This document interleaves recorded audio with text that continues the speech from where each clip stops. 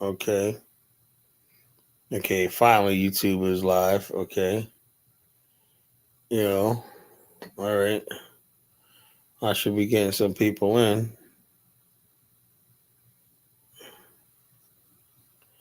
You know. Let's see. I don't know. I'm still working out how to freaking work this system. I'm just still learning this shit.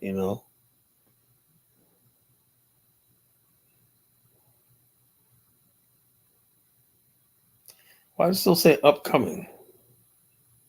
All right, so it's on now. Okay, YouTube is on. Why does it still say upcoming? All right.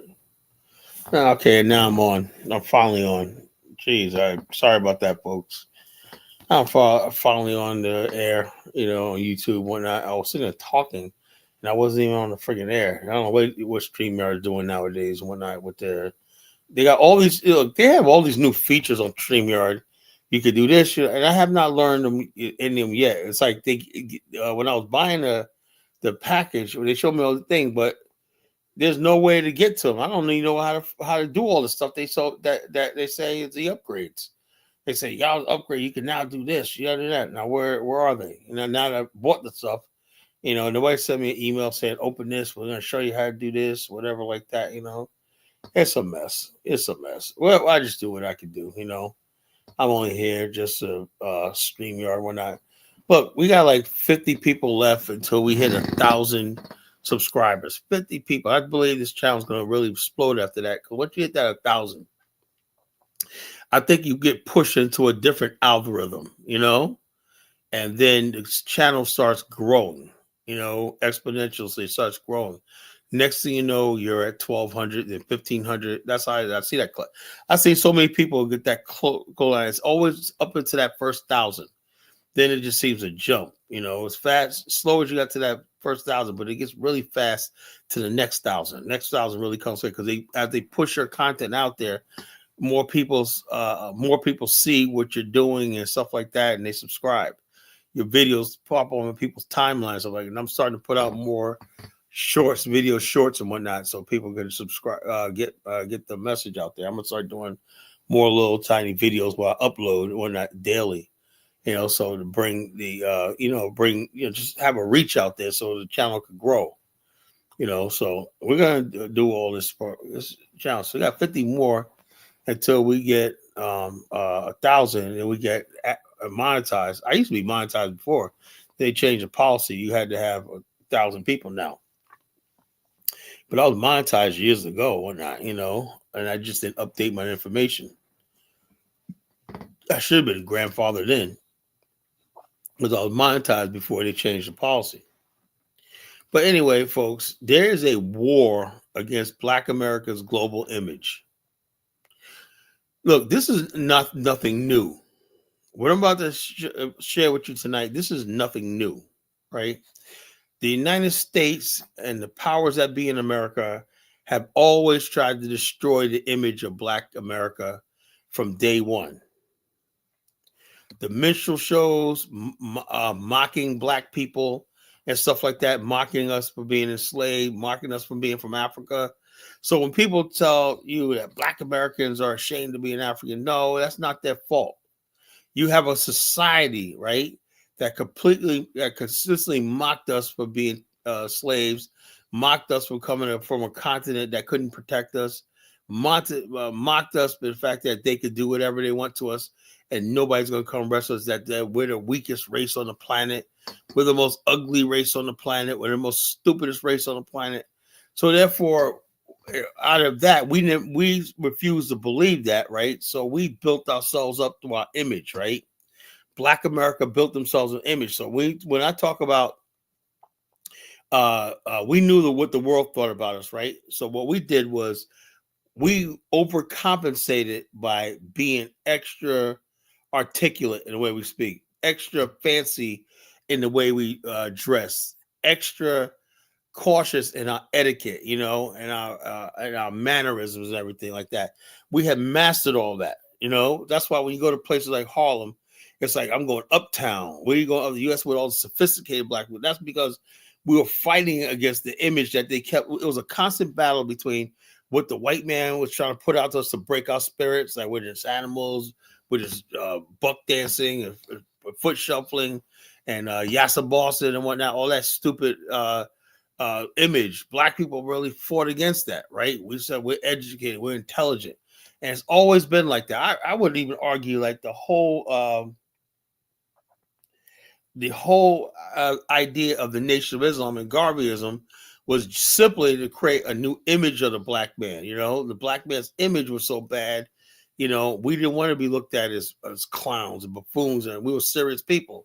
And since white America, no matter what we did, wouldn't take us seriously, we got their attention when we created an organization, a separatist organization, and said the white man's a devil, right? And we had an ideology around that.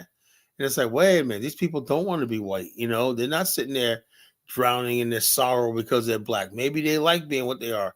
Maybe they are, those black men we see are, maybe they are proud of being what they are. You understand how it works? So when you say the fruit of Islam, that was an image of black men that we put out there, the fruit of Islam, the image, right? The UNIA, that was an image of militant black men. Those were images. And the images were so profound, right? And basically, some people argue that although we tried to put out a good image, we really never really had a plan. It was like, so what? Who cares? We'll come up with a plan later. But the main thing is, this is the image we're going with, you know? But what about the plan? Oh, we'll get to that later, you know? The main thing, people are together and we have a show of positivity and strength, you know? Well, what they should have did was had a plan also, you know? But they was like, yeah, but I don't see, like I said, I almost think that wasn't even a plan to have a plan. You know, it was just basically you build an organization around something idea just to create an image, right? It's better than sitting there and when people think of black people, they're gonna think of, oh man, the UNIA people, the Nation of Islam people, and stuff like that. That's what people thought. But when you basically say, well, what's the plan? Who cares about the ideology? 9 times when you look at it, that's why I think no one's really clear about what Elijah Muhammad thought, or why was there split between Elijah Muhammad and Malcolm X, whatnot, because there was no real plan. The main thing is get people together. They like being together. It was that image of Muslims, whatnot, that people liked and whatnot, you know. And so therefore the plan and everything was just like the fine details. We'll work out the fine details later, you know. And we can't worry about fine details when the main thing is we got an image to uphold, you know. So this is what we're talking about tonight. It's like, is there a war against the global image of black people, right? Is there a war against the global image of black people? Why is black people around the world and black people in America, why are we being friggin' thing? Yeah, they're linking up with characters to undermine us. Oh wow. Ooh, more stuff, you know. Somebody wrote FBA, look at FBA news and updates. Let me read this, you know. They are linking up with KI Troop. Wow, powerhouse, you know, to undermine us. They are desperate. Only 7 live viewers. What you call? You know. Oh wow. Oh wow. Make sure you pull up tonight. Strong numbers. Well, only 7 live viewers. It's in 5 hours ago. I guess they're talking about why college educators keep losing 9th grade dropouts. Woo! The war is on. You know. Hold up. Hey, let's read this. Let's have some fun here. You know. Definitely will be listening to these straw arguments artists in real time make total fools of themselves while eating popcorn. I'll remain vigilant in my notification. YouTube, you know. Haha, I've seen that. Q Butter says he went to talk on his platform first. B1, great work, FBA, all day, everyday status, you know. Pull up where, watching, you know. I guess they're talking about there was a all-star panel with KI Truth on there. And it was basically said why college educated FBAs keep losing the 9th grade dropout. So I guess they saying Cat Truth is a ninth grade dropout. Obviously, the guy's an idiot. He's a ninth grade dropout. He's a ninth grade dropout or whatnot. That's why I said a lot of these people that you guys look so much Chaotic Truth, Aphrodite, these guys aren't educated. These guys aren't educated. They're fucking dropouts. That's why they hate Black America so much, right? Because they're underachievers. All these guys are underachievers. You got to understand that these guys are underachievers. So there's a war between Chaotic Truth and his bandit thing versus these FBA types and whatnot. And I don't like either one of them, to tell you the truth. But if I have to side with anybody, I don't do nothing. Oh, and there's a thing going on where these other FBA guys are going back and forth with Chaotic Truth, and we exposed Chaotic Truth last night, because we know him by something else. What was that thing we were known by? Let me see if I can find this fucking picture, Let me find this picture.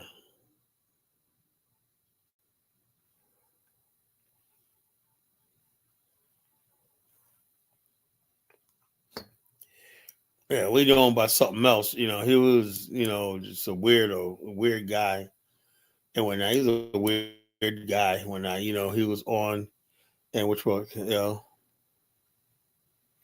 yeah, KR Truth's a fucking weirdo, man. And like I said, when people bring these fucking clowns up to me and whatnot, Kyler, call the kid, get the fuck out of here. Next person tells me to call in one of these clown shows, I'm gonna fucking block you. That nigga's not on my level. You see, I'm actually what he wishes he was. I'm a real businessman. I'm the real thing. And people say, well, Carly, you're older. So what? I'm the fucking real thing. This guy basically was homeless 3 years ago, 4 years ago. He was homeless, streaming from a library, washing at the YMCA. Not saying getting down on people, but this guy basically gets up here and he portrays himself like he's some educated Black guy that got the answers and everything. That he wants to solve the Black America. How the fuck you gonna solve Black American problems and you can't solve your own damn problems? That's the problem. And you got these white guys up there talking about Black people's business and whatnot. He inviting these white guys and they're talking about Black people's business and everything like that. So I'm saying to myself, man, there's something wrong with this guy, But it's all right. He got that YouTube money coming in. That's what he's eating off of YouTube money. It's sad. He's eating off fucking YouTube money. So anybody who got to eat off YouTube money for a living is a bum. Really a fucking bum, So I don't know about these people anymore, man. I just don't know. I don't give a damn no more, Sometimes I wonder, man, is all this fucking talk, everything I do is even worth it anymore, because I think sometimes I really believe Black people, the Black race is just so far gone, man. It's like, why are we even doing this,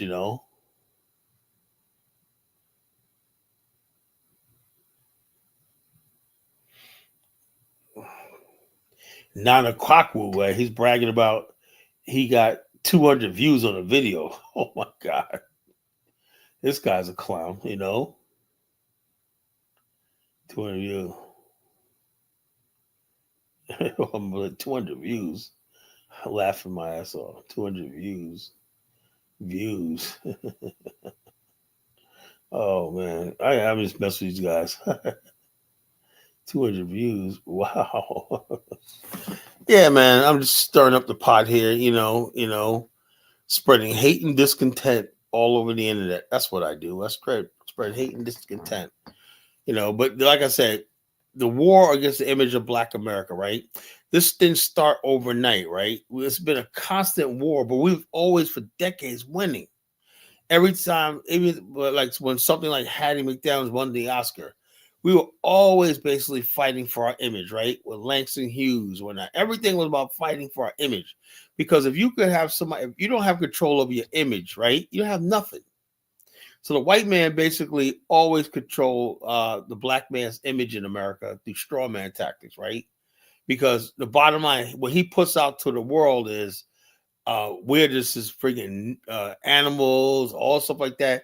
So therefore, when he kills us or do something with us, the world says nothing because he convinces the world that we are what he says we are. We're just nothing but a bunch of niggas and useless, right? And you know what gets me is how low the white man in America is. The same white man who basically puts the image out the black man is the worst thing in the world, puts the black man on the front lines to fight for his bullshit, you know? Can we argue that the white American is like the lowest thing on the fucking planet? Can we argue that? Is that debatable? If you hate a race of people, right? You think they're the worst. You're always ostracizing them. You always vilifying them. You always demonize them, right? But yet you basically make money off their art. You make money off their music. You make money off everything they do. You basically keep them in this thing where it's like a constant abusive relationship where they make money off of our music, our talent, and everything like that. They take $1.6 trillion from every day in our consuming power and whatnot. They send us to fight their wars. They send us to play in their damn Olympics. They send us to play on sports and teams and everything like that, you know? So, so you say to yourself, what the hell do we get out of all this? You don't like us. You act like you don't want us here. But when we say, you know something, I want an Afrikstan. And you know some folks, the Afrikstan is not just a homeland in Africa. The Afrikstan's in your mind. It means independent, also means independent Black American communities, African American communities here in America. It means a political base in America that's tied to the Black nationalist Pan-Africanist world. That's what the Afrikstan means. When we start talking about separatism and stuff like that, nationalism and Black national and that, oh no, suddenly we're all Americans again. Suddenly you're being divisive, caller. I say, look, man, I think at a sporting event, I don't think no Black person should be required to put his hand on his heart and sing the national anthem. Oh no, we're one nation. Stop dividing us. We're all Americans, man. Blah, blah, blah, blah, blah, blah. Blah, blah, blah. But they don't live up to that. We're all Americans because the same people go around the world saying some Americans are better than others. Like it's like the George Old Animal Farm, right? Some animals are more equal than other animals, you know? So you got people talking about, oh, we're all Americans, right? Yeah, we're all Americans, right? But the bottom line, but some people are more American than the other people, you know? So if we go with that, I'll get to be American, but I'm not as much as American as this guy over here just because I'm born Black, you know? And then you say, you know something? I'm sick and tired of being second-class American. I opt out. No. Opting out of America is not part of the it's not part of the deal. You can't opt out of America because it's like somebody 400 years ago decided to bring us into eternal hell and damnation, which is being Black in America. Think about it, right? 400 years of hell, fire, and damnation, right? It's like being sentenced to eternal death in hell, burning in hell. Then we say, you know something, I have a chance to get out of this situation. I want something new. I want a new life. I want a new Genesis. I want a new start, a new beginning, whatnot. No, we can't do that. You know, because the white man needs us. Because the bottom line is this. Let me tell you something. You haven't figured out. What's up, Dark Mingo? We don't need these people. And if I don't get anything across to anybody in a million years, right? Don't listen to 1776. He's a clown. We never have and we never will need white people. We don't need them, you know? Most of us never loved white people. We never liked them. We can't stand them, whatever like that. We do not need them. And most Black people know that, right? Only Black people feel like they need white people, these ghetto, foolish Black people, you know?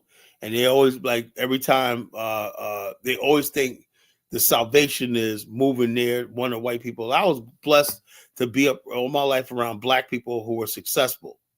So I know what that's like. I know what it's like to live in nice Black neighborhoods, around nice Black people and not have any problems. My best people, my best years, my best things were around Black people. I didn't grow up like basically not having that, like my best years, or I feel the safest I've ever been in my life is around Black people, not the fucking ghetto hood bullshit. When I didn't grow up around that, right? I grew up around normal, sane, civilized Black people. That's the best feeling in the damn world. Carl, you said you think Trump will say no. I don't know. I really don't care, to tell you the truth, you know. You know. Yeah, we get around all the successful black people. We're gonna build. That's what we're building. That's what the Afghanistan is all about. Us successful black people building among ourselves, staying among ourselves, creating our own networks, and not. And that's the fuck. That's the only way we're gonna save ourselves.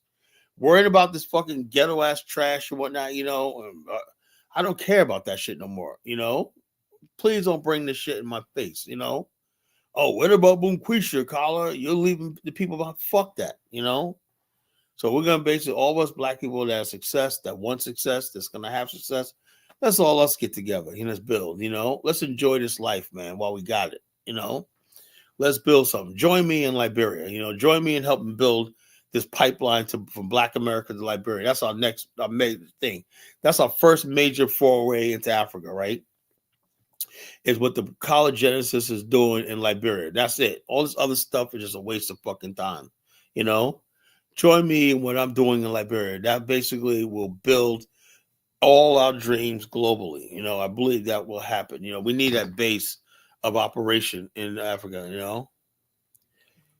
Doug said, yeah, we need leaders that speak the harsh truth. Like, you're only person I've seen that actually not babble. And I don't babble, and I tell it like it is. If I was babbling, look, I could grow this platform. I could have 1,000 people listen to me if I just told black people what they want to fucking hear. But I'm sorry. I'd rather have nobody listen to me than bullshit black people, telling me, tell people what they want to fucking hear. I tell people what they don't want to hear. That's how it's called the ugly truth. You'll know the truth. The truth is never pretty. Most time it's ugly, right?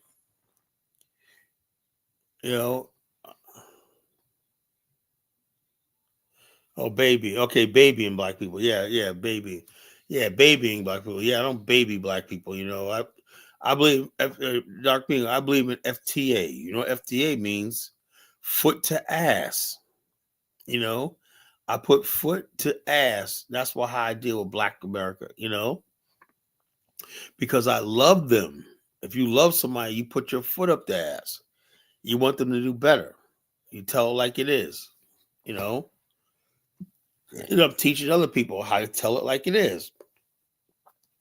We're not going to be any place being fake and phony, and appeasing people, worrying about people's feelings. That's the last thing we got to worry about is somebody's feelings. And, if you easily get your feelings hurt, then I'm not the person for you.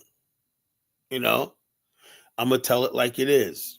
I don't like the stuff I see online. I don't like the stuff I see online. I'm sorry.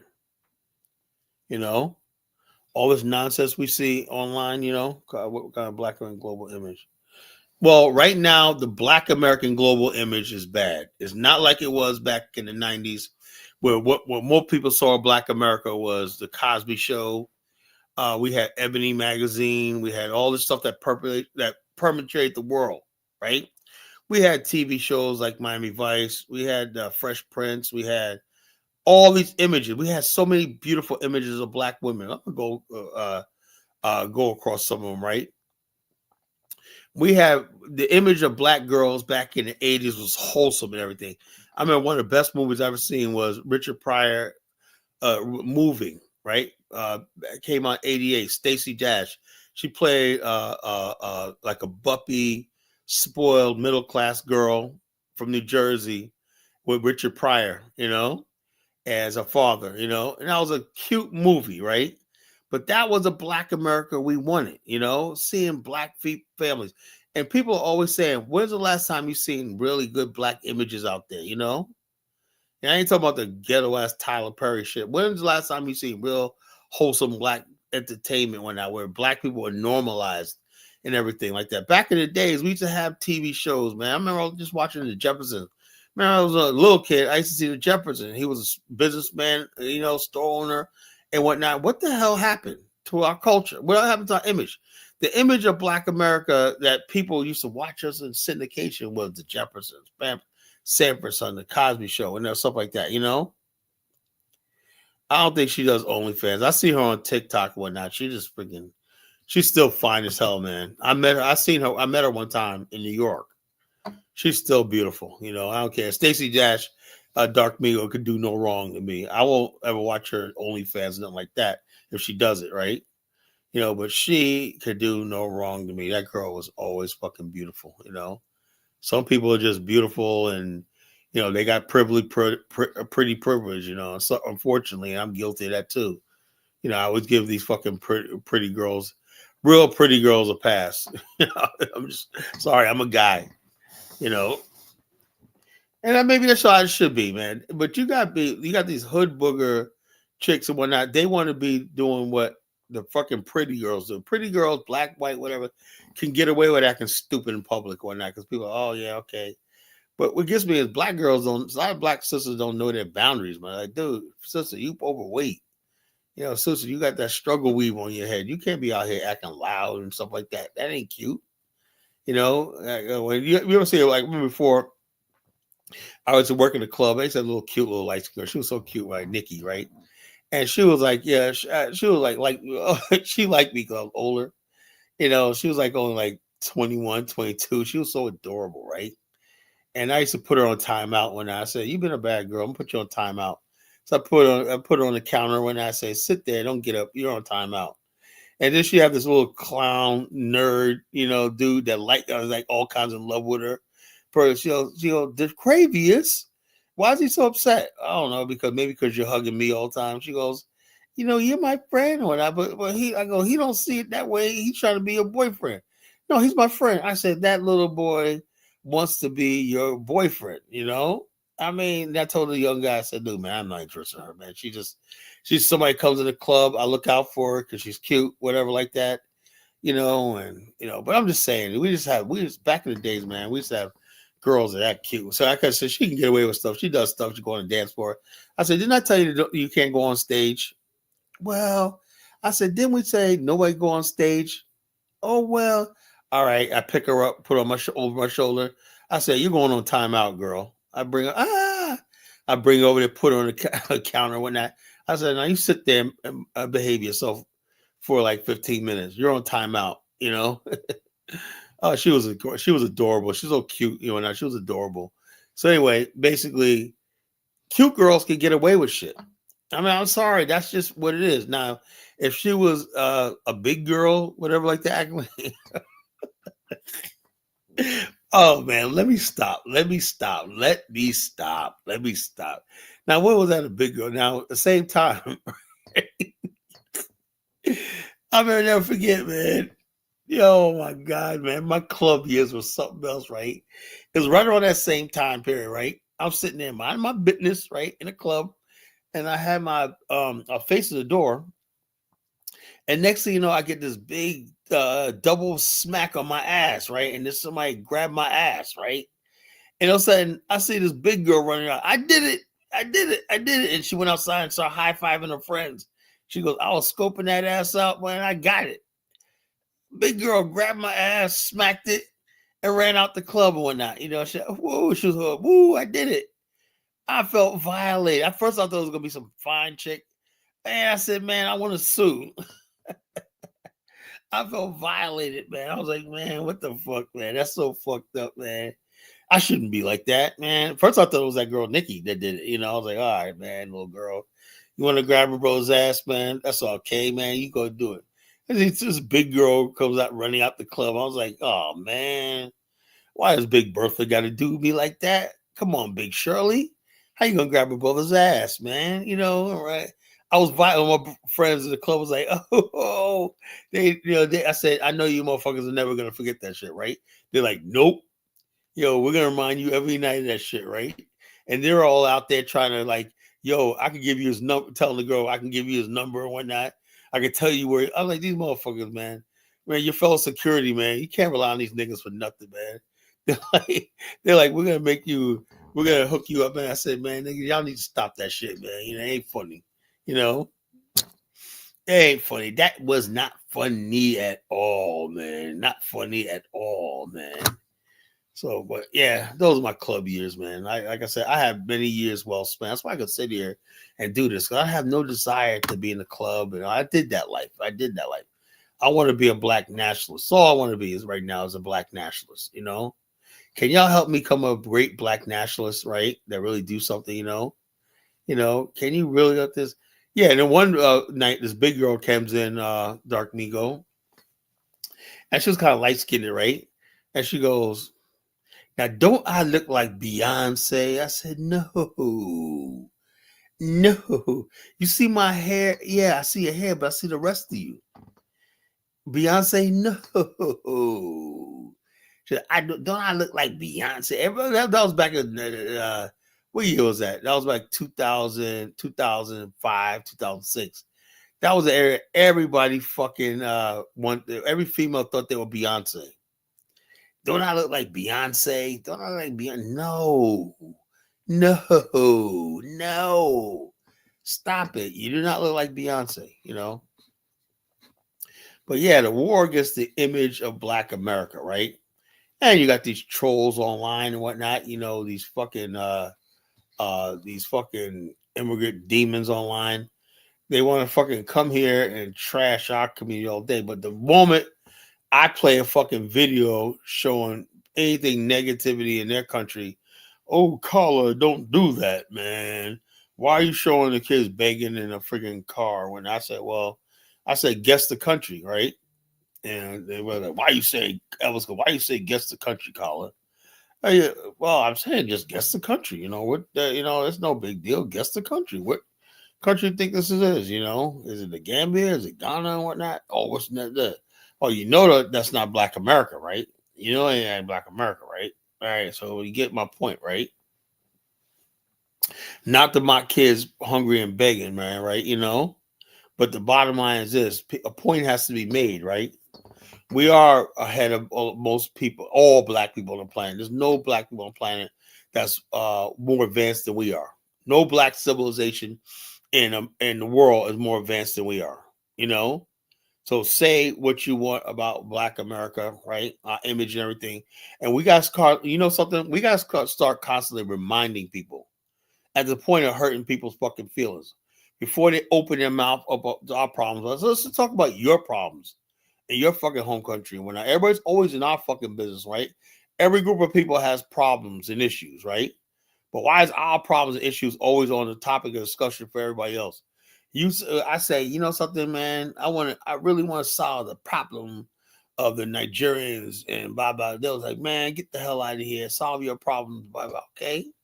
So you guys agree to let me solve the problems in Black America, y'all like this? Okay, yeah, agree to disagree. But what happens is people feel like they could be in our business all the time, but yet when you come to their fucking little shithole country, you can't say anything.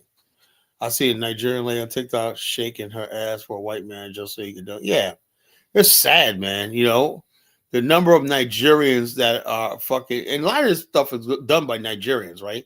Because they got the really bad image. I mean, the people have a false image of Black America around the world, exaggerated image, right? But in every country in Europe, man, the prostitution rate among Nigerian women in all these countries in Europe, in Spain, you got Nigerians setting up roadside prostitute villages in Italy and Spain, destroying that beautiful country, I mean, years ago, I didn't want to say nothing because I said, those are our Black sisters. People want to be tribal. We're not. Let's fucking be tribal, right? I don't see no Black American women going over to fucking Dubai getting shitted on and whatnot. I don't see them going to fucking working for fucking slave wages in Oman and Saudi Arabia. Can we admit that? So when you talk about global fucking image and whatnot, I will put Black America up against anybody, Yeah, the African, let me tell you something, Darkman, how bad the African image is, right? I stopped taking Brussels Air, right? When going to Liberia. You know why? Because when you go to Brussels Air, right? And the first time I didn't really catch it, right? But the second time, I said, why are we being ushered to a part of the airport, right? They put you in a part of the airport, all the African flights, that whatever like that. Then a part of the airport where it's sealed off where you cannot get out, right? So in other words, other people are able to walk freely, even leave the airport. If you got a 5-hour layover, you can go into the city, whatever like that, as long as you're back to your flight. The African image is so bad. What they think is that you're gonna run into that country. And I told the lady, so I'm from fucking United States, but she goes, "Oh yeah, but you're on an African flight, right?" So they basically said you're an African now. I was like, "Damn, this is what it means to be a fucking African." That I'm treated like a fucking like I'm some disease that might infect their country and shit. You know, I'm like, God damn. I said, no, I don't want to be African, man. That's why I said, shit, fuck this. So I did Royal Air Morocco. It was much better, man. They treat black people, Africans, much better in Royal Air Morocco. But that Brussels Air, man, when you're in Europe, they do not want no Africans escaping, you know? When you get off that plane, they make sure you go right to the gate where the destination is. No stop, no nothing. And then you're down there, right? And you got to wait for a shuttle, right? It's like when your plane's about to, like an hour before your plane is about to depart. Then they bring you back to the they put you in this area of the airport, and you people sleeping on the floor and everything like that, man. You know, it was like no space and whatnot. You know, his brothers sitting there just piling on top of each other. And then they say, okay, the shuttle takes you to part of the wing where the departures are. In that place, you can buy stuff and stuff like that. It's like a mall and stuff like that, but that's only like 1 hour before your flight. So they know you cannot leave because you'll miss your flight, you know? So therefore, they make sure they're not going to let you bring you over there and let you sit 5 hours in there because you're going to get the idea that shit, I ain't going back to my country. Think about it. That was on the way to Africa, right? So there's a lot of people go on their way there, right? So so they're like, some people are like, I ain't trying to go back to Sierra Leone. I ain't trying to go back to Liberia. So let me put, and that was the truth though. There was a lot of Africans that basically, would basically, what's the term where you abort your with AWOL? Went AWOL just fucking just escaped into the country and shit like that, So they have a full-fledged thing for that shit, I'm like, damn, man, but I'm not a damn African. I'm African American, I'm Black American, African American. They're like, as far as we're concerned, you're one of them. I was like, damn, man, this is fucked up, man. This is what. So before that, I thought, man, Africa is great, man. I'm gonna get all this. I said, fuck, this is how they fucking treat Africans. I said to the lady, I said, I'm from fucking United States. This is a fucking shithole country. When I see the Belgians, a fucking. Hold up. I'm not on mute. Can everybody hear me? Put one in the chat room if you can hear me.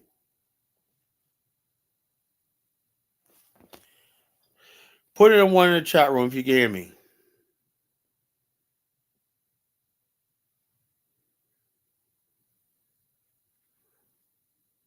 Thank you. I think Afro Theory, I think you got to log back in or something, So I said to myself, man, this is what it's like to be fucking African, man. I was like, hell fucking no, right? And I just got to say, no, I'm African American. And then I'm realizing, man, as more and more they destroy our image, right? We're being lumped into all this bullshit around. We're not third world desperate people.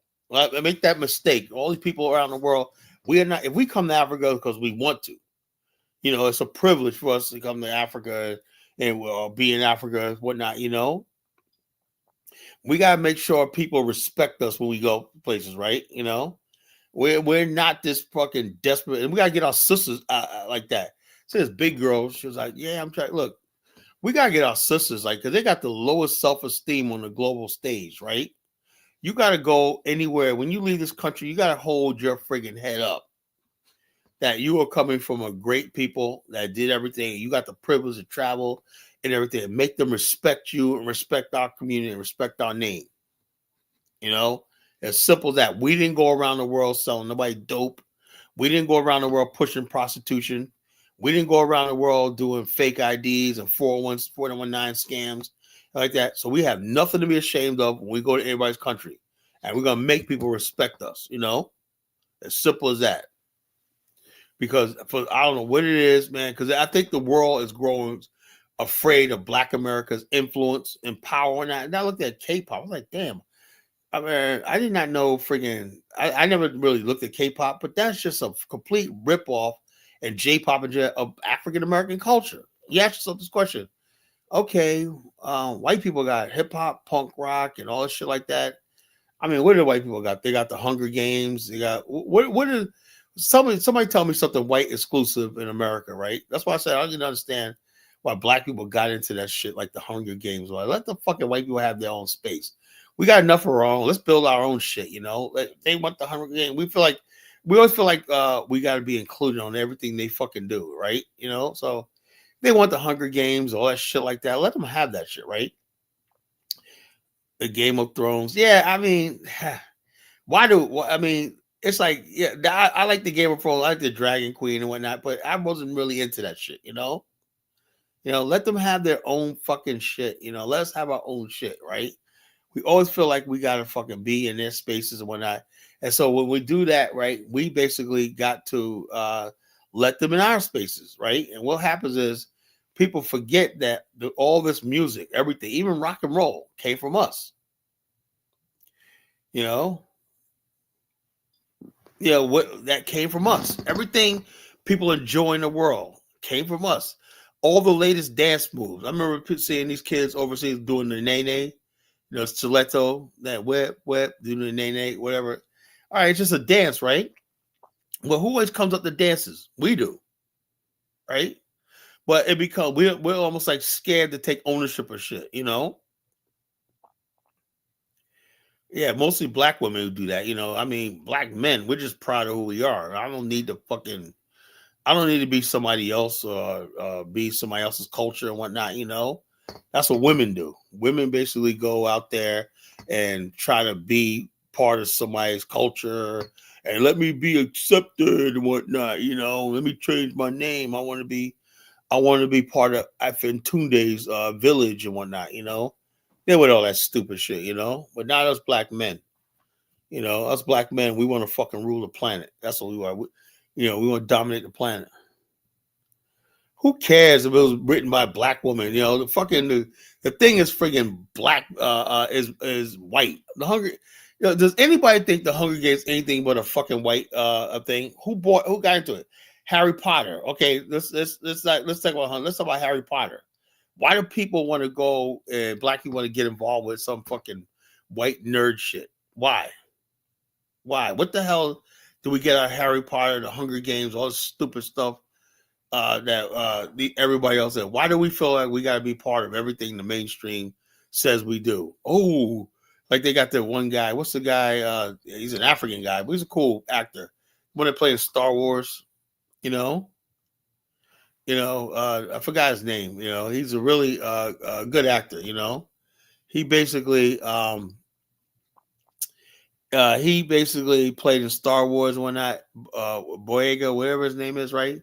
He's in a Hungry Game, right? But I noticed that these shows like that, always John Boyega, they're now recruiting Africans and whatnot because to play, I guess play us. You know, just like they recruited that Cynthia Erivo to play Wicked. No black woman want to play fucking stupid role like that. So they're bringing Africans and people from overseas to play stuff that we say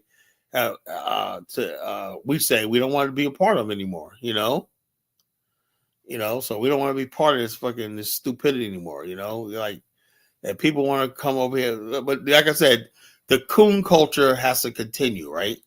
If black Americans don't want to fucking be, don't want to play coons. But yeah, Idi Amin, he wasn't playing a coon though. You know, I have no problem with Africans playing African American authentic roles, right? But I don't like people playing these buffoon roles that we don't freaking want to do. You know, I'm just waiting for them to bring back. Oh, let's bring back Step and Fetch It. You know, let's bring back the minstrel era. Well, we're all black to the power. Ain't nobody gonna do that, right? Oh, really? Well, we got all these black aspiring actors from the Caribbean and UK that are glad to step up in the role and play Mantan and Bojangle and fucking Step and Fetch It and shit. You know, we'll get any freaking UK actor to play Step and Fetch It and want to. Like damn, man. We just lost the freaking battle, man. We never figured after all these years of building our image up, they would have a third column. You know, we got all these immigrants here now who a Step and Fetcher. Oh, a Step and Fetcher was a stereotype. You know, it was a guy who lived in the he lived in the 1940s. He was basically the embodiment of the worst stereotypes about black people. You know.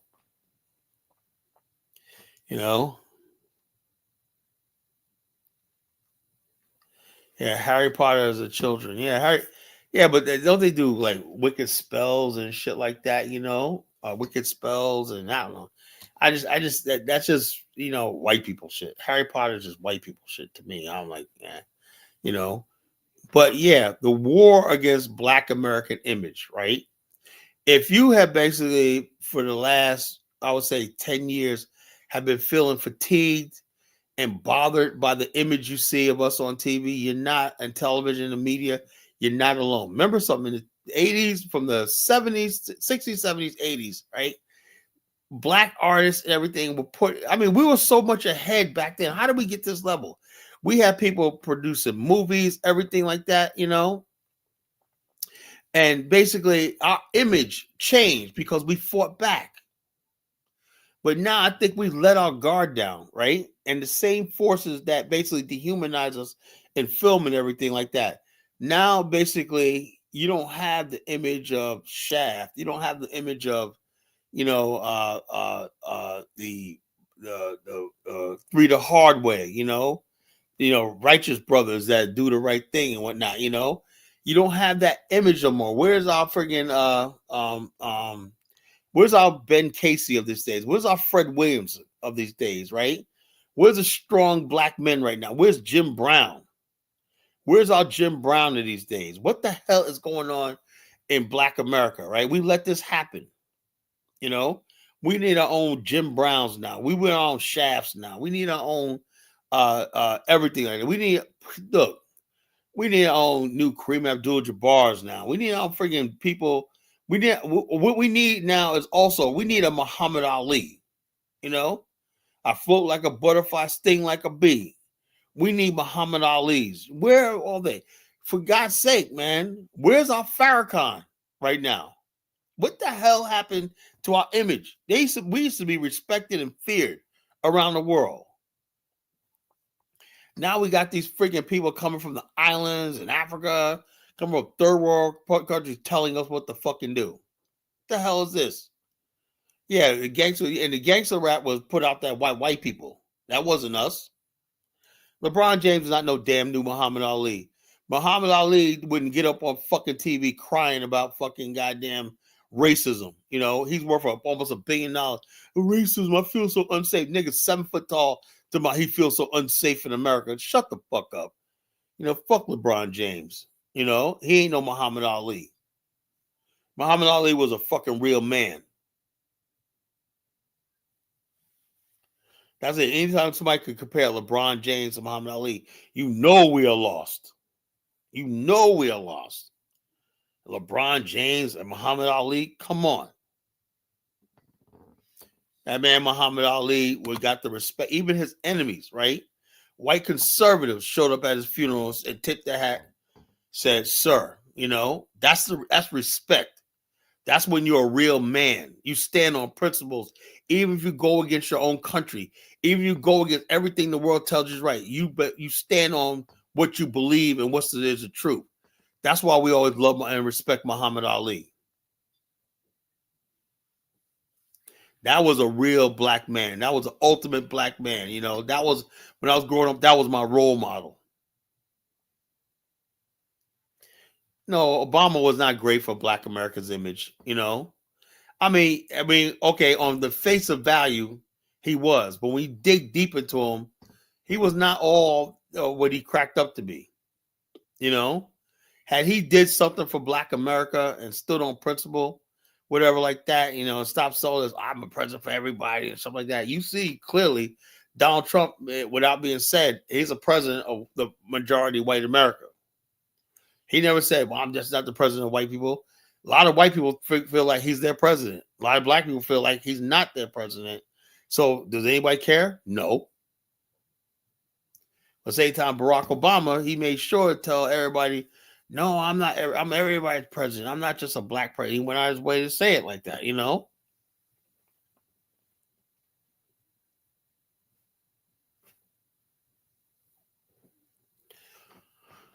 Yeah, I would say him getting elected was a good look, though.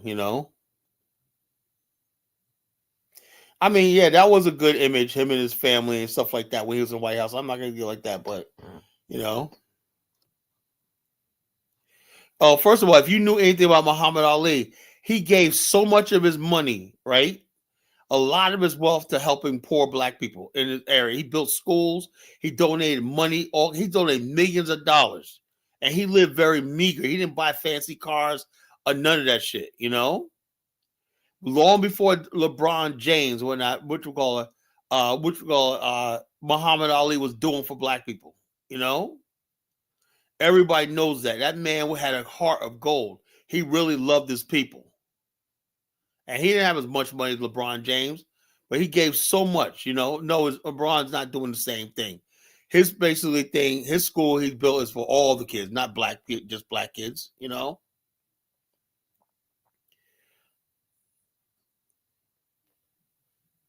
How's anybody going to compare LeBron? That's why I said we were so fucking lost, right? Nobody in his right mind would ever, and knew anything about Black America would ever compare LeBron James with fucking Muhammad Ali. But LeBron James wouldn't do that. Muhammad Ali was the man. Hey, let me see if I can find a video. If I don't get flagged again.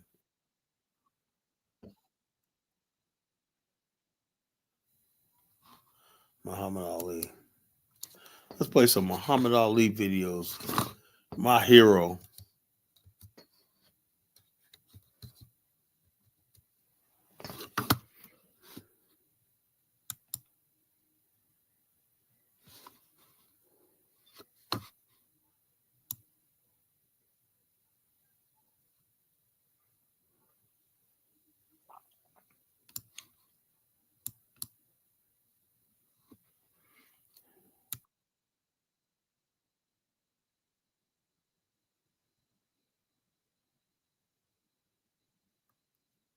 This is for fair use, folks, for fair use.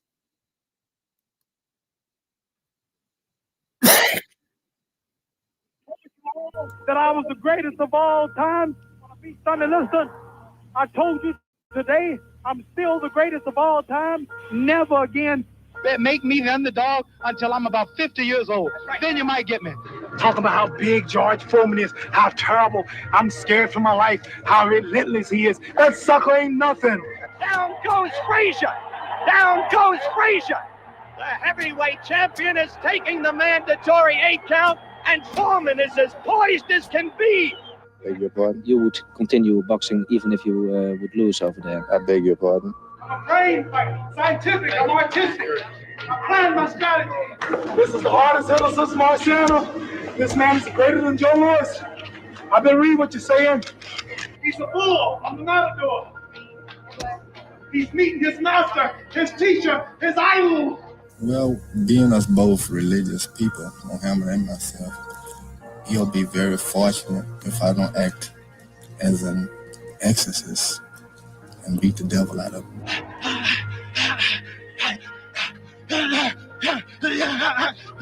The time may have come to say goodbye to Muhammad Ali. Maybe he can pull off a miracle. But against George Foreman, so young, so strong, so fearless, against George Foreman, who does away with his opponents one after another in less than 3 rounds, it's hard for me to conjure with that.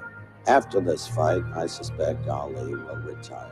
This toughest got everybody scared. Scared of what?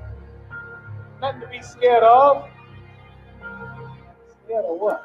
How many hits hard, but if a man can stay out of the way for 5 rounds, stick him, move, stay out of range, be in good shape, he'll retire George Foreman. This man depends on getting this man in the first 1 or 2 rounds. If he don't do that, he's frustrated. Stick him in left jabs and right crosses, tie him up and box him, and you will retire. I'm the only man that's going to whoop George Foreman, and I'm going to whoop him of all places in Africa, in the Congo, where the Lumumba boys are. I'm not a hard puncher. I'm not known for being a hard puncher. I fought many men like Floyd Patterson, Zoe Foley, George Fowler, who are stronger than I am.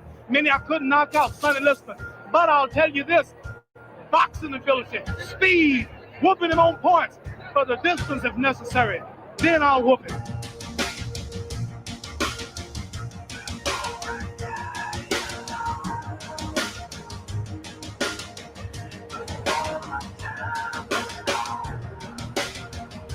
You must listen to me. I must be the greatest. I rule the world. I talk to God every day. God's with me. Who nobody? You're just the same. I got the world.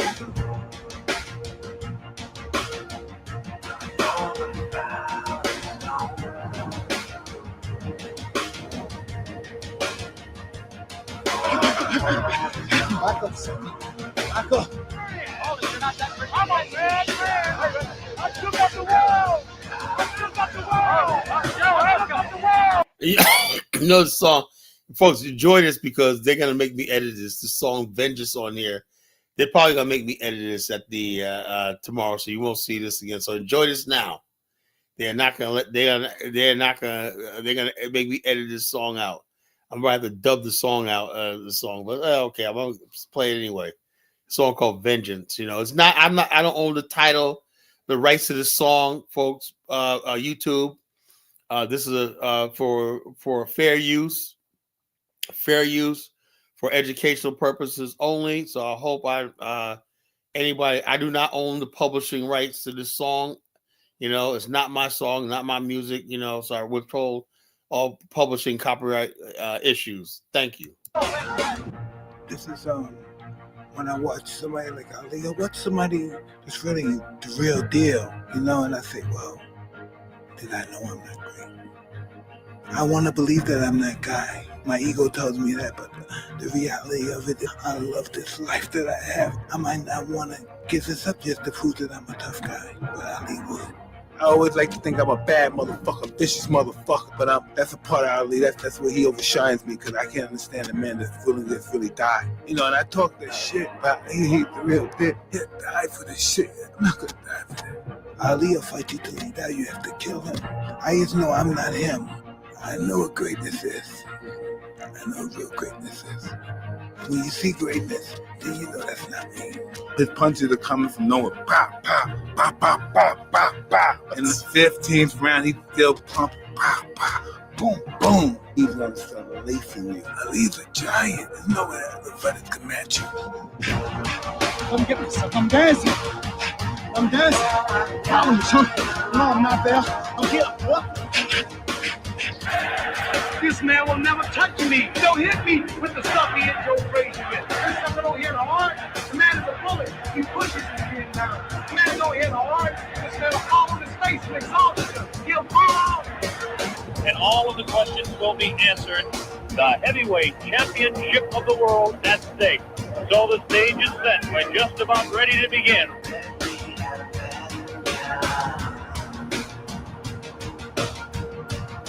Muhammad Ali coming into the boxing ring for the last time. And Ali is getting the people to chant, Ali Muhammad. That means Ali Killer. Look at this now as they stare. They're really putting the stare on each other. Look at the stare on George Foreman. Look at Ali giving the word. He's really mean and tough and determined and competitive. He's really game. What makes him? Why is he that way? It goes beyond himself understanding. Ali goes to the level where I'm afraid to go.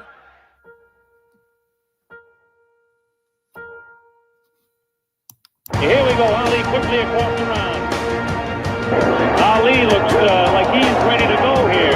He's not staying away, he's going after his man. Look at Ali, he continues to talk. Definitely brilliant. Tremendous combination by Muhammad Ali. Staggered, Foreman staggered. Foreman trailing away, and Ali said the second best.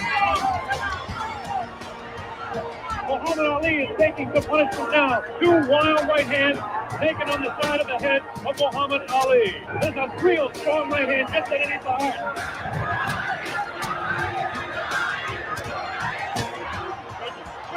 The combination by Ali lands on the head of Foreman. Foreman to that right. Ali Foreman comes to the head. Backs up Foreman. Backs him up in his back. Foreman selling it. Foreman finds him. Ali Foreman to the right. Foreman to the left. Foreman hit again. Foreman has been hit 3 or 4 times.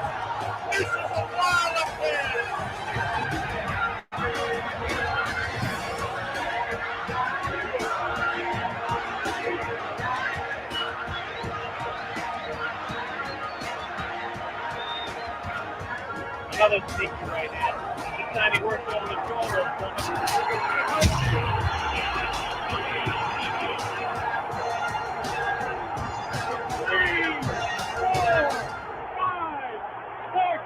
Foreman gets stuck to the knee. 8. That's it. The fight is stopped. Muhammad Ali, a dramatic 8th-round knockout. He knocks out George Foreman. Muhammad Ali has done it. The great man has done it.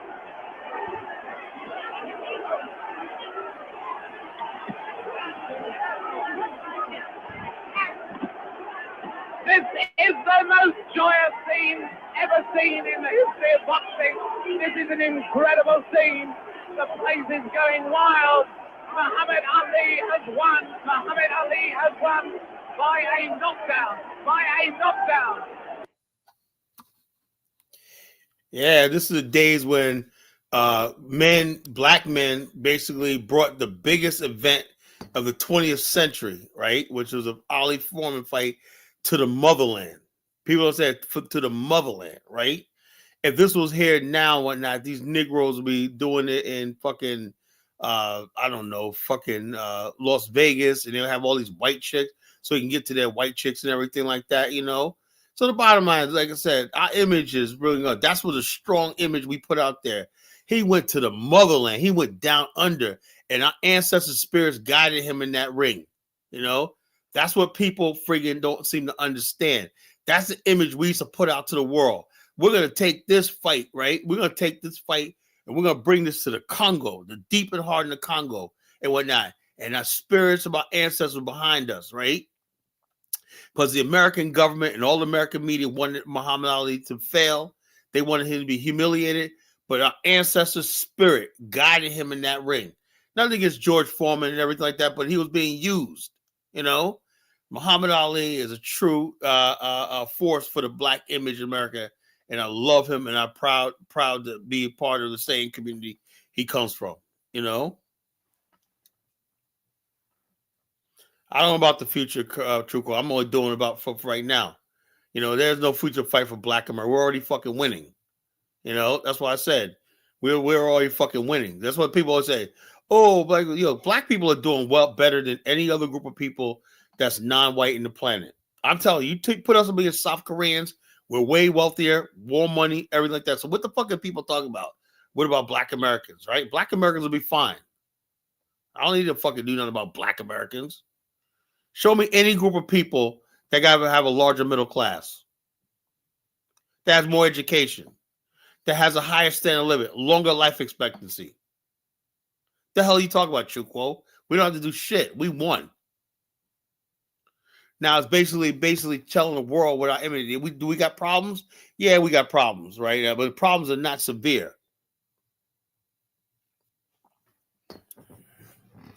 So this is our thing, you know. That's our thing, you know. So let me, after hour, hey man, I went over hour. Let me put the link in the chat. You know. I don't know. Singapore, yeah, they do got a higher per capita income in Singapore and everything. But what about that quality of life in Singapore? Singaporeans, although they got a lot of money and everything, they're not really happy. Singaporeans are not really happy. Do they have anything that comes out of Singapore? Anything that you can see is like, do they even have a movie industry? Singapore is like Dubai. There's no culture. There's nothing there. You know, I take everything Black America got because I know our soul, our music, everything like that encompasses it, right? It's great. Some people got a lot of wealth, but they got no soul. We got it all.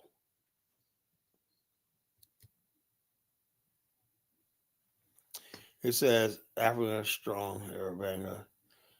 And we're definitely the strongest black people. I do know that, you know.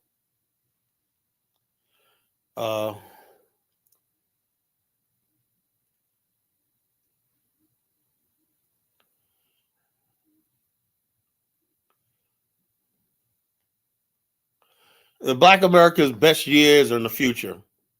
We're still rising. You know something? We have people, the number of black kids going to college, the middle class, every year, the number of black home ownerships and entering the middle class is going up. They said the number one people only starting business right now is not black females, it's African American men are the largest number increase in entrepreneurship in America.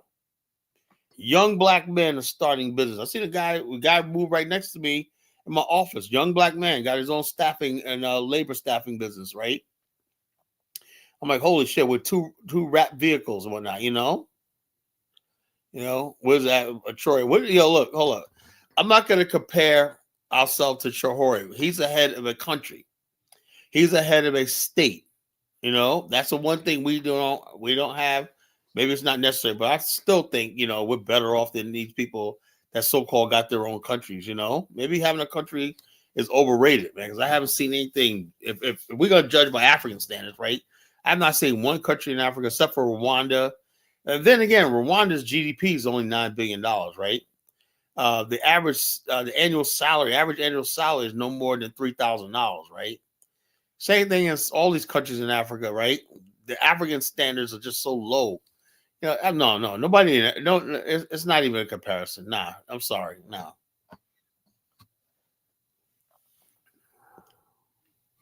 We don't have no leadership, Truco. We never had leadership, right? The leadership is people who inspire us, like Muhammad Ali. That's a leader. He was a freaking leader. He never held office, but that was a leader.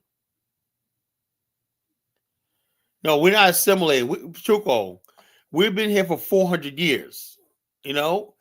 Let me tell you something, because I knew somebody, when I talked the topic today, I know somebody said stupid like this, right? Just because you move into a country, black people can never assimilate into America because we can never be white. Assimilate means assume. Now, all you immigrants who think you're a fool. You can only assimilate when you mix and can blend in with the dominant society and become one of them. An Italian could assimilate. A Russian could assimilate because they're white, right? We are not fucking assimilated. We're not integrated. We became a part of, right? But just because I noticed when I was growing up, I grew up in a suburb, majority white suburb. I never felt integrated into the society. But now my other friends that were Jewish, Italian, Irish, and everything like that, they're pretty much together. But all us black kids that lived there, we were together. So tell me about assimilation. Long as you live in a racist country, there'll never be any assimilation, Chukwo. Yeah. What you call it? The Burkina Faso is so overhyped, man. I mean, I like his spirit, Troy, what he looks like, Yo, look, 1776. Your black ass is not assimilated, bro. You are one step from me. You are one being called a nigga away from a mental breakdown. So you get your Negro wake-up call, that's going to all crumble. You are not assimilating to shit, man. Nigga, stop it.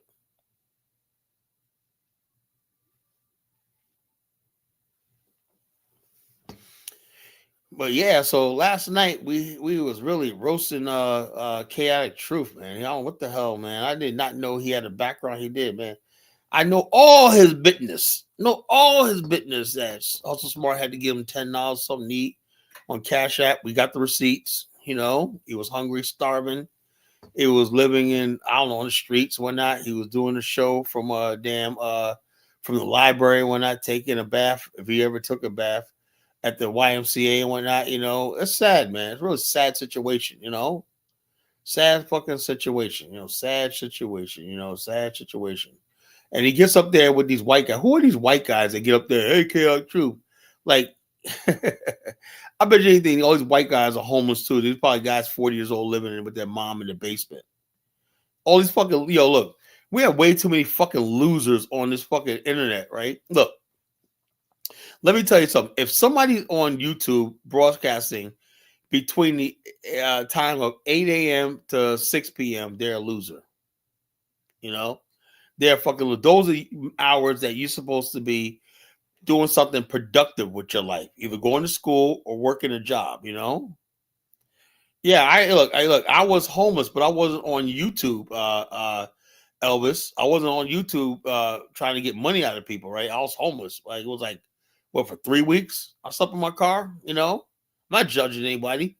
Hey, I went through it too, you know? Shit. I was homeless for like 3 weeks, man. I had no place to stay. I was like, fuck it. I slept in my car, man. A nice neighborhood. I was like, oh, okay, I'll sleep in my car.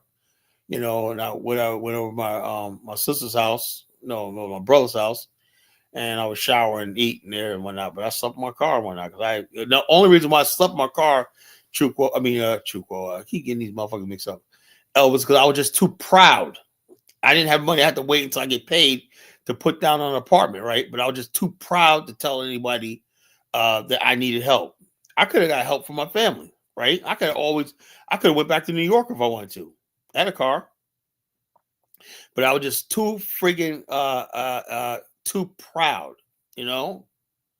Too proud to admit it, to anybody, And I admit it now because, hey, that was years ago. That was back in 93, 94. No, 94. I was just too fucking proud to ask anybody. No, my family never knew. My family never found out.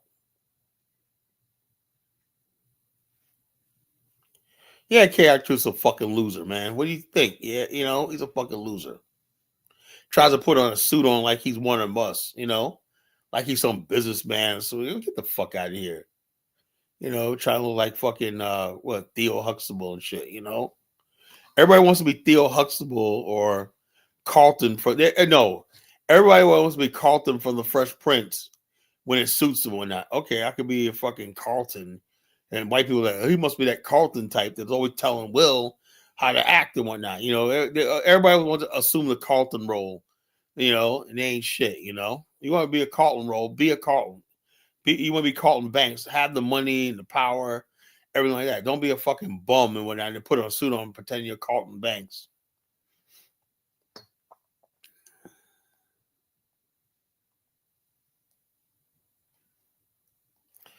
So it is what it is. So if you want to call in, the link's in the chat room, folks. The link's in the chat room.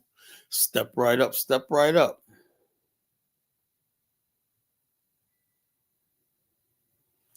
First of all, Michael, whatever it is, I have a house in Africa, beautiful house, in Africa, right? If I want to make it in Africa, I got enough money to fucking live like 3 years if I wanted to. Making money over there. As soon as I figure out how to build a call center and a data center over there, me moving to Africa might be a possibility. As soon as I know that I can make the same money I make in America, because I'm just like that. I'm greedy, I don't know one of those people. I don't need a lot of money. I just want to be free and Africa. Get the fuck out of here. I love making the money I make, right? And that's the only thing keeping me from fucking moving to Africa is because of the love of me making money. If I didn't have this love of making money, I would love to be one of these people that I see on there. I'm living a natural life. Oh, Kala, man, I want to build if I could live in a mud hut, if I want to type of Negroes, I could live in a mud hut and whatnot and have a little tiny fish farm and a little garden and say I'm in Africa eating fruits and berries enjoying nature,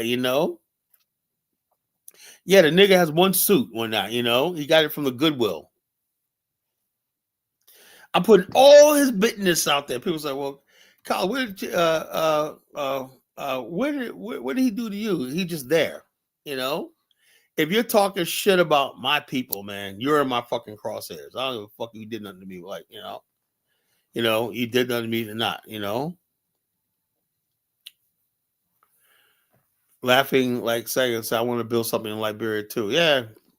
Liberia is wide open, wide open country. There's plenty of opportunity, So, and what I like is Liberia, the culture is similar to Black America. They have the same standard of living as Black America does, I'm just serious, I cannot live in primitive backward places, man. They haven't caught up. Liberia is a 21st century country, that's why I love it, That's why I like being around. I like being we're on the same page. We like the same things. You like showers, I like showers. You like indoor plumbing, I like indoor plumbing. Oh, now we can build together.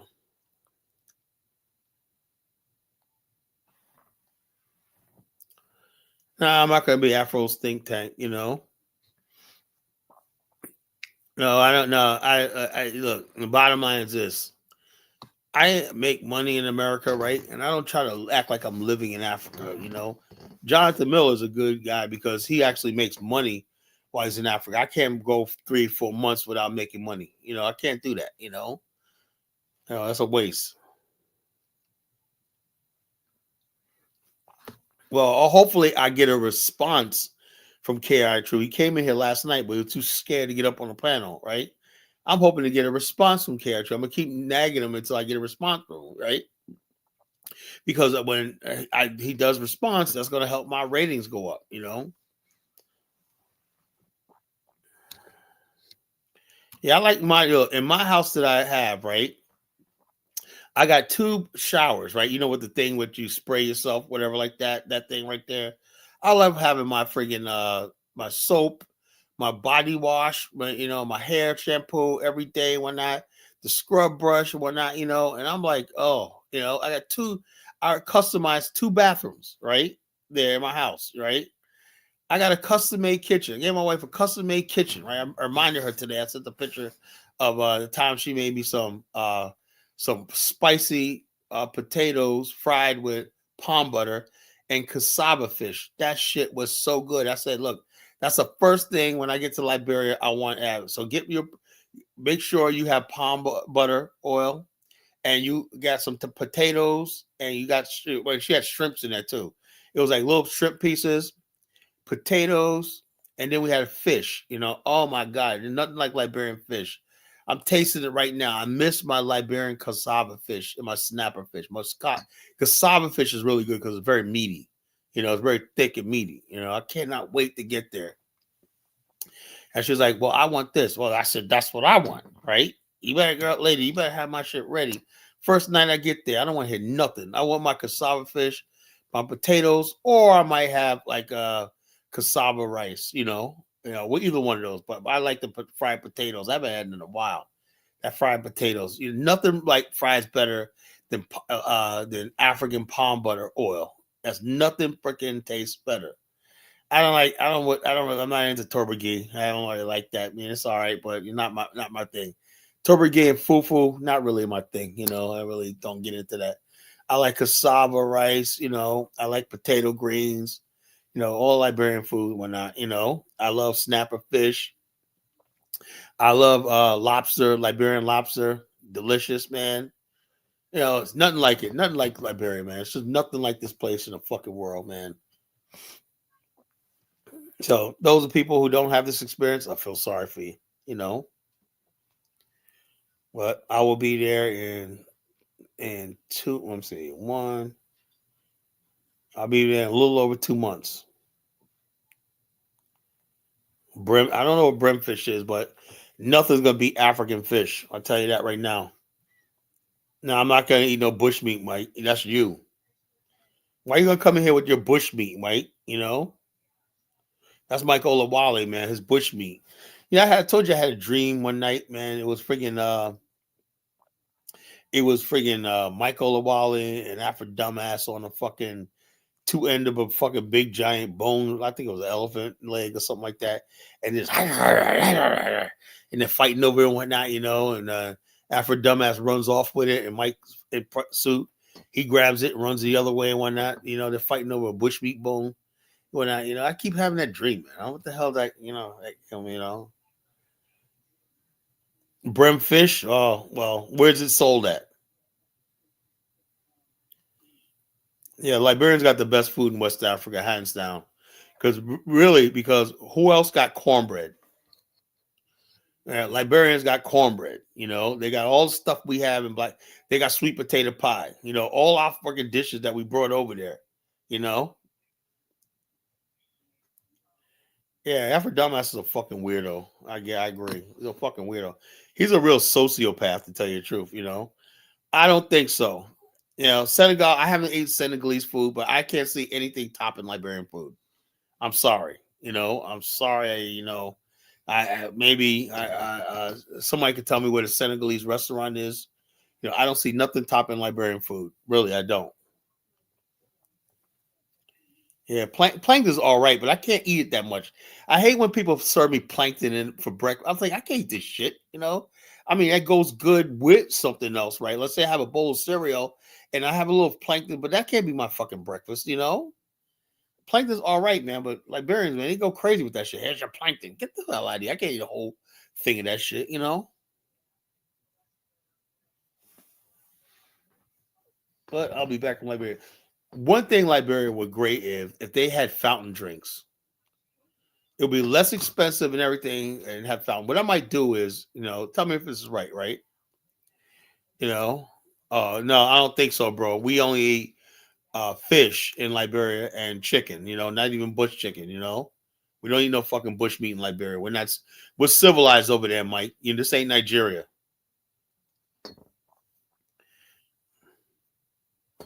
I wish they had fountain drinks there, but what I might do is I'm thinking about this. If I can get away with this shit, right?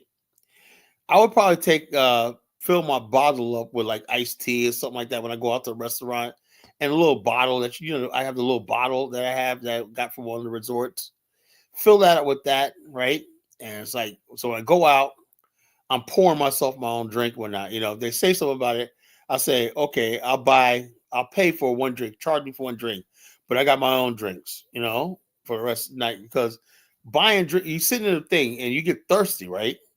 And you're basically buying, like you could buy like 5 cans of soda at one freaking dinner. You know, that's what's so annoying. And it's like $2 a piece for each one soda. That's like, damn. So your soda bill, you know, normally in America, your soda is like friggin' what, $2, $2.50. In Liberia, your soda could be as much as $10, man. That's what brings the price of the meal up, you know. You know? No, Liberian food is not better than soul food. No, I'm sorry. Liberian food, they just now learning about spaghetti. They don't have lasagna yet, true quote, and they don't have banana pudding. Banana pudding and lasagna and ziti is part of soul food now in America, right? My aunt, everybody, we all got our own ziti. Every family got their own ziti and lasagna in Black America, soul food, you know. Also, some soul food in Black America also now includes things like oxtail, you know, influenced by things like oxtail, you know. You know, why is Mike Olawale trying to diss? Step right up, Mike. Step right up, Mike. Step right up, you know. No, that's another thing. Every time something's good, right? Soul food's delicious, it must be white people. Every time something's bad, like the crime, drugs, and everything, oh, that's all us. You know, that's how it works. Soul food, because it's delicious, right? You know, nothing's beating soul food, right? It must be something that we have. You got banana bread over there? No, you got, hold up. Yeah, that's banana bread. Yeah, I had Liberian banana bread. I was about the banana pudding. You know, I'm going to show my wife how to make banana pudding. You know, like I said, I would tell my wife she should get on cater because she can cook her ass off, right? I might, that might be a business I might get into Liberia, entering a new catering restaurant business or whatnot. I might do that, you know, and just really build a Liberian menu up and stuff like that in that country. Liberia just needs banana pudding. That would basically be off the chain. But banana pudding, you need a lot of refrigeration. That's the whole thing. That's the thing with banana pudding. That's like the best thing. I hate so much of that for Thanksgiving. You know, holy shit. My sister makes it banana pudding. She uses like these like s'mores wafer chocolate cookies for hers whatnot, instead of the vanilla wafers that people always use. She has these those black, you know, chocolate, those chocolate s'mores cookies. That's flat cookies. That's what she uses for hers, and it tastes so fucking good. You know. Okay, what it is cut up potatoes. We have shrimp. Shrimp, you can buy shrimp in these little tiny cans, right? Little tiny cans of them, right? So you like 5 cans of shrimp, put it in the thing, right? And put palm butter oil. The main thing is that palm butter oil because it's so spicy, you know? That palm butter. And there's a special type of spices Liberians have, like a hot sauce, really hot, spicy sauce. You put that on the fish too. You fry the fish first, put it on the side, then fry the potatoes, you know? And then you serve them all together. You the potatoes and the shrimp, you fry it together, right? And then you serve them all together. That's talked about delicious. That was to be today the best meal I ever had in my life. I can't wait to have it back. And we, because what we did was we bought a big ass cassava fish on the side of the road. That's why you got these girls, they sell the fish on the side of the road, and they scale it right there for you. They clean and scale it there for you, right? They wash it off right there for you on the side of the road, right? And then basically they wrap it up in plastic and give it to you. Wrap it up in plastic and put it in a bag, right? $10, right? Good like that. But we didn't have a frying pan, right? So I told the guy, said, "Oh, I can get you a frying pan." So I gave the kid like $20, right? Give me a frying pan in traffic, right? This kid, all I saw was head disappear, blah, blah, blah. I said, I was nervous. This was the first year I was there. I said, I know, was this the first year? Well, the first year? Yeah, the first year I was there. And then I said, I wonder he's going to come back with my money or whatever like that. Then the motherfucker came back with a frying pan. Can you believe it? I said, yo, keep that $10 for yourself. I was like, a frying pan in traffic. No joke, man. No joke. I said, I'm going to like this country, man. Yeah, I need a bag, right? One day I said, man, I bought so much stuff. I need another bag, right? The best suitcase I have to this day, right? All of a sudden, I'll driving by, and all of a sudden, somebody heard me say that, right? He said, did I hear you say you need a suitcase? I said, how you going to get a suitcase out here? Hold on a second. Dude came back with this nice-ass suitcase, right? Nice, the best suitcase I ever had. And basically, I paid him like $25. And also, not only that was back in 2023. By that time, I was using mobile money. So he says, "Here's my money, my thing." Now you don't have to put the number in. You just use the barcode, right? So I basically put his number in and sent them $25, man. But right there in traffic, man, I love Africa sometimes. What's up, Jonathan? What's up, Kyle? I was just listening to you. I started to go ahead and look up Liberian restaurants in Nigeria. Because damn it, I want some cornbread. I ain't going to sugarcoat it. Yeah, they got it, I want it. Man. Like I said, I cannot be no place that ain't got no damn cornbread, man. No, I'm sorry, man. I can't do that shit, man. Can't do that shit, man. So I love Liberian food, man, because I got everything for the most part. Only thing we don't have in Liberia is banana pudding, Okay. That's the only thing. Banana pudding, you got to refrigerate that shit. A lot of people, refrigeration is like anything that requires refrigeration, they ain't gonna have it out here. Yeah, refrigeration is something else. Africans got to get those basic things. Imagine if every household in Africa had running water, toilet, and refrigerator. The economies would boom overnight. Yeah, that would solve like 90% of the problems. Everybody had a refrigerator. Then they could buy frozen food. They could buy all the stuff like that. You would see the economy really boom. If you don't have the, that ain't gonna happen no time soon, though.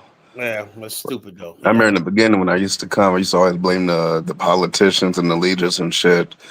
But lately, I just been noticing, like, man, a lot of this is the people. It's the people, period. The people just don't have the mindset to want to have. Somebody got to preach it to them. Somebody got to be on there saying, "We deserve this. We deserve a basic standard." It's not. If you got that's one other thing about Nigerians, right? They think if they got things like an education, a car, this superior. No, you just got what everybody's supposed to have. You got what everybody's supposed to have. Everybody's supposed to have running water, electricity, or whatever like the hell you think it is, man. That's materialism. When you covet fucking material things, that should be available to everybody. That's why I say it. Now in Liberia, what's the electricity like? It's really good because remember, so Liberia don't have a huge population, like Nigeria does. You're only talking about like 4.5 million people, and also the grid is much older than it is in West Africa. It's pretty well-developed grid. You got only people live in certain areas, right? They only got densely populated areas. People don't live. Most of Africa, I would say, only like 5% of the country is occupied. So therefore, when people say it's not developed, yeah, but nobody lives there. And then when people do live in the remote areas, they got their own power source. They got community power source where it'd be a community generator or something like that, you know. But if you live on the coast, on the grid, on the coastline, right, the transmission lines that you see extends all the way down the coast. And then what people do is supplement the income, the electricity with a power generator. They supplement it. Sometimes it goes out, and you put the power generator on for like an hour or two. Then the power comes back on. You turn the generator off. That's what people do. So people are never without electricity. Oh, okay. So like I said, it's gotten much better. Every year I've gone, it's gotten way better. You know. Now, you say you know people that sell land in Liberia. How much they selling land for? Land is I really think the other day you said like $500 to get you 3 acres or something like that. If you go into the interior and you got some people sitting on a lot of land and whatnot, you know, and you pull out a G or not, guess what? You're gonna walk away with land, you know. Not their whole property, but you can get like an acre or something like that, enough to friggin' to do something with, you know. I mean, you're gonna get like 50 acres or something like that, but you can get like an acre or a half an acre, which is 2 lots, you know, for like $1,000. That's every person like that. But somebody like me, I can get it for much better because I know a lot of people. But if you get there and know a lot of people and stuff like that, especially if you know a lot of people, you're known to be a potential investor, like that, they'll get you that land. No, they'll get you land. Land is really cheap in Liberia to get, you know. All right, cool. I'm looking into it. Billy says, "Carl, ain't nothing buying this African nonsense." Yo, look, what? Am I trying to sell somebody on Africa? No. Before I get Lewis on, he says 6 million people, electricity, mostly in Monroe. No shit, man. That's where most of the fucking people live. And Buchanan and Harper, all the major cities got electricity. And Nimba County. Nimba got its own power source, you know, that they pull in from Guinea, you know, because Ganta is right there on the Guinea border. I went across the border to Guinea, you know. Ganta's on the Guinea border, right? So they got a power pool up there with some of the Ivory Coast and other places like that. But yeah, most of the people in Liberia got electricity, you know.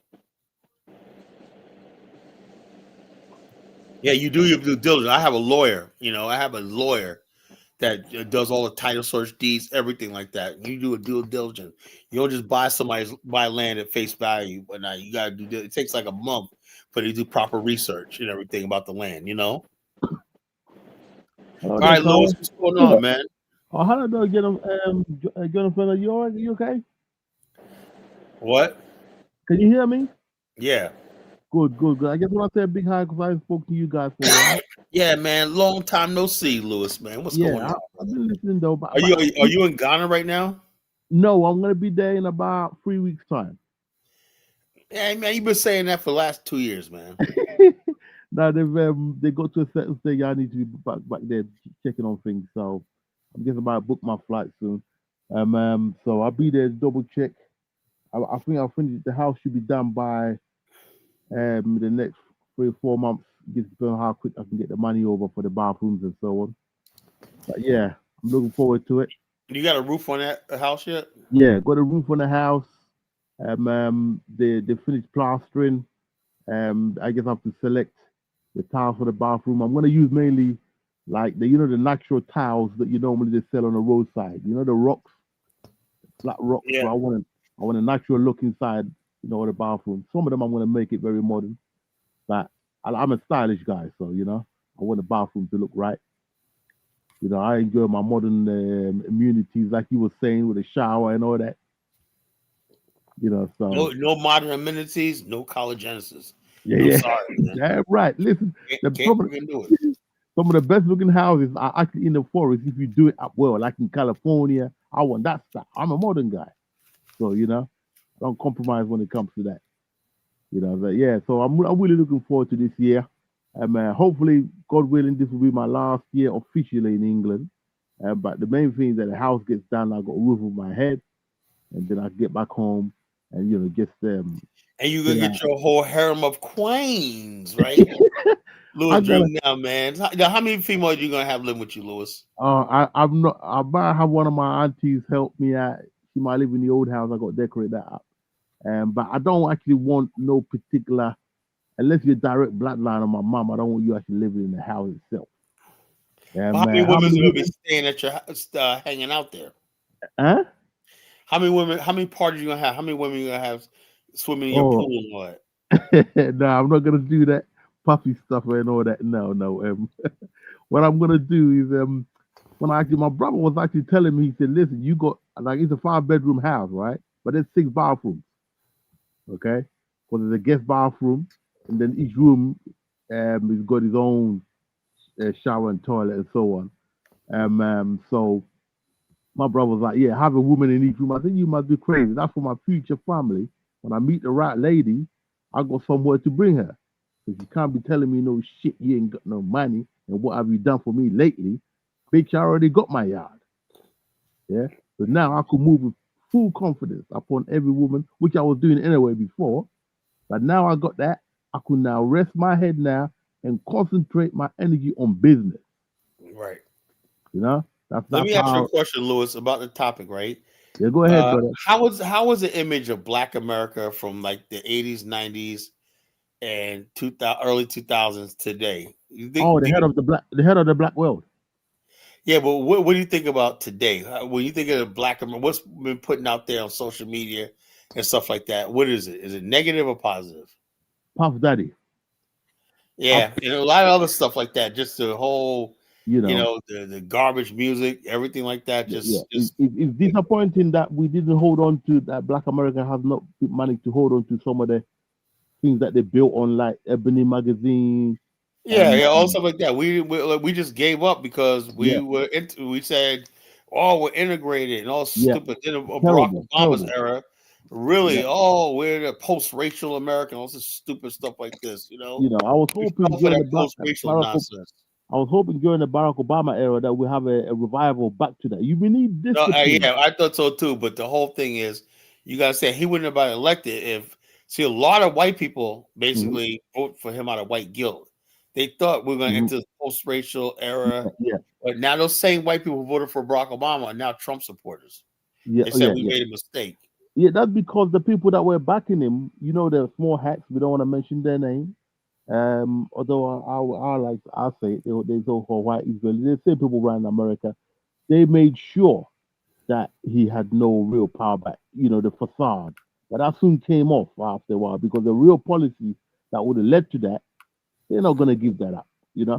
And the sad thing is that what America does, most of the black world follow. Now we're beginning to see a bit of a shift away from that in certain parts of Africa, but it's still going to take time. But our people are so downtrodden worldwide that those of us who can see the light, I just don't know if we have enough influence unless we force it. Because I'll tell you what, I gonna say earlier in the show, right? I said before I went overseas, right? After I'm black, I'm gonna let me do this Africa thing, you know.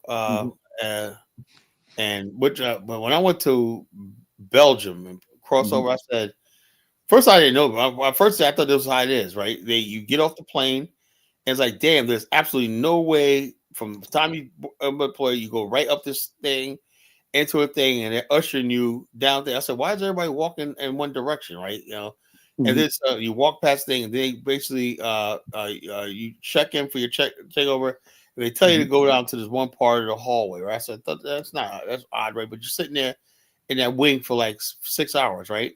And then, like I said, what they do is they have you right there. That's not even a wing of where the hangar is, right?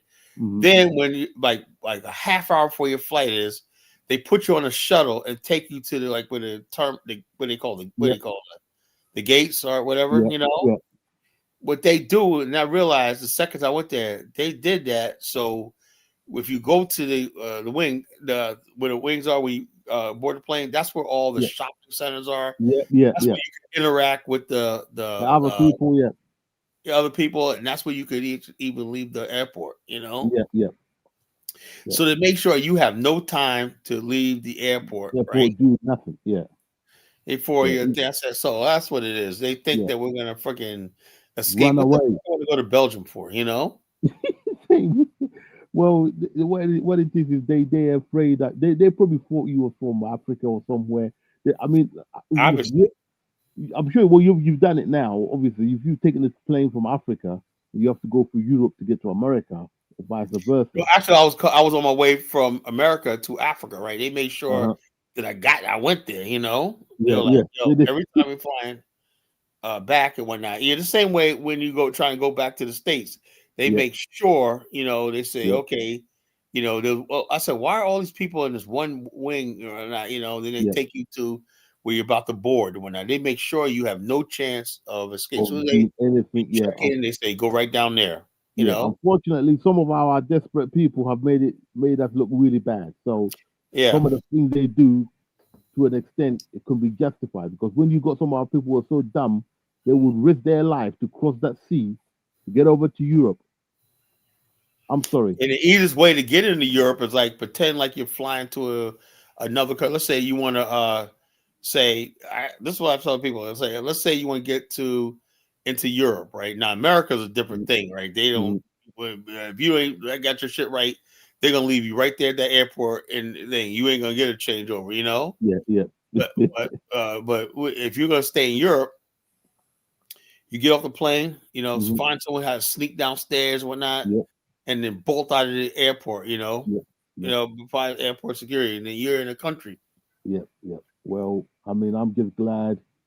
I don't come from a family, although some of my family people did do that, but they didn't do it going through the sea. They done it on the plane. They wouldn't risk that much. Oh yeah. Once you in, why not? And they check you in. You before you board the plane. Why not? If you can escape right then, that's your only. Some people like, I ain't going back to Africa. Fuck that. They're like, listen, I know one guy who done it twice. He went through the desert twice.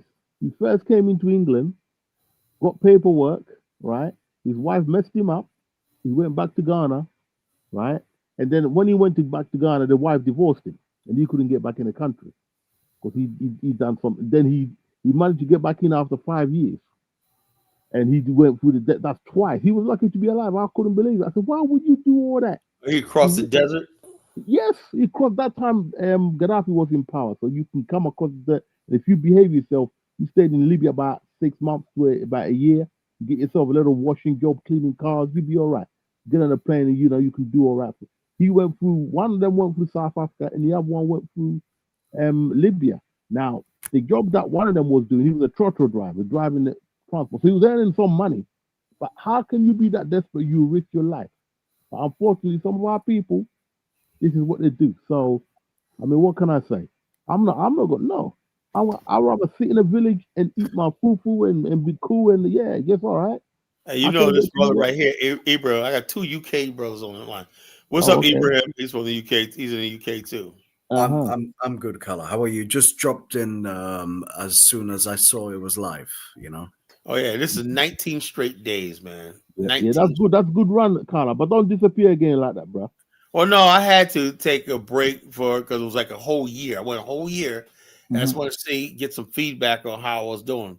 And so I got so much inboxes, messages, Collar, come back, need you. Then I decided to come back. I was gonna be like, okay, I did 1 year. And 1 year, I was hoping, my goal was I'll have 1,000 subscribers, be monetized in 1 year. So I was short of that goal. I was short of that goal. So I said, I'm gonna take a break, Yeah. We're nearly there. Yeah, you 48 more. It was July 26th. Yeah, you get there. It's with, I think with this YouTube thing, it's gotta be patient. I mean, I'm gonna start mine, but my one ain't gonna be my one's gonna be strictly for music and then my furniture business. So I think you just gotta be patient with what you're doing. It'll pick steam. It will just pick steam. Our things change in the world, right? And once you get that first 1,000, then it just picks up. That's it.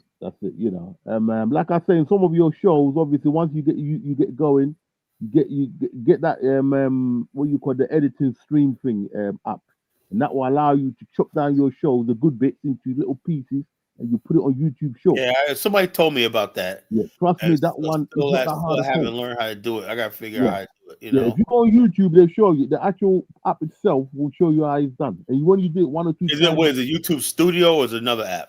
Yeah, no, you go on YouTube itself and just type. Oh, you mean the name of the app?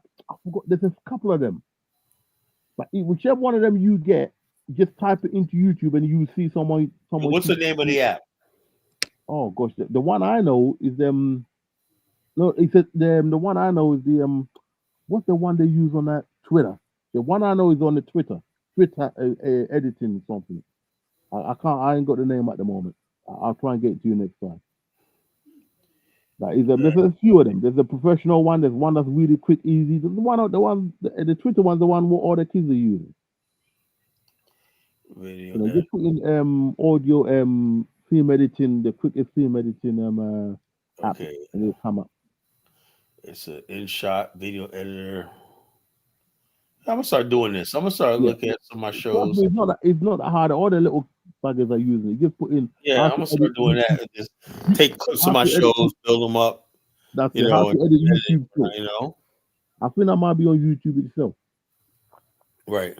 So Abraham, what's going on? What's on your mind, brother? Yeah, as I said, joined as soon as I saw there's a live, and yeah, wondering about. When you hear about the topic, I said the image of Black America. You know, if you think there's a war against our image over here, right? Because, like I said, it seems to be mostly negative. That's going out towards the world. Well, look, these white people, they have an agenda for every fucking race that exists, and they have this fucking feminine psychological warfare, and talking about people like in a demeaning way, like even for Chinese, especially now, right? So it's part of their interests and their strategy, Mhm.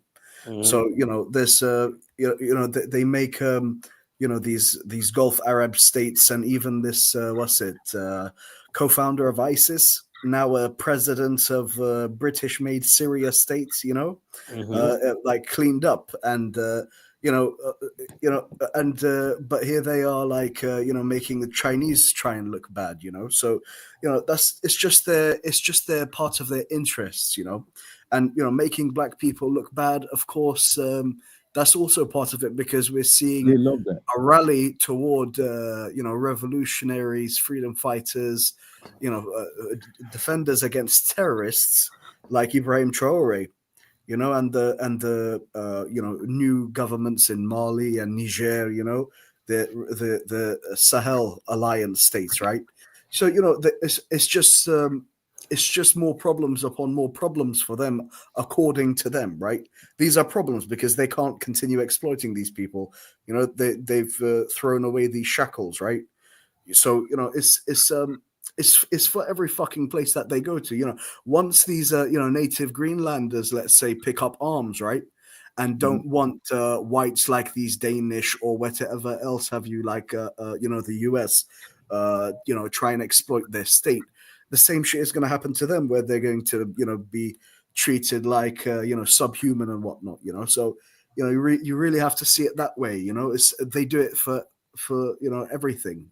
These whites. I mean, look at the new national strategy which the US has. I forgot what the proper title of that book is. What was that new document that they published, the US government, about their defense or national strategy? Have you seen that, Kala? You talking about Project 25? I don't know what it's called, but it's like a handbook for how they're going to operate around the world, right? Yeah. So yeah, they've been already doing this stuff without publishing this kind of shit before, though. They've just been doing it through the CIA and all that kind of shit. The thing is, black people could shut this down anytime they want to, but we choose not to. We choose. The thing is, when they're at white people are on a war footing, they're trying to win. Mm-hmm. They're trying to crush one out. But every time I see a black leader, they're sitting down, acting like they're dealing with people who are trying to negotiate or build in good faith. I hate that shit. Yeah, that's the weakness we got. That's because these whites control the mass media. Yeah. They can shut down anyone. That's why we don't see too much of the other side of the story of the races and ethnicities that they're fighting against. So it's just how it is. It's like I mentioned, they fight also not just with guns and with secret wars and shit like that, right? They also do it like a woman. They fight psychologically. You know, Yeah. so that's another part of their array of tools that they Yeah. use. If they're not right now, fighting you, go ahead. good. Go ahead. No, I was saying right now, like when I basically tell people, Black America we could reunite with Africans and build.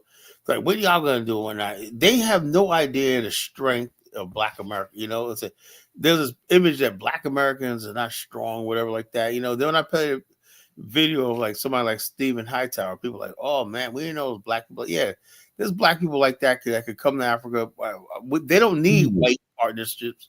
We got Black people in this way, but the image of Black America is we're gangbangers and all this shit like that, and that's the image they put out to the world. Yeah. To be fair, Carla, they don't put that out to the world. We put it out there, no, right? Some of us put it out there, but they look. Some people, like I was watching this one girl that said, she goes, "How come I don't see any image of Black people family life on TV anymore like we used to?" Yeah. You're not going to see another Cosby because they control that and they don't want you to see that. But you get we just don't make the content. That's it. Even if In a lot of the negative images that we have to take the L for that because it comes from social media. We look at ratchet shit and then we share ratchet shit and then the rest of the world sees ratchet shit. We can't blame everybody for that. That's on us. Yeah, Jonathan. Because ever since I've been in Africa, I ain't seen nothing negative about Black Americans not one time. Yeah, Jonathan, even if there was, good media and stories coming out there, right? Whites won't allow that. They want to push the degenerate stuff to keep Black people down and everyone else down, as long as it serves their interest, where they can get an upper hand and make sure that no other race is educated. That's another thing, right? They don't have the fucking material science engineers and AI software engineers either, right? In white countries, most of those are in China. But they have to hire these Chinese, but at the same time they keep them restricted from like the tools which they even need to propel the fucking technology that they're working on within white states, right? So but they prefer white people working on them. That's why the US Space Force, according to my now former colleague, he tells me, the security in the US told me, I have to sever ties with you in an email like an hour or two ago. It was going to work with me. He told me a couple of months ago, 5,000 non-US citizens were fired from the US Space Force just because they're non-US citizens, right? That's how much these whites are trying to make sure not to hire non-whites and even like whites from Europe, right? But they're trying to consolidate on this big nation which should develop leading scientists, but they're lacking in it, but at the same time whites only want to work with whites only trust whites. With 2025, what I'm seeing now is this, and I thought about this today, right? It's like white people have basically settled on the fact that they want America to be a white country. But what do you do with the millions of people here who are not white? Well, it's a bit too late for them. Hold up. They want that, right? So they say, okay, you're going to be here, but we're going to practice our whiteness, our exclusion, all the best for us. And whatever crumbs is left over, you might get and whatnot. So I don't I'm like this. I don't want to be part of a country where if I'm not welcome and wanted and whatnot. I'm like, look, it is what it is. Because I would love to have that idea of I'm living in a country that not only I love, but it loves me. Right? America's constantly telling me it does not love me. Well, I learned a horrible lesson from an early age, and it never changed. And it was what my grandmother, who never been to England before, told me. She told me when I was coming over here. I was just turning 9. I was on our way to the city to get our visas and so on to go. My brother's sister in the city, and she sat down and told me this, which I'll tell all my grandchildren if I ever have it. She told me the land that you're going to, okay, that's not your land. You're gonna go and you're gonna come back. She's dead now. She was born just after the Yar Santuar War. Yeah, and we're about 3 miles away from Yard Sandsworth village. So that's the kind of woman. She never been to England. Her son was over here, right? She looked after one of the richest men ever in Africa. As a young lady, and she told me specifically the land that you're going to. She wouldn't even know where it was on the map. That's not your land. Okay, and the way the whites have treated me since I've been here, there's been some nice whites, but they've let me know at all times. And you know, the brother here from England, you know exactly what I mean. They're gonna let you know sooner or later, this ain't your land. Okay, we got the EDF already marching on the streets. Okay, the same spirit is in Maga is here. Is from here anyway.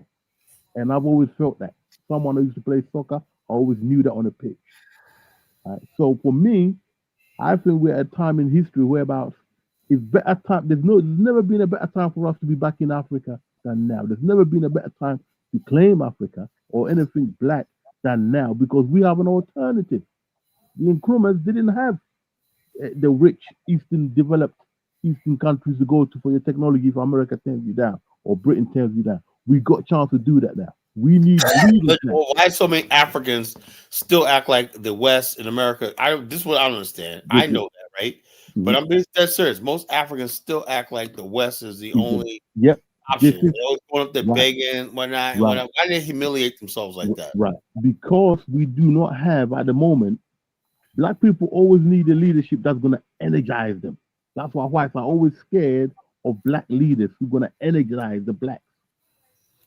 African Americans energize the Africans straight away. The minute you come over with that fighting spirit, Africans get energized. That's why the Ghanaians have a slightly different look compared to other, because we get your spirit.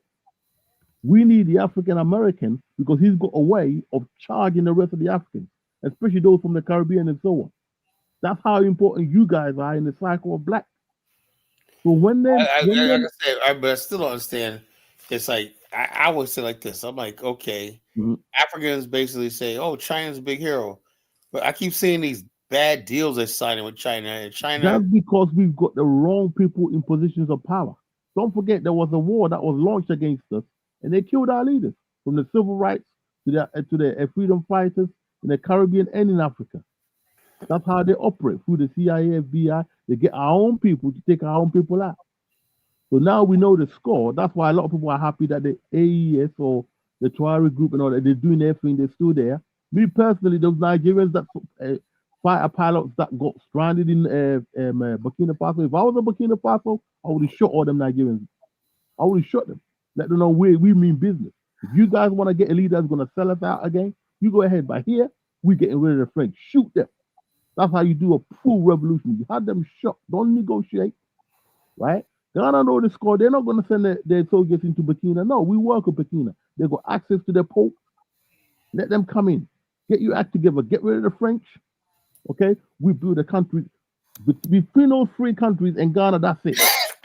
And then we could start a real revolution, which Nkrumah and the likes wanted. We've got to go to the Soviets and the Far East because we can't trust the West no more. They've given us nothing. What we got to lose? All we need in places like Liberia, Ghana, on good roads, running water, right? Access to the other blacks who come in, and that's it. We're cool. We don't need that much in Africa. You don't need to be materialistic and greedy. No, we just need nice. All right, hold on, Lou. I want to get to this video. This video right here just shows me something that really, really bothered me today. This guy, and what I say when we say we don't get it, you know, this guy in this video, right? I watched the video. I said, okay, I must be. I mean, he says he went to a church and he felt uncomfortable, whatever, like that. But then I realized, okay, he went to a white church. That's what it was, right? What a fucking clown, right? Texas, right? And then I realized he said brought his daughter in, right, for service, right? His daughter was probably mixed race, whatnot. So this is what I'm talking about with these type of guys. They basically go out there, marry white women. They think this America is this nice, peaceful place that's going to welcome them. And then they want us to be sympathetic to when they get there. Cool. Yeah. So let's play this. That sounds like a Elvis or 1776 mindset, you know. Oh yeah, this was gonna happen in 1776 sooner or later, you know. Yeah, I thought this one. This is both of us speechless. So it was supposed to be a peaceful Sunday. Me and my daughter woke up early, got dressed, and decided to visit a new church we seen driving through Tomball the week Hold up. before. Do you guys see So that? yeah, No. You guys see the video? yeah. I've seen it, but play again. Play again. Oh, okay. It's playing. Okay, I didn't know it was playing. Okay. All right. we didn't know much about it, just that building looked beautiful, quiet, and welcoming. When we walked through those doors, every head turned at first. I thought maybe it was just because we were new, small town hospitality, but then the looks kept coming. Long, unblinking stares. And one of the ushers walked up polite, smiled, but there was tension behind it. He said, "Good morning. Can I help?" I said, "We're just here for service." He hesitated, looked around, then said, "Oh, we just weren't expecting visitors today. It's a church. What you expect?" So we sat near the back. My daughter leaned over and whispered, "Dad, why is everyone staring?" I told her it's okay, just focus on the message. But then a woman a few rows ahead turned around and said softly, well, she said it loud, actually, almost like she didn't mean for me to hear it, maybe. I don't know. She said, "You see, there's no black people in here, right?" I froze. The service started, but it didn't feel like worship. It felt like every eye was waiting for us to stand up and leave. After the final prayer, the pastor didn't greet us like most do. He just looked at me and said, "Who told you about this church?" I said, "No one. We just found it by driving by." So he nodded slowly and said, "Not many outsider visits this church." And that word outsiders stuck with me because we all we wanted was to pray, not to prove that we belonged. When we walked out, my daughter grabbed my hand tight and asked, "Dad, are we not supposed to go to some churches?" I didn't know how to answer that. All I could tell her was sometimes people forget that faith isn't about color, but we'll find the right place together. Yo, now are we supposed to feel sorry for this guy? No, not This even. is Not even 2025. He's a legit idiot. yeah. Yeah, that's what I'm Thank saying. you. These are the type of people that usually carry the narrative in Black America. If this was 1965, he would be Yeah. on TV. Martin Luther King would be, "Oh, we got to protest the church." That's how our community been steered off the rails. Some of us building nation. If you don't like the white church, we build better churches than them. Yeah. You have your own place of worship. What the hell you need to go through that for? You mean tell me you Well, can't find a black church, go to? And the This next is- step is building your own state. Billy O said yeah. everything black is black nationalism. They don't like you in their city. Build your own city. You don't like them in their country. Let's build our own country. Well, It's very common sense. This is the way of the naive black person. The naive. And this African naivety on a is what basically That's the what's media, killing. the Jews put behind to lead us. That's why Yeah. we're in the situation we're in right now. Yeah. Black Yeah, people you know, have a sense of nationalists. And Jews like separate themselves from everyone else. And Jews make sure Jews separate from everybody, but they also insist everybody like this. Look at 17, that was AI. That was no AI video. Yeah, That fucking was like real. this. He says that's like, hey, 77 says that was not only is that it's real, it's probably you. That was probably say F1776. Nah, at the end of the day, I think you're not gonna get all of us in one page, but experience will force some of us who got half a brain to come to the other side. I mean, I was a Christian like everybody else, although I follow the Israelite faith. That's because it fulfills and hit the time I'm in. Where back in the 80s, I had a little bit of that. Yeah, go to white churches. But in England, you pretty much know. Okay? It's not as bad as the States when it comes to that, but the white is white. That's my experience. Okay? I got to know the real truth when you start putting the history with where the people in the Bible come from and so on. That's when the white people don't want to hear that. Long as Jesus is white and everything is white, then you're cool. And you start going into the history of it, and you're gonna see what sort of Christians they are. They soon let you know that you're black. Now that guy He's a naive idiot. He took his daughter and all that in that. In America, in this day and age, after Emmett Till, man, I'm still haunted, Carla. I'm still haunted by that film called Mississippi Burning. My dad made me watch that. Oh yeah, that Mississippi Burning was shocking, man. You know, I'm still haunted by that, and I'm a fully grown man. So that's why I say when I meet my African American brothers, people from the Caribbean, I can easily associate, and that's with my Ghanaian Ashanti spirit. I can easily associate. So whatever we done in history that brought this about, that's like the worst thing I ever. When I came to the realization, I was like, oh my God, what did we do? But that's why we need you guys to be with us, interacting so that we can get this going. Because we in Africa we should be showing those films 24 hours. Well, the average African, right, when they see a large numbers of whites coming to Africa, right? Oh, they have, yeah. Africa say, I said, look, have you, if you don't stop this, right? If the not just whites, but Lebanese, I'm concerned about the large numbers of Middle Easterners I'm seeing in West Africa. You know, right? Islam is a problem in Africa. Yeah, so probably in these extreme when they're setting up bases, taking millions of dollars out. They're bringing Pakistanis in to teach. But bottom line is this: one thing we're gonna do is check these people, these Lebanese. So far, they're all right, but once they reach critical, people understand when people reach numbers, they're a problem, right? Once they reach critical mass of numbers, then Africa's a problem. Right now, there's not enough of them, but give it a couple more years. You know, when their numbers get up and whatnot, you can't like this. This all happened in America. Yeah, literally millions of these Hispanics here and whatnot. Now they're like, what the fuck can we do? Somalis and all these other people. Yeah. Well, look at South Africa. Numbers. Once they get numbers, you're gonna be a problem. But Africa's not thinking about that now. Yeah. You know, they could dominate West Africa. They could really literally neo-colonize West Africa from the Middle East. Lebanon, all Syria, all these countries will colonize West Africa, you know? Yeah. We need the right leaders who will have the right conscience to really get us where we should be. Where we got to do things, we're pussyfooting about. Right now, this year, Ghana should have been fully nuclear. We're a few years behind, but we got to force it. Sometimes I worry. All right, hold up. Yo, save that, Lewis. 7076 says, Kala, do you know how many black churches do that? Courtney McBeth in Norfolk, right? There's other churches I attend sometimes, I work with, whatnot. They not only feed the homeless, right, but they give out chicken to families in need during the holidays, when a chicken, turkeys, everything like that, and different groceries.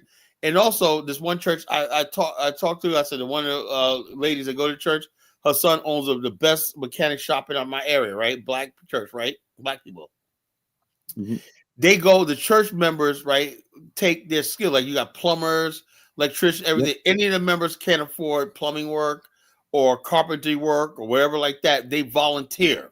Mm-hmm. So 77 up here make it seem like only white people do that shit. You see what I'm talking about? No.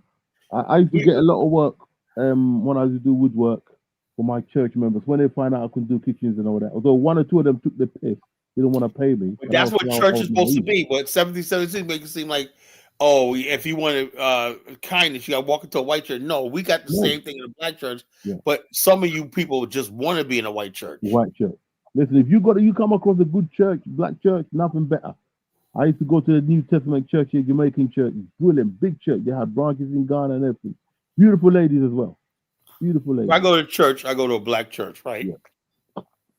And now if there are a couple of white people in there, that's fine. But I like a black congregation, a black choir, a black preacher, right? Because he's going to talk about the Bible from my point of view, you know? Yeah, right. And the best music, too.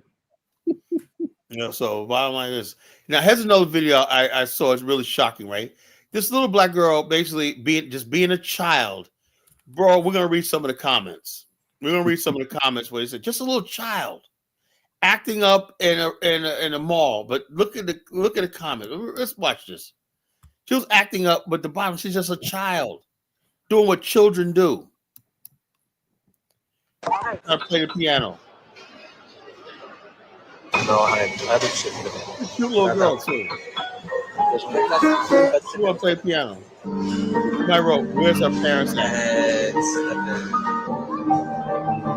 You get the impression, right? just wants to play on That is- that's hold on. Okay, let's see what this guy That's says. a good question. Where are her parents? Specifically her mom. I don't think she got a dad, because if she did, she wouldn't have a lack of impulse control. But I promise. Now this little punk says Yeah. impulse control on a fucking child. Child. What child doesn't hit a piano key straight away? That's what I'm what we saying. This is what the fuck I'm talking about, right? Impulse control. He's talking about a fucking child, you know? Yeah. Fucking coward went out. Let's read some of these comments, right? Comments, right? 1,300 comments. And if I have to say you someone you call you a racist, look at these cowards, you know. The fatigue doesn't have any age. And I wrote back this guy, man. Yeah, but leave our children alone. She's a child, you know. Every damn time, never fails. All stupid shit they talk about, you know. Oh, they can't help it. Some of them blatant racist ones. In fact, I'm gonna read the comments from my phone. Hold on, give me 1 second. So I read the comments. Let's have a I'm gonna read the comments. You know, Oh, that was on TikTok. Yeah, it's on TikTok. You know, I'll read the comments. You know,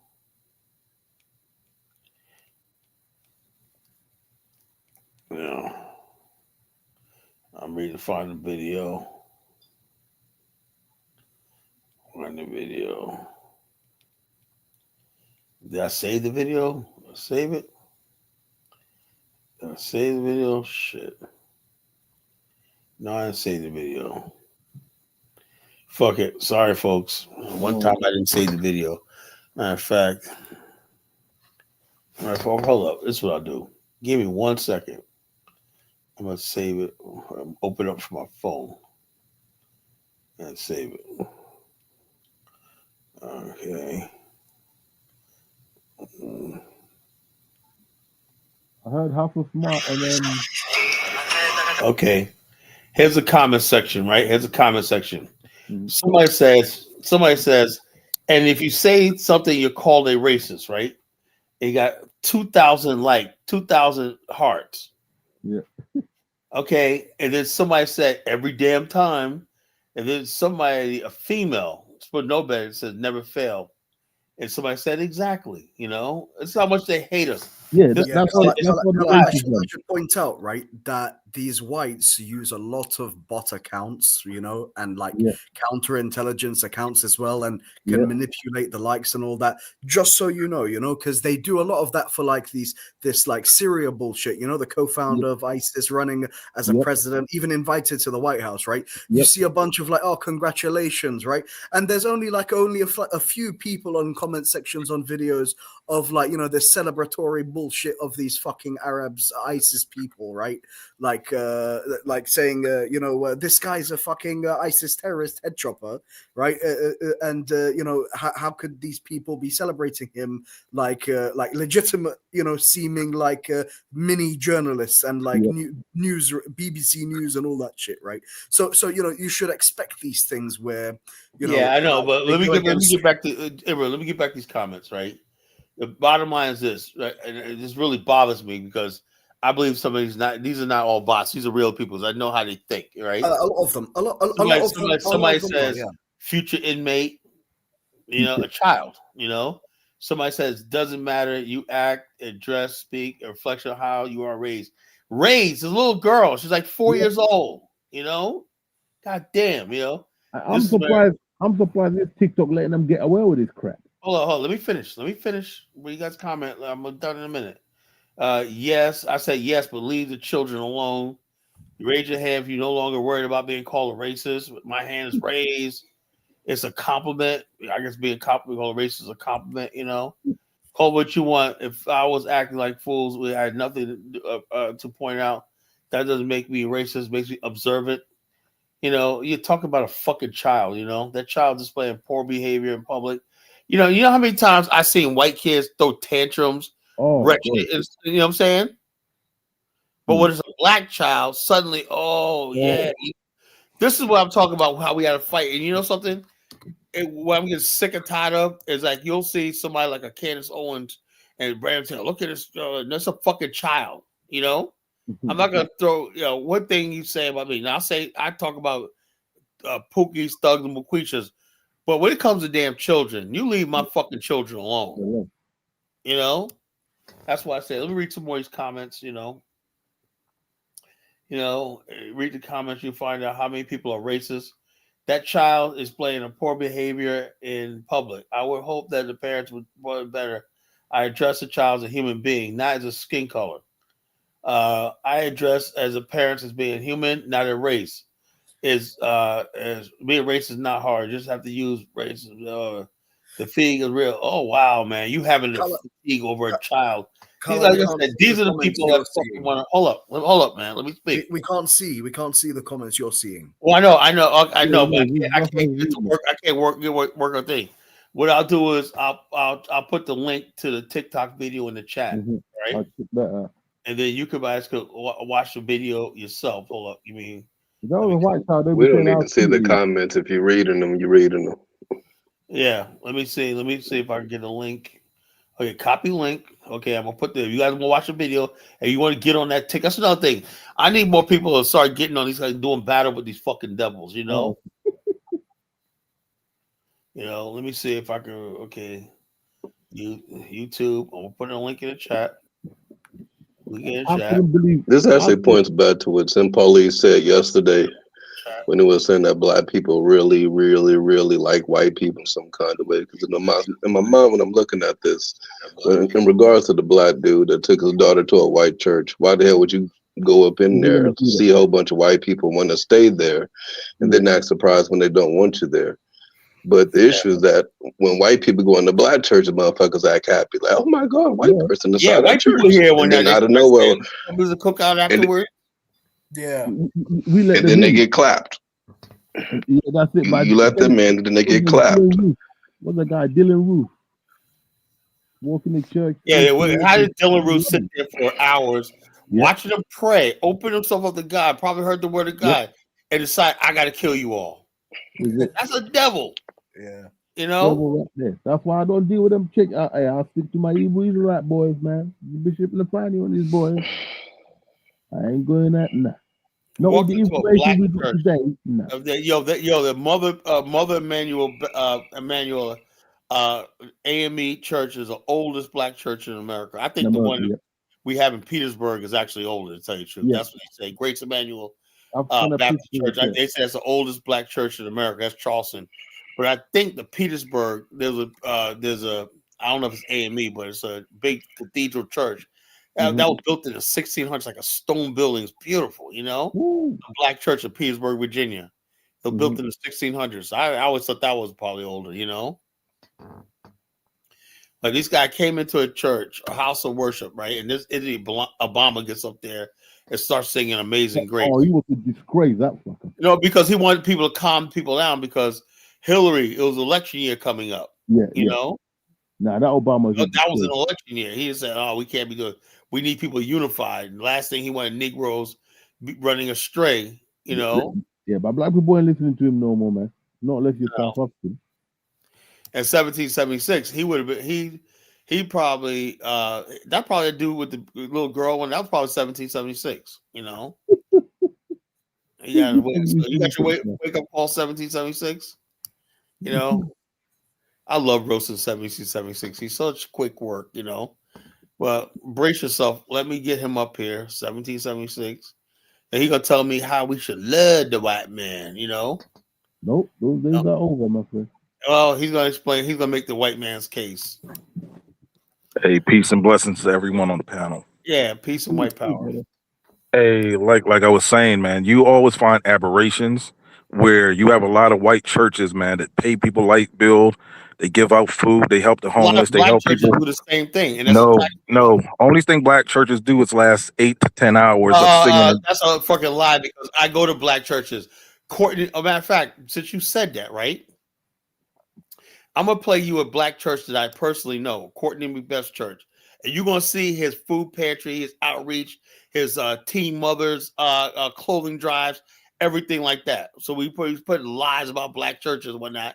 I'm gonna show you one. Let me find this thing. I don't even know if he has anything on YouTube, but let me see if I can find something. Courtney McBeth's church.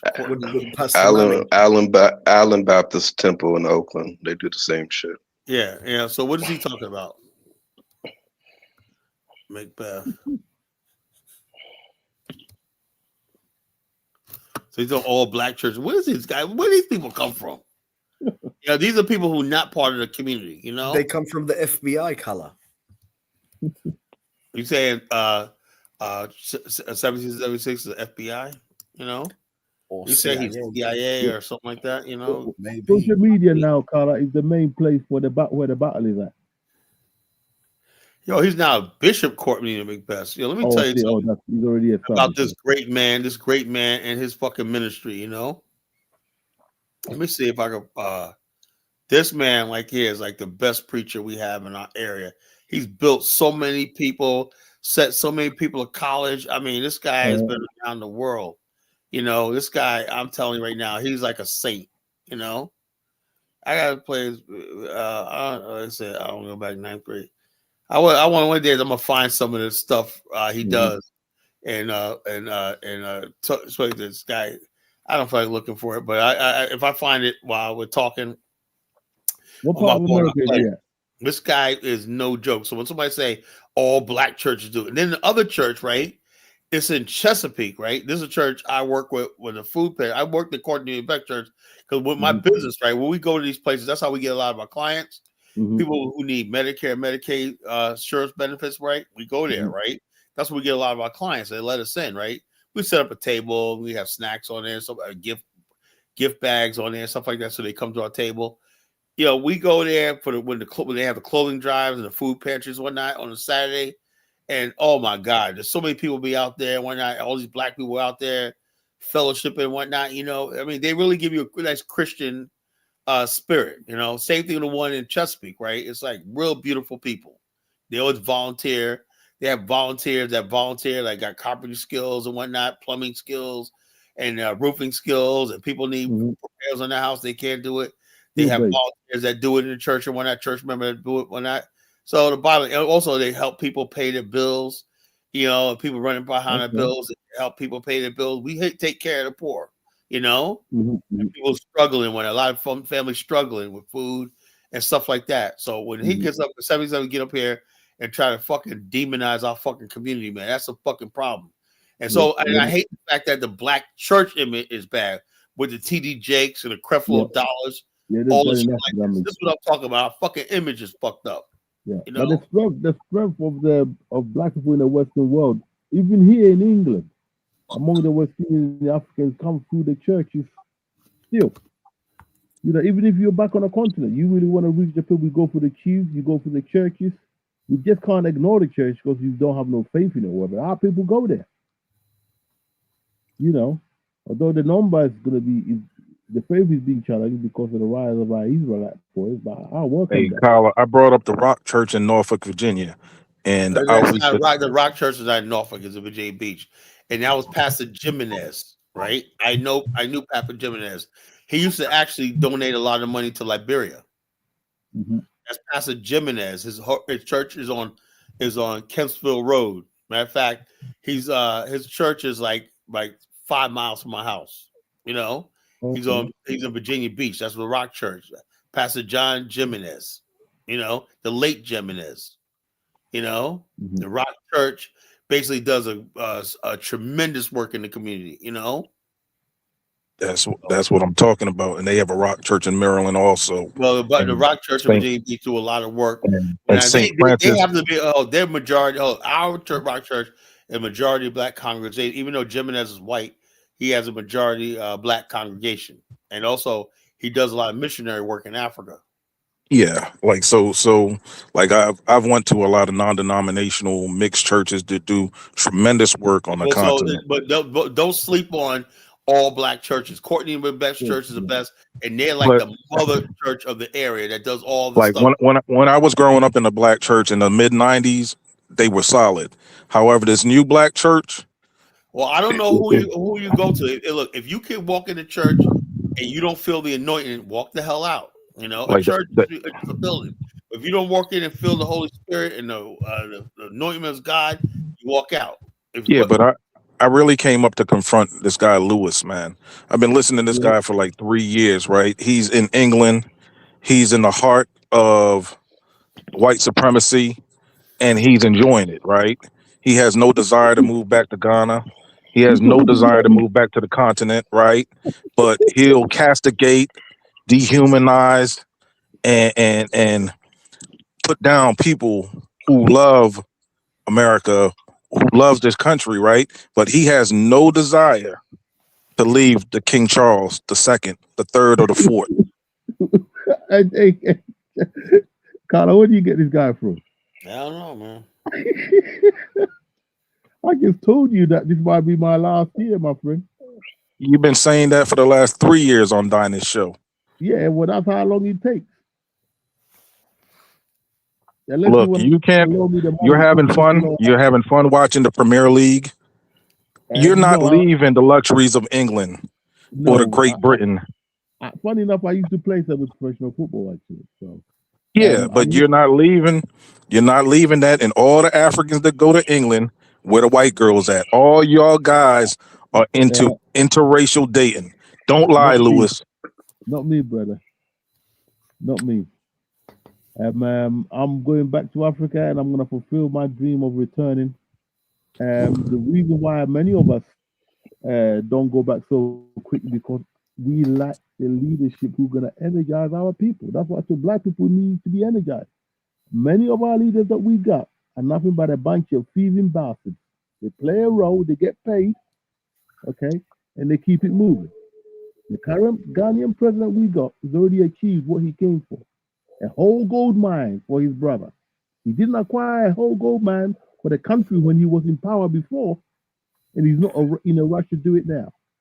This is why See, I don't have any problem with you being in England, and I encourage you to stay in England because No. Because that would be a complete failure. Hear me out. Listen, I went to a funeral, okay, of a man that I was related to through marriage. Okay, he's a professor. His son, okay, was the first black person at number 11 Downing Street 3 years ago when Liz Short was in power. He was the highest ranking black man ever. He's my cousin. His father died. The father was a professor. Died at the age of 89. Anybody want to know his name is Dr. Kwating, and his son is Kwesi Kwating, a politician. Okay, I went to his funeral yesterday. Okay, now if I lived to the age of 89, that would be a failure. That's what I don't want to do. And most Ghanaians, that's what they do. He was among the first group of people that was fully educated. His friend, his school friend, was actually the person who the airport in Ghana in Accra is named after. Was he the one who done the coup d'etat and overthrew Kwame Nkrumah? He was a complete sellout. If I'm among that generation, dying at the age of 89 or so on, that would be a failure. If I would have spent all my best years in England working for the white man.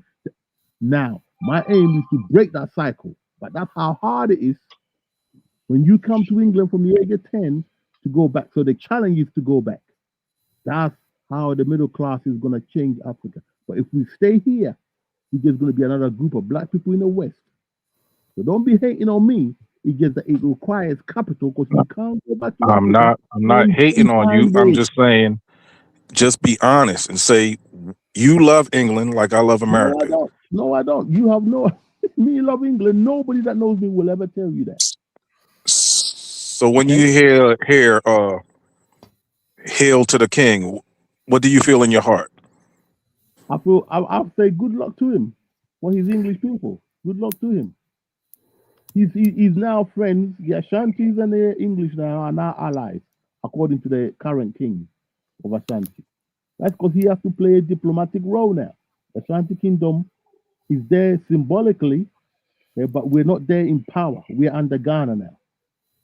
Okay, we can separate if we want to do, but we don't really want to do that because we need to move Ghana forward and move the black race forward, bring our brothers and sisters back home so that we can manufacture for ourselves what we need. That's all we need to do in Africa, industrialize. But what is Ghana? Do you have anything in common with a Akan man? I am an Akan man. I'm from the royal family of the Akan. My people were the one who fought in all the wars. All of it, including slavery and everything. We were the heart. Let's move on. Okay, we'll have history lesson later. We get back to this video. Now, this is a black woman basically saying she's tired of not seeing good images of black. I thought I was the only one. And now people notice it too. We used to have really nice shows in Black America back in the 90s, UPN, stuff like that, Yeah. you know. Let's see her break it down. Hold up. Give me 1 second. Yeah, hold up. Share screen. You know, this is like people talk about this. People need to see something, say something. Not one single show that portrays my community in a positive light. We used to have Martin, we had Living Single, we had Sister, we had all that. We had a different world where Black people was at college. We don't have not a single show that portrays us in a positive light. The whole Power Book series is so good, don't get me wrong, but in all of them, we drug dealers and murderers. A little Black girl can't turn on the TV and see a mama and daddy in a household thriving. It's either us doing something that's bad or it's reality TV. It's just showing Black women fight other Black women over nothing, like men. Why, as a Black person, I can't turn on the TV and find not one single show that portrays my community? But that was that point was made. That's what a lot of people are starting to wonder, you know. Yeah, power is But fucking. Carlos is lying because I know Anthony Anderson has a show. He's married. They're raising kids. They go to school. Blackish. I can start naming a whole bunch of shows that these motherfuckers just don't want to watch. Yeah, she likes the degenerate shit, but there's a lot of good shows. Okay, okay. Let's have a thing. Let's name all the good shows. You had Blackish. Yeah, You but had that's not really. that's another one. That never really took off. Really, tell you the truth. It didn't take off because a lot of our people rather watch degenerate shit. No.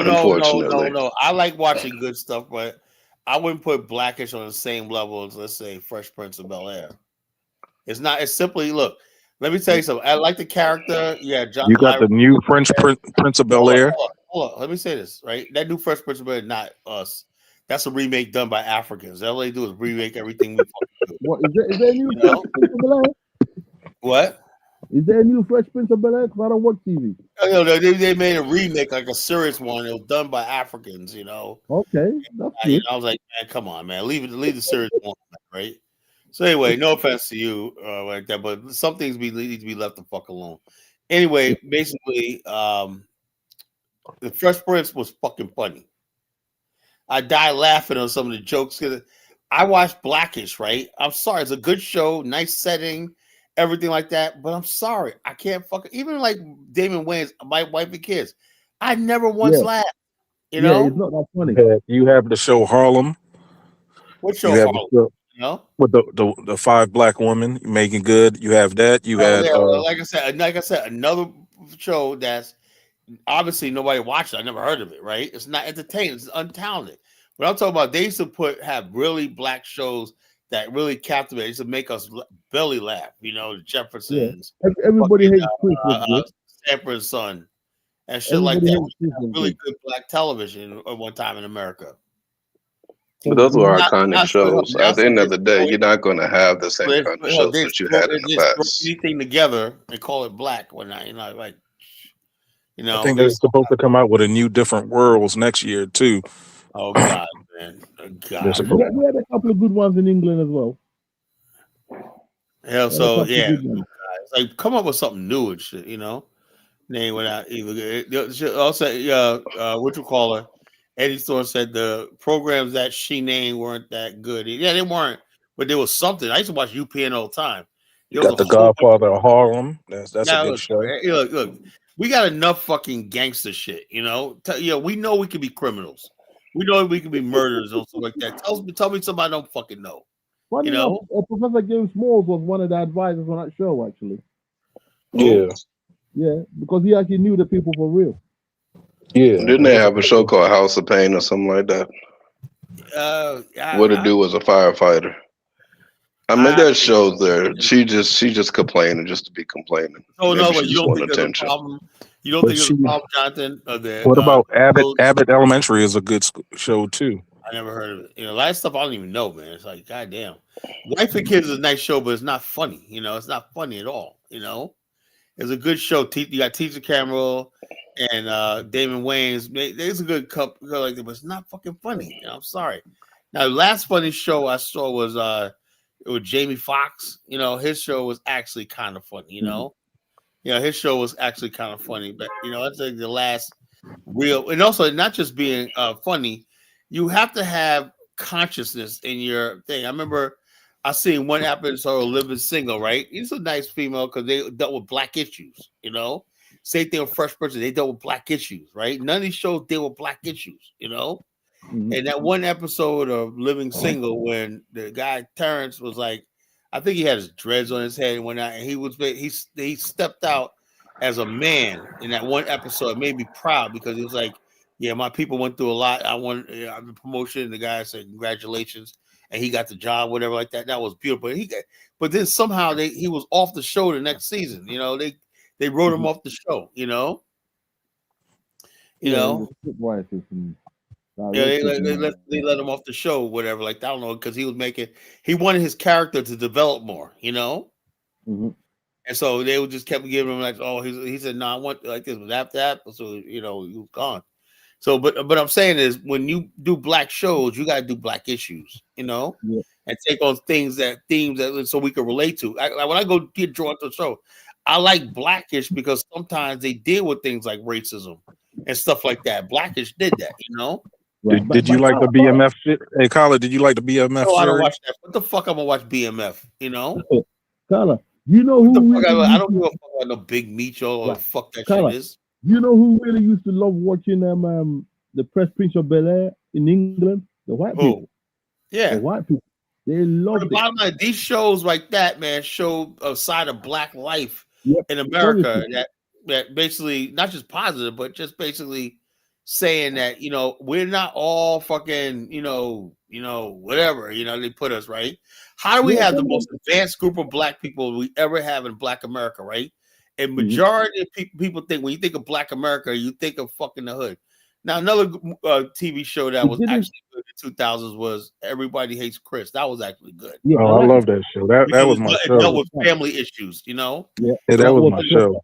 It dealt with family issues, you know? Yeah. I mean, the most popular show ever was for black family from America, especially, was obviously the Bill Cosby show. That was just legendary. That was actually that was good. You know, Bill Cosby show all was over Africa, all the whole world.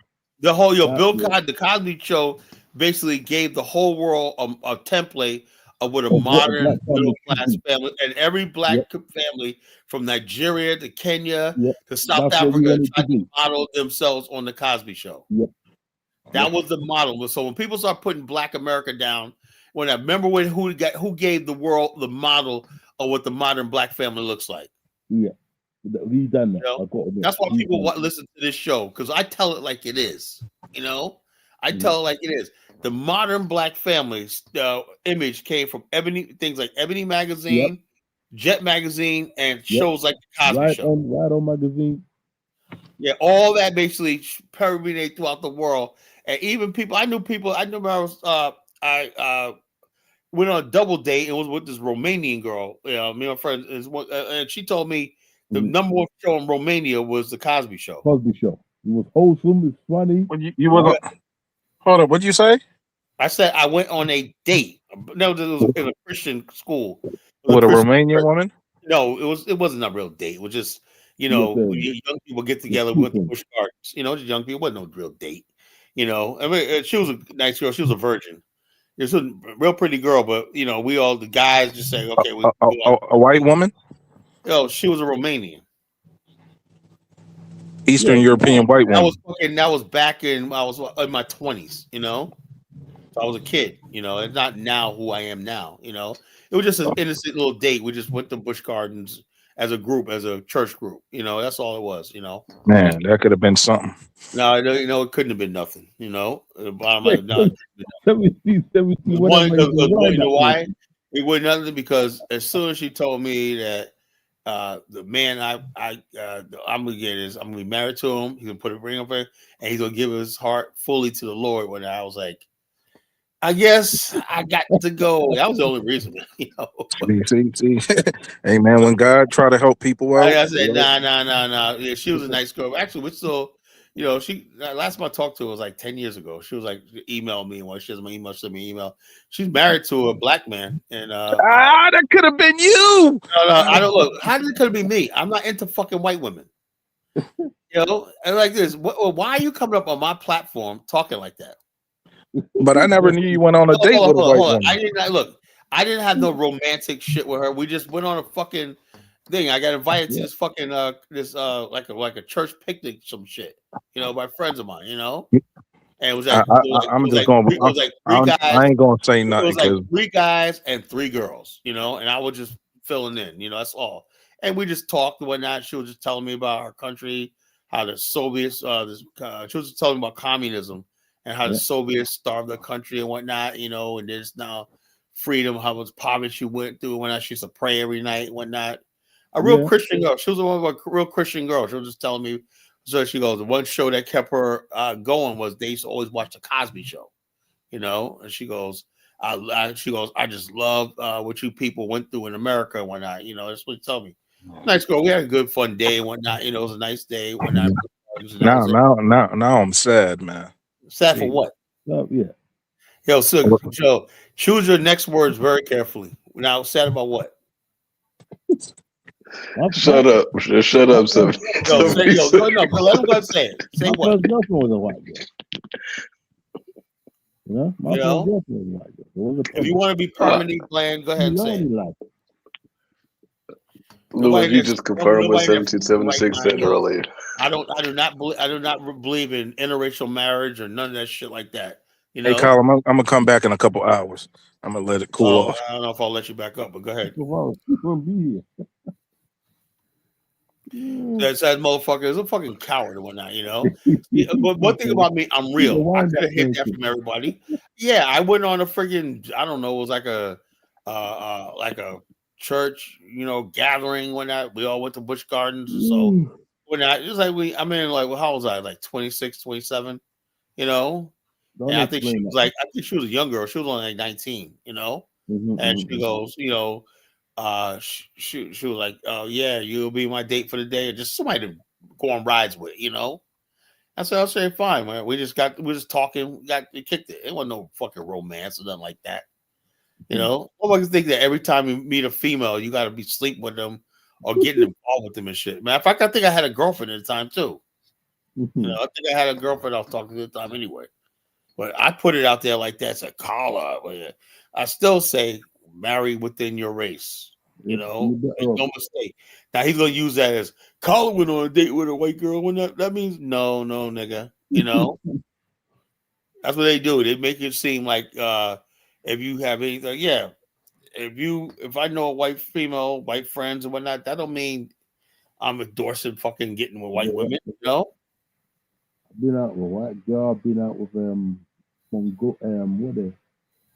she was from Russia. She was Mongolian. Chinese, proper Chinese racism. But you know the funny thing with that one, she was the only one from her country in England at the time, and she won an award from the Queen's for the Prince Philip, the Queen's husband who died. That's Charles's dad. And I couldn't up going up with. She was the only one in the country. Isn't that weird? Hey, Louis, why we can't really hear you that well? Is there something wrong with your phone? What I was saying is, I've even been out with a girl from Mongolia. She was actually part of Russia. You know, part of Russia, they Chinese people, or the Russian communist. Yeah. All right, enough about these white chicks. Her father served in the Russian Senate. And she was the only one in the country. She actually got an award from the Queen's husband who's passed away, Prince Philip. All right, yeah, but let's move on. Forget these white women. Yeah, let's move on from this shit. You know, I don't want to hear about no damn white women. You know, but like I said, I only mention that because, like I said, when we talk about the Cosby Show, I remember I went on that Busch Gardens. I was like, I only been in Busch Gardens twice. That was one time. Then I went again. All these years I've been, I only been to Busch Gardens twice. You know. Okay. And so, that's what I remember about that. Every time I forgot about it, right? And then when somebody mentioned the Cosby Show overseas, I said, "Oh yeah, I remember her." Like that, she was a fucking Romanian girl or not. You know, it's no big deal. Like, oh, Kala, you want a fucking white girl? Blah blah blah blah blah. It's like I said, these fucking dudes are clowns. Why do I let it do like that on my show? I have no idea. You know, it's fucking real. But yeah, so Fresh Prince. In like I said, Malcolm in the Middle wasn't that bad. Hold on, Malcolm and Eddie wasn't that bad. But that wasn't the bad. overall arching factor of the African American image was the Cosby Show. I would pick the Jacksons for the music. I mean, this is what we saw. Yeah, we look, all our people that went out there, whether it was Muhammad Ali, everything, they knew fighting for our image. Because a white man, part of slavery is dehumanizing and degrading our image. Yep, and even though they turned you loose and made you free, they could still control you by the image. That's why we fought so hard to put out an image of ourselves. Mm-hmm. Well, we've lost that with this last 20 years. We've lost. Yeah, the last 20 years of social media just undermined everything we fought for. But Carla, listen, if we had social media back then, with the people we had back then, we would have made the best of it. Yeah, but the thing is, most people who have positive stuff, either they're trying to get something really monetized. Not on social media, Social media, the problem with social media is, listen to this very carefully. Social media wasn't bad back in the 2000s. You know why? Because you had MySpace, right? And to get on social media, it had to be deliberate and with intent. That means you had to file up Netscape or AOL, right? Dial in, remember that? Yeah. It took you a long time to get online, right? Yeah. We didn't have blogs and everything like that. We didn't really have picture uploading capability and stuff like that, So therefore, only people who blog were people who were like geeks, nerds, and stuff like that. I remember when I got online, man, 90% of all I saw on social was positive, Yep. Then basically the age of the app and the age of social media changed everything. See, the internet was one thing, Windows 95 was one thing, right? But social media and the app revolution, that means somebody could get online. They don't have to dial it. They can just fire up their phone, the smartphone, right? The age of the smartphone. Most of the stuff you see negative come from the smartphone. Because somebody could capture a video and post it online. There's no thing like, there should be a thing like, do you understand before you post this, right? And imagine if they did a thing where you got to go through like 10 prompts before you post a video online on air. Half of them won't do it. No, it would it will slow down that process. Right. But people would think long and hard. Do I really want to put this on? They say, do you really want to post this? You sure? Do you really want to post this? Sure. Yes. Why do you want to post this? If you had to go through all that, it would slow down a lot of shit. Yep. Well, unfortunately, that's what's happened actually with the music. Because any idiot can record easily nowadays. Yeah, any idiot can record and just puts it online and whatnot. That's what the problem is. That is it. So there's got to be a filtering. To me, there needs to be a filtering process. If you have to go there's no filtering process, no nothing. I don't know what the hell. And like I said, and this was killing Black America ever since when they started World Star Hip Hop. That's what I knew it started. I didn't see with World Star Hip Hop. I just said, okay, there's a few people putting out dumb shit. But after World Star Hip Hop, that's what anybody could put out nonsense. Well, unfortunately, is where we're at. But I could see a positive in it. But the problem it takes so long to cut through now the rubbish. You got a wall of rubbish so thick. Something's gonna have to give. Well, let's see what happens in time.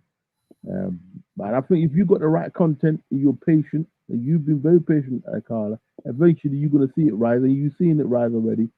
Wait until you cut through. Once you cut through something, you're gonna see the rest of it blow up. I mean, we've all watched Dynasty come from small to where he's now. Okay, but he's been consistent. All you gotta do, brother, do what you do. Just be consistent with it. Okay. And all I can do is be consistent, right? People know, okay, Carlos, he's consistent with this. I proved myself 19 days.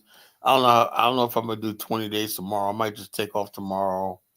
Don't do. I need if you got a gap, I was surprised he was on tonight because he was on the previous day with Hustle Smart and is it Dollar Bill? That was the other Dollar day. Bill. Why was that Dollar Bill so upset? I couldn't understand why he was so upset with it. Well, I just think they got issues, together. And I tried to talk to him. He's gonna kill. I like Dollar Bill. He's gonna kill. It's not all that serious between them. And I try to say, if people have look, I could live with somebody who don't fucking agree with me. Yeah, or I don't like somebody's personal. Learn that because I'm like, as men, you should be able to voice your opinion. Now, what you do is, if you don't like what someone's saying, right, you try to touch his heart, change his hearts and mind, right? Yeah. But you cannot change somebody's hearts and minds by attacking them personally. Yeah. It was no need because to me, I like Hustle Smart as he is. Yeah, he may go a bit too far some of the stuff, but we meet people like this on the road. He's a real man. Yeah, the bottom he just tells it like it is, man.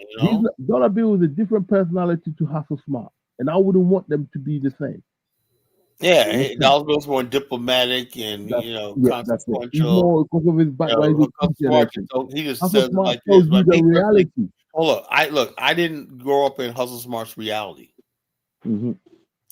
I didn't grow up with. I know for a fact, I hear these brothers from the deep south, but not the relationship they had with women growing up. When you see your aunties tricking and all shit like that, and just really just a girl by the time she don't have a innocence about her, and by the time she's like 13, 14, she's already out there in the streets trying to get her, and doing her thing and whatnot.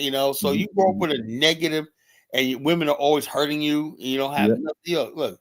I grew up just the opposite, I grew up blessed to grow up in a community where the black girls were so nice, they're well made, they had fathers, you had fathers, they had families and whatnot. So so my image of black women growing up is different. I never had all that what he went through, So I'm not gonna judge him like myself, But some brothers they went through a lot of shit with these black women, they did, I see so many down here I see so many black men broken, right? Broken, because they got women. Hold up, they got women like this Tandria person Williams, right? And they basically, just I don't know, disrespectful, whatever. They get bullied. They bully the young. I did not go through that when I was growing up. The black women I grew up with were sweet, nice, whatever like that. Took care of me. And so, therefore, that's my view of black women, right? And if I say anything about black women, I'm talking about the friggin' the ones that make my women look bad, Now, Hustle, his thing is, he just didn't have a good life with some of these women, right? And that's what it is, just like Honey Flower, she does a problem with African men, I noticed that. Well, obviously, you know me and her. So, I've noticed that. Yeah. So I think she has a problem with African men. So I basically let people talk. I let people say what they want to say because I can't stifle people's feel. I want people to say what they really feel. Whatever it is, I want you to say what you feel and what's on your mind. I'm not gonna change. If I change your heart and mind on the long run, it's fine. But I'm not gonna tell somebody how to feel and think. I'm not gonna do that. What's up, my brother Dollar Bill? Hey, man, I was listening, and the brother Lewis wanted to know my perspective and why I don't get along with certain individuals. First of all, let me talk about. Let's address it before you get into that, brother. And we got all night. Let's address the topic, right? Do you think there's a war against Black Americans? I think I pretty much. Yeah, obviously. Obviously, there's a war against our image. And we have to reclaim our image. And one of the things that goes along with reclaiming our image is how we perform as men. And we have to perform in a way that reclaims our image. We can't get in the gutter because we've dealt with some situations in life that weren't optimal in our lives. We cannot do that because we need to get therapy if that's the case. If we have problems with women, okay, and in our lives, then that's what a good therapist is for. But we cannot get up in certain areas and represent ourselves with trashy monologue, with trashy talking, with calling women out of their names and stuff like that because we've been hurt by women or women we feel have not fulfilled what we needed to be fulfilled in our lives. We can't do that. That's horrible to our image. How do you think that looks when people are listening all over the world and they hear us talking like unintelligent fools? What about the fact that we don't have back in the days we used to have the image of Black America came from a bunch of places, right? But it was all people putting out positive. I'm not talking about people in their personal life, right? I'm talking about the image that the world chooses to put out of us in mass media, right? I think right now we're talking about social media, right? People, the images we put out there on social media, the image we put out on TV shows like BMF and shit like that. The image that we put out there, like I see more Free Big Meat shirts, right? Than I did anything else. There's more Big Meat shirts than Malcolm X shirts. What do you think about that, Dollar Bill? Well, I mean, look, we're not creating that. That is basically no, but these are Black people putting that out there, and with the help of white people. You see, this is the whole thing that people don't understand, and why I say it has to be more than just being Black. It's people with a certain sensibility about what they put out because they have a certain idea of what they're doing. Just because they're Black doesn't mean but it doesn't matter. But here's how the world works, though, right? I can walk around say I don't identify as Black. I identify as a Ubuntu disciple, right? But say in my mind, like it's all escaping. I'm escaping to this Ubuntu world. I'm an Ubuntuist, you know. What is it? Come on, stop that. What is an Ubuntu world? What is that? What kind of BS is that? And I'm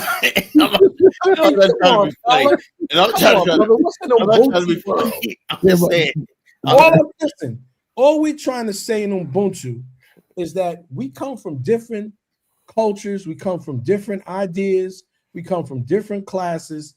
Let's agree, okay, that there's some basic things as human beings that we all should have, right? Okay, and because of that, the reflection that you're talking about in art, the reflection that you're talking about in various things should be reflected of that commonality that we agree that we're going. What about people don't agree and they're just going to keep doing this? So how do we stop the people? Well, because people who don't agree are not going to get nowhere. Yeah, but they're the ones dominating the narrative.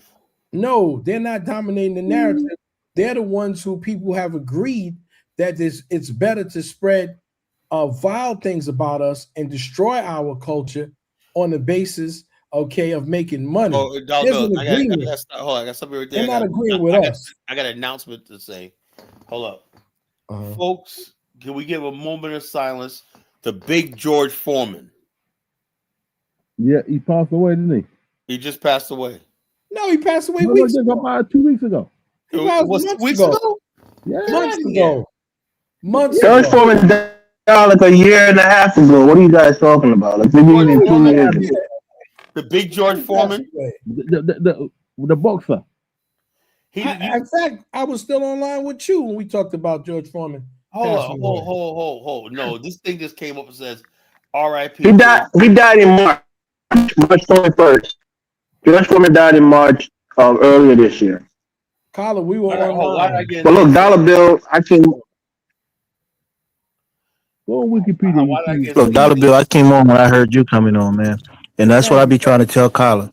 It's about association, right? Your image. My parents always told me that the people that you, that old adage, show me your friends and I'll tell you who you are, right? So if you're worried about your image and you surround yourself with a bunch of low lives, people who are degenerates, thieves, filthy mouths, people are going to see you like that, even if you think you're not like that, or even if you know you're not like that. But if you surround yourself with those kinds of people, people are going to look at you like that. So your association says a lot about who you are as a person. So that's what Dollar Bill was talking about, and I think you missed it, Carla, because you didn't even respond to what he was saying. He was pretty much telling you. look, I get that. bringing your Hold on, reputation down by you understand this is not like a private chat. This is a public platform. And yeah, but you control the conversation. Well, I know, but I basically let anybody come up here and speak. The only time I said was something so he gets online. If you start telling disparaging stuff about Africans like he did the other night, saying Africans, Yeah, you do that to him, which is fine, but you don't do it to other people when they start talking crazy. You like that. Yeah, look, if somebody basically start talking about all black women and black women is like that, if I get the impression that he was saying something about, then I cut it down, right? But if he's talking about a specific behavior, right, that's one thing, right? Nobody has the right to talk about black women, because you talk about black, you're talking about my mother, you're talking about my sister, it's about people I love, right? If you're talking about a specific behavior that you see, right? And when I talk about behavior, I'm saying I don't see this stuff, Elvis, right, in real life. All the stuff that we talk about on this platform, I don't see it in real life. I'm not peeping over somebody's backyard fence. I'm not spying somebody with a drone, right? I'm not eavesdropping on somebody's conversation on the phone. I'm not gonna have a spy cam in somebody's house. The only time I see this behavior and react to it is what I see on social media. Now, some people like flex up and like, well, Colin, you just stay on social media. Well, no, I'm not gonna stay on social media, right? If I said, well, if you don't want to see it, don't say, look, I should be able to be on social media, whatever like that, right? If somebody, why don't you start telling those people that putting those things out there to stay on social media so I don't have to see it, right? If I see it, I'm going to react to it. And it bothers me, it bothers me, the stuff I see on social media. And that's the only thing I'm reacting to. I'm not reacting to stuff that I see in real life. I'm going to react to what I see on social media. And so if I could condemn it, then enough people know that that's not normal, right? But in my regular life, in real life, I don't see the stuff that we see because I'm not around it. But when I see on social media, I'm like, my God, there's people live like that. There's people think like that. There's people act like that, and I just react to what I see on social media. I'm not, there's nothing against anybody in particular. I'm just talking about a behavior, If people don't want that behavior judged, then you don't put it on things. Like I said, what do you think about the idea I had, Elvis, that before you post something, imagine if they had like 10 filters. Are you sure you want to post this? Imagine if you had to do like 10 prompts before a video gets posted. Wouldn't that cut down on this impulse, people recording and putting it online? Before we post something online, before like Kyle, let me say this, right? With all due respect, right? You shouldn't be living your life on social media. I'm a younger person than you are. I'm barely, hold on, let me just say this. I'm barely on social media because those kinds of things will get you mad. Elvis, I am on. I mean, I can't even speak, Kyle. I can't even get 15 seconds to say anything. I hate when people say this. Go ahead. Right. Those kinds of things will trigger certain emotions within you. And that's like, a puppet. A puppet, master controlling your emotions. I don't go because sometimes I don't even like to see black people fighting. It pisses me off. I don't even like to see that shit on my timeline. So I barely go on social media because I don't want to see Okay. And I don't want to see nonsense. That's why. Hold up. Before, right, we had MySpace, right? The only time you see anything on MySpace was on your page, right? And if somebody lets you on that page, every page was private, right? You have to send somebody a request to be on that page, and you saw what's on that page, and they saw what's on your page. That was it. Friend to friend, peer to peer. Now we got these new social media apps where I'm sitting there watching the fucking video, not just black people, right? I'm sitting there watching a video, and I'm hearing some white guy talking about, like, you saw a video I just put up there about that little black girl. You see that? And I'm sitting there minding my business because I like watching some things on TikTok. I like watching, I get some good stuff because they have a lot of history videos, right? I'm not allowed to filter out all the stuff, say I only want black content, this, that, thing. Everything that comes, I'm not friends with none of these people. Tell me why I'm listening to a fucking white guy freaking demonize a little black child, and that comes to me. So I reacted to it tonight. It's like, how dare you talk about a little fucking black child? I mean, if it was a grown black woman doing something like, yeah, that's fine. But you mean tell me our children are allowed not to be a child anymore? This is what I'm talking about.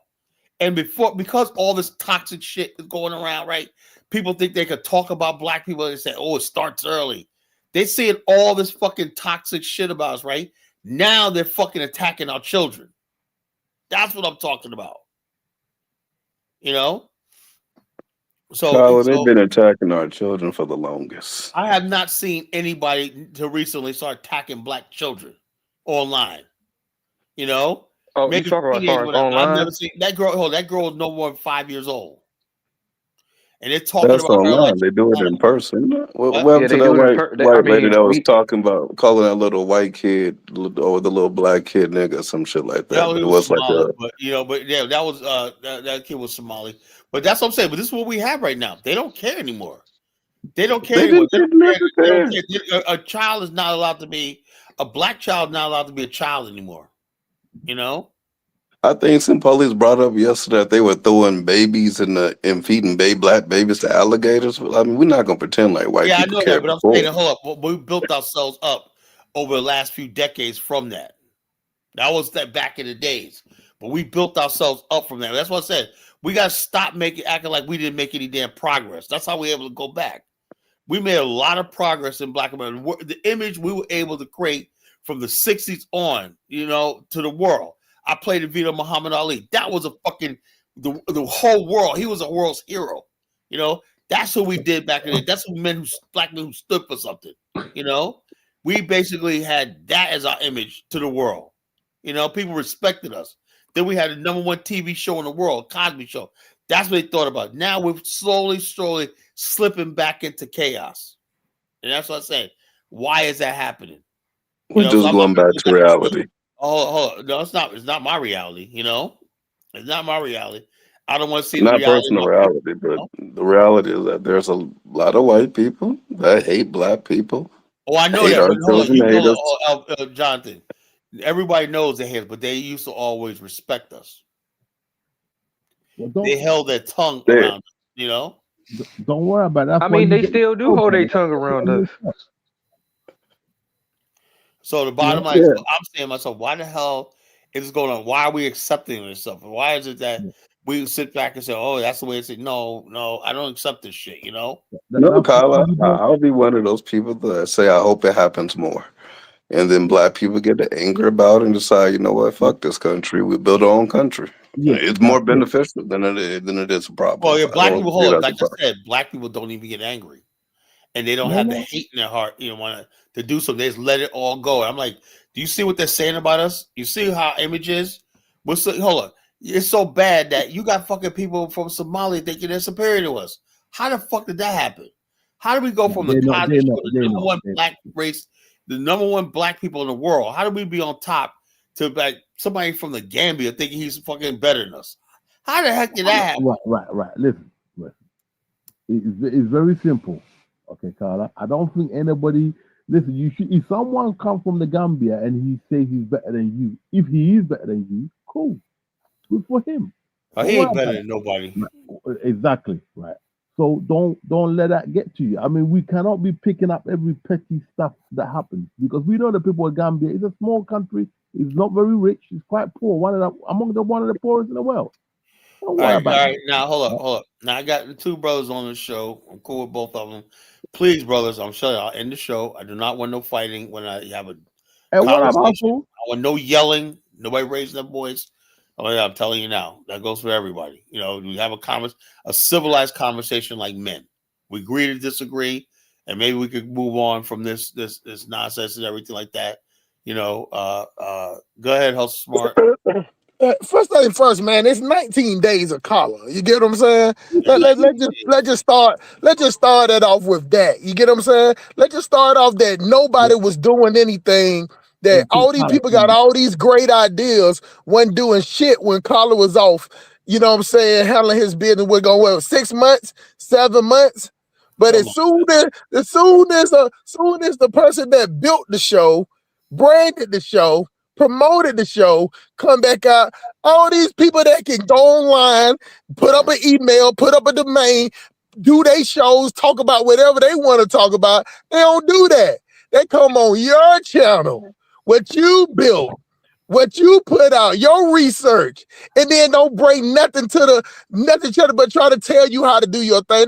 That's just how I feel about it. Just man to man. I mean, where I'm from, we don't go around telling grown men, you know what I'm saying, how to do their thing. You know, especially if it's just like me going to your house telling you how you should run your house. You get what I'm saying? Where I'm from, we don't do that. I don't know about you, Jonathan Miller, but we don't do that. You don't go to nobody else's house try to tell them how they should run their shit. I run my own house the way I run it. You get what I'm saying? If you at my house, you up under my rules. You know what I'm saying? I ain't up under your rules. All I do is provide a platform. That's it. Look, I learned the most when people just speak in their mind. You know, they're saying what's on their mind, whether I like it or not. I learn. Trust me, I learn. I get a lot of show ideas from. I'm trying to think of it. It was top of my head. I think of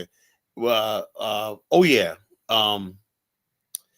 The other night, the last night's show, the Doppelgangers, right? You got that from me too. I'm gonna tell you, got that from me. We was talking about Anger Man. Oh yeah. I ain't want to put you on blast the other day. I put you on blast today. Yeah, you got that from me. Hey. I swear to God, it was that nigga, man. I swear to God. I dropped jewels, bro. You can have it, man. Like you promote it better than me sometimes. But let me say that, Colin. Let me say that one thing. See, you know, like you I know you have something against Dyna. I know the route he going or whatever. But one thing I give Dyna's credit for, he don't end up just like the other day. He had somebody that been on the show just as long as he was trying to tell him how to do it. He like, this is my show. I do what I want to do on my show. You gonna make your own show if you got somebody. He said everybody is welcome up here. You get what I'm saying? So you know what I'm saying? He be calling people. And I gotta respect that because some people will be on Dyna's show. Like, what's that dude, that truck driver? What's that dude? Starts with a V, whatever his name is. Lobo Rants. Oh, yeah. Favo. And you know I can't. The fucking clown.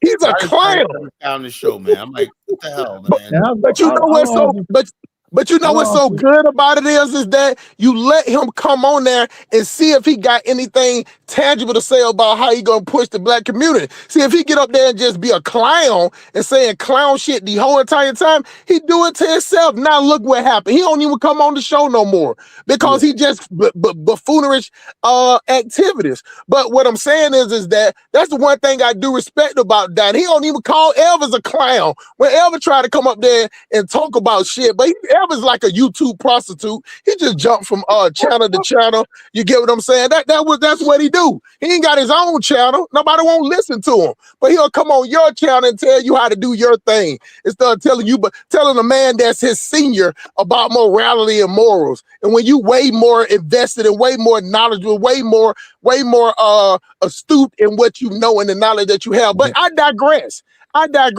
Now, when we're talking about what Jonathan brought up, what I said about how black people are, we sit up and have this thing to the point that where instead of us looking out other places, we always look to inside. We imploding amongst ourselves because we're low-hanging fruit. Why you think FBA talk shit about immigrants? Because it's low-hanging fruit. White people don't pay no attention to it. So who else gonna pay attention to it but another black person? That's just how we are. We mentally fucked up. Now we'll go to the white person. That's one thing I agree with 1776. But we'll go work a job for 30, 40 years. You get what I'm saying? We'll go up there. Yes, sir. No, sir. You know what I do? Let me watch myself. Let me watch how I talk.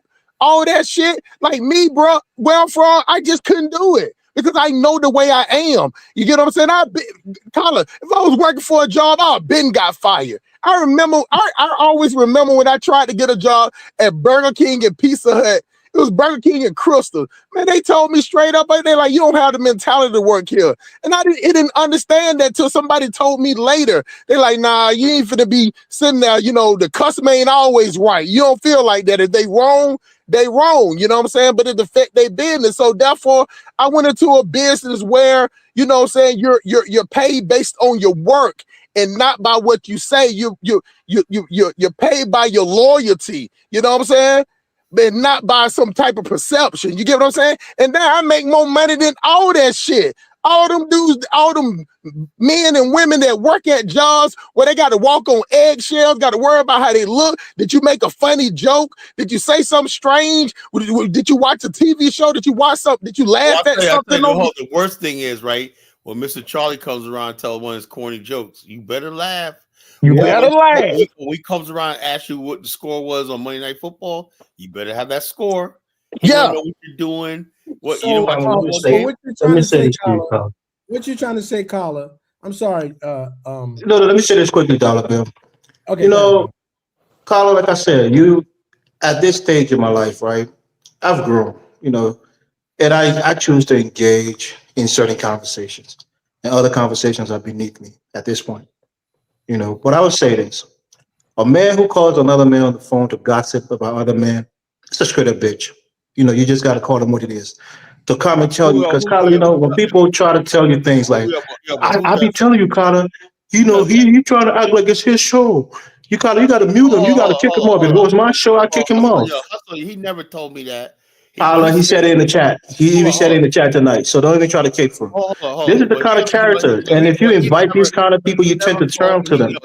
He's never called me. He said it in the chat, Carla. He said it on multiple shows. Like he be telling you about me. Hold on for a second. He called you. He telling you about me and Dollar Bill. He said that I said what? So this is a bitch. This is the person who calls you and gossip on the phone like two little girls talking about other men. So these are not people I want to have conversation with or even associate with. It's beneath me.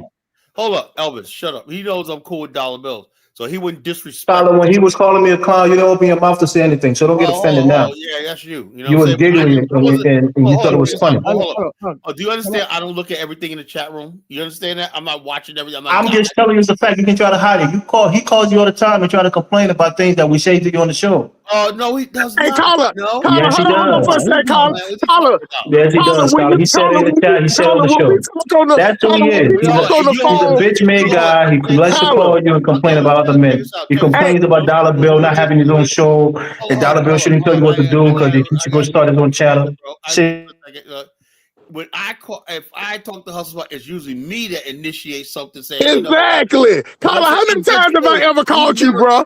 Carla, how many times have I called you? About twice, you know. How many times you don't call me? All the time. Exactly. I'm always calling. Now, hold on. Last question, Colin. Let's straighten this up, Colin. Let's straighten this up. Even when you talk about blocking somebody or kicking somebody off the show, what do I tell you? Don't do it. Yeah. See, that's how you know he's a YouTube prostitute. He just make up stuff in his brain, bro. Even he said defended Elvis, you. And you're the one that pays for prostitute. Lives a lot. You know, you get in your truck and you pay for prostitute. You go to Africa and pay for prostitute. You're a trick, bro. That's what you are. An actual trick. Not a YouTube prostitute, but an actual trick. No, you're a YouTube prostitute. Hold up. We cannot both all talk at the same time. He always tells me, if I'm saying, I call him and I say I'm frustrated with Elvis, something like that. He tells me, man, if you get rid of him, then he's won. You know, he's won. You know, he says, you keep people on your show, whatnot, don't do that. Just deal with him, whatever like that. Watch him, whatever like that, because he's sneaky. Whatever. He says that, but he never calls and initiate a conversation about Never. Not one time. I'm too much of a street nigga to do that lame shit. See, your brain lets you think like that. I never operate like that, bro. You just said in the chat, I told you about this clown. Yeah, that's because I always talk that shit, Kyler. You can't try to. Yeah, because you're a clown. Don't try to hide your little gossip now, Kyler. That's what he does. He gossip about other men to you. Everybody call you a clown. He gives you no good advice. Everything that somebody try to challenge you, he tells you that they're against you. They're your enemy. No. Whenever I challenge you on the show, I'm against you. I must be jealous of you or something. And you know what, Elvis? You know what, Elvis? Before Colin, you gotta let Dollar Bill speak. I told before Colin came back on the show, I already told him that I paid and have my own show. I have never stopped. I've made over 200 Ubuntu films. That's great. 200. And I have never stopped doing them. I didn't wait 6, 7, 8, or even 2 days. And if you go to my content, you will see I've got over I don't have a lot, but I got 212, and I'm averaging about 35 people every month. And I create content. I created content for this platform. when I was on this platform, I helped and I worked the job every day, okay, and even in the summer, and produced 80 films, okay, that I could show on this show. So it's not like I don't produce nothing or bring nothing to the table, because what I can do with my AI is I've invested like I a said, lot of time I appreciate and money. everybody. No, Dollar I'm Bill, just I saying appreciate that. everybody that Listen, contributes. But Dollar, you let me know, say this is what I want to say. Well, Certain I'm on Dollar individuals, Bill. Can I certain get a word individuals. in? Can I get a word in? You gotta let everybody. these, You know what, Dollar Okay, Bill, you hold gotta on. let these Okay, one emotional person, guys talk, man. You gotta let them get one it out. person at a time. Let Dollar Bill talk, then I'm gonna talk, then Lewis. Go ahead. All I said was, when I initially know, and I listened to the last time that people try to attack me, that when I talk about that I had a journalism degree, people got angry, and this anti-intellectualism is disturbing amongst our community. Also, the fact that people insinuate that if you work a job, that somehow you stepping and you fletching.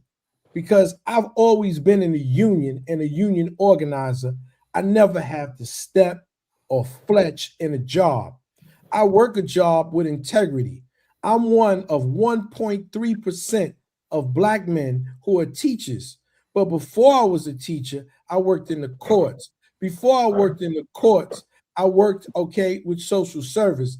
And each and every job that I've been in, and one of the reasons that I'm in a public job and not in a corporate job, is because I have the ability to fight for myself and fight for other people. So I don't step and fletch.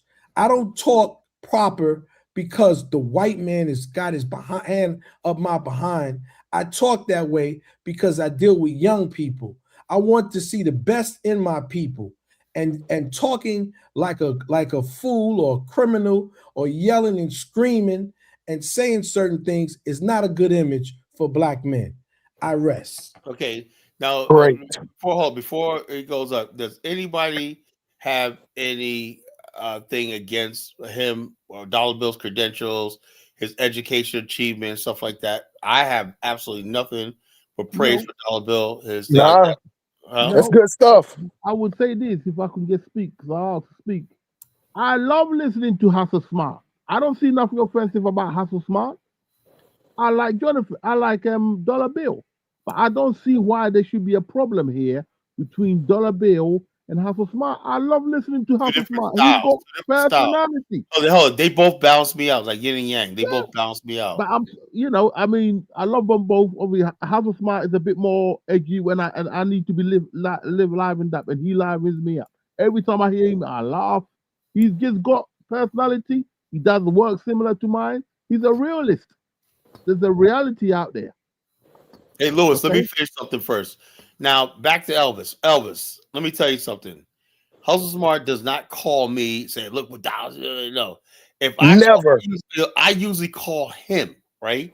And sometimes, only recently, he started answering me on the first call. Usually, I call him like twice, and then about a day later or a few hours I'll call you back a day or two later. Like a day later, something like that.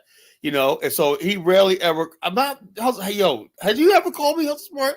I have never called you, bro. You never called me. I have never called you. That's why, Colin, that's why I like listening. That's why I like listening to these clowns, bro. They have some weird ass. They make up some shit in their brain that don't even know. Never called me. Never called. Never called me one time, man. And never. I don't call you to complain about people. I call him, and basically what I do is this: I ask him certain things because sometimes instead of me listening to my whole entire show, he remembers key points, and whatnot. That's what I get from it. I sit there and say, okay, right. Let me go back to what I said. That was at 3-minute mark. That was at 5-minute mark. Let me see. And then I'll tie them all together. Right, that's about it. Bro, you just talk for 10 minutes straight. Don't talk to me. I'm talking to Kala. Well, God damn, let somebody else talk. I asked Kala a question. God damn, let my good brother Dollar Bill ask the question. What's going on? I asked the question. Now you see, he got to be all of right, this you guys stop. What did I say? Stop, please. This is the All thing right. that I'm talking about. All right. Well, ask me the I'm question. just saying, if somebody talking just because you want to ask a question, why you just make your turn? All right. Nobody needs You you to guys, ask. look, let's not have that from the other night. All right, Dollar, ask me the question. I got to moderate. Shit. The You thing go ahead. is, this is what I say. I don't have a problem with people being the way that they are. I thought it was going to be a question. There you go. Am I talking to you? I mean, I just saying you educated. You know what a question is, right? Say less, bro. Hey, Hustle, please, let's not interrupt. Say Go less. ahead, I'm Dollar not talking to you. Bill. Don't interrupt. Just Dollar Bill, go ahead. Say less. Go ahead. Go ahead, Dollar Bill. I'm ask like, me a question. Let somebody else say, man, because one Mm-hmm. thing I agree with Elvis. There's some people are just beneath my shoe, and when they beneath my shoe, they're like, Yeah, but you talking to me. Let's not do the No, same you're thing we talking done the to other me. night. where I want to go, homie. I don't have Hold on. You criminal asked me a record. question. Dollar Bill, you asked me a question, brother. That's all right. I don't want to ask. Ubuntu Dollar Bill. Go ahead, ask Ubuntu. me a question. I don't want to ask it because you can't cast pearls to swine. Are you crying, man? Am I crying? I'm just saying, you sound like your voice trembling, bro. Brother, nothing on me is trembling, brother. I swear to God, man. Bro. I swear to God, I swear to God. I never listen. Let me tell you something about me. Tell me something about you again. I've had many problems when I've been on these platforms. And Mm-hmm. me and Elvis, I'm not talking to you. I'm just telling the people in general. I'm not having a conversation with you. I'm talking to the people. I had many problems and conversations with Elvis where we didn't get along. But one thing that impressed me the other day is when Elvis came out and he gave me some acknowledgement, as a person. That really touched my heart as a man, because I know that I have said some not so very nice things to you in the past, Elvis, but that shows me your character as a man. I want you to know that it takes a real man, to accept certain situations and say, you know what, we don't agree.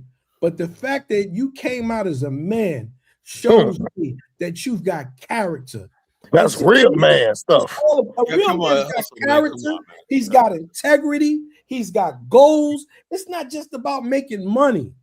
And you know what? When this guy, his name is Zod, whatever his name is, he talks about African Americans and culture. Since we're talking about image, one of the things in culture is image. And so when he hears certain people attack people who are educated, who've worked in their community, who have not yielded to temptation and stupidity and done the right thing, and then for you to let me ask you a question, Dollar Bill. That sound like Jesus to me. Let me say people with low culture. Low culture. There's culture, but there's a low culture and there's a high culture. When you exhibit low culture behavior, when you talk in a certain way, when you can't find other words to express your ideas other than to say something in a curse, that shows that you're a low caste, a low life, and a low cultured person. Let me, Dollar Bill. Let me ask you a question, right? Any question, my brother. Look, I agree with you 1,000%, right? I agree. Now, who does that apply to? That apply to just us, or it applies to everybody? It applies to everybody. All right. My point was what you just absolutely said. I abhor people with low culture and stuff like that. Let me ask you a question, right? I saw this video that I should play, but I don't know. I wouldn't agree with being honest with you.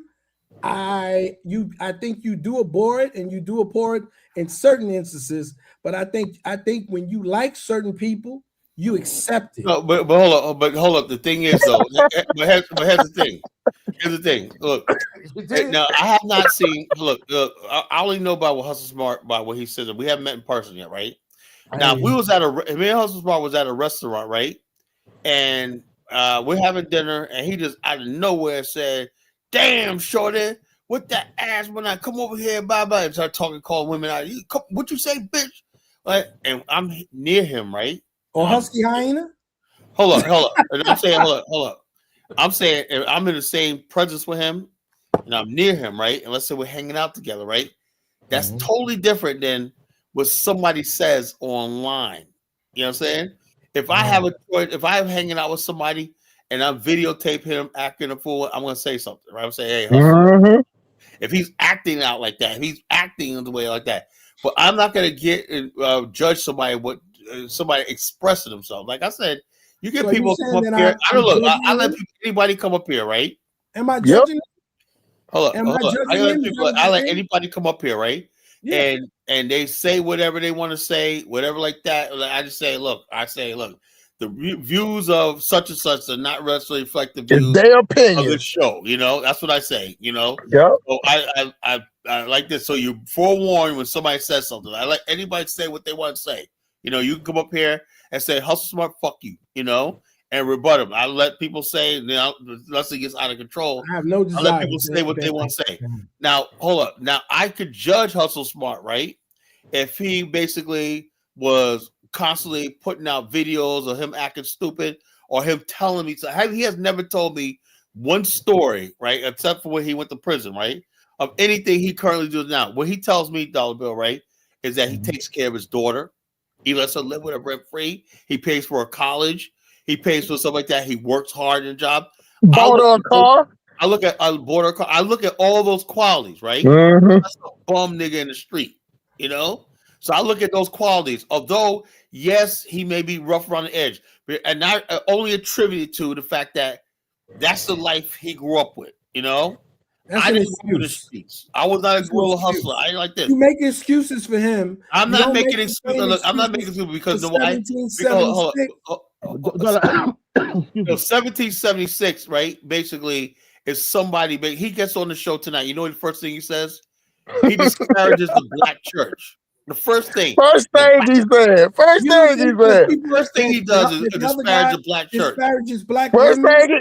thing he started talking about was white people churches is better. And First thing he said. that just made me flip. Listen, because I don't like him. I don't like it. Listen, I don't like him any better. But one thing that I can deal with him on a certain level, okay? But I don't like him no better than I But like who him. cares who you like and who you can deal with, though? No, I'm talking to him. I'm not talking to you, man. But I'm just saying, you keep talking about me. I ain't talking about you. That's Listen, see that if anybody watching, even the people that don't, we can't. Nobody else can say nothing. Nobody else can say nothing because you too busy talking about me. I ain't talking about you, bro.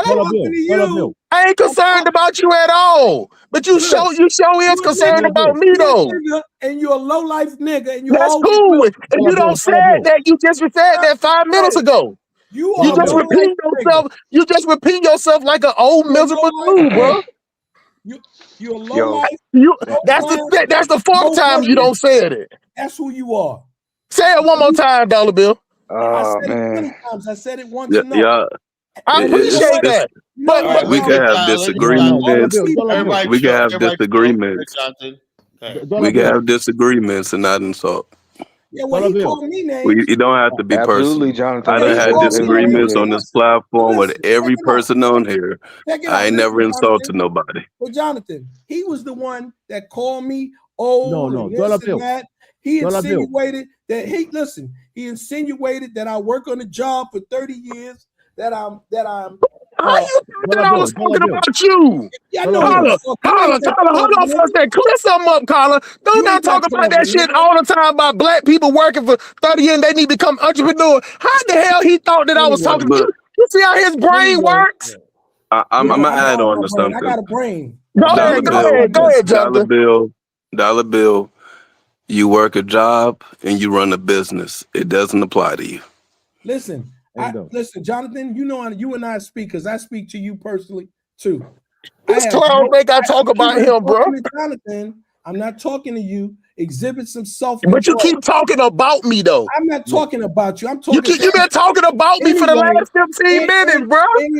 Are you delusional? Anyway, Jonathan, my whole thing is I don't judge people until they show me who the hell they are.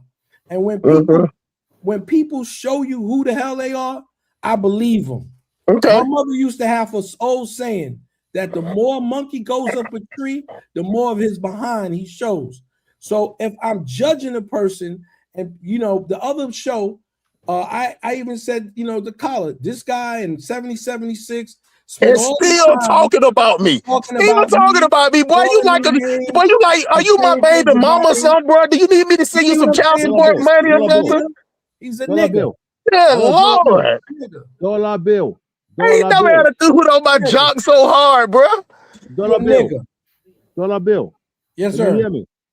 Yep. Dollar bill, listen to me, brother. The other day when you guys were going at it, I listened to the whole show. I never called in. On this one, brother, you're wrong. Just chill. I'm not wrong. You're wrong. Chill. I'm telling you the way it is. I'm not Listen to me. wrong. Elvis You're feels wrong. the same way too. And so the whole thing is, And that would be both of y'all females are clowns and wrong. Just because somebody agree with you don't make you right, bro. Ignorant. You're nigga. wrong. You're an ignorant nigga once again. Thank you. Thank you for your ignorant nigga rhetoric. I appreciate that. I know, because you enjoy being a nigga. Anything else, Dollar Bill?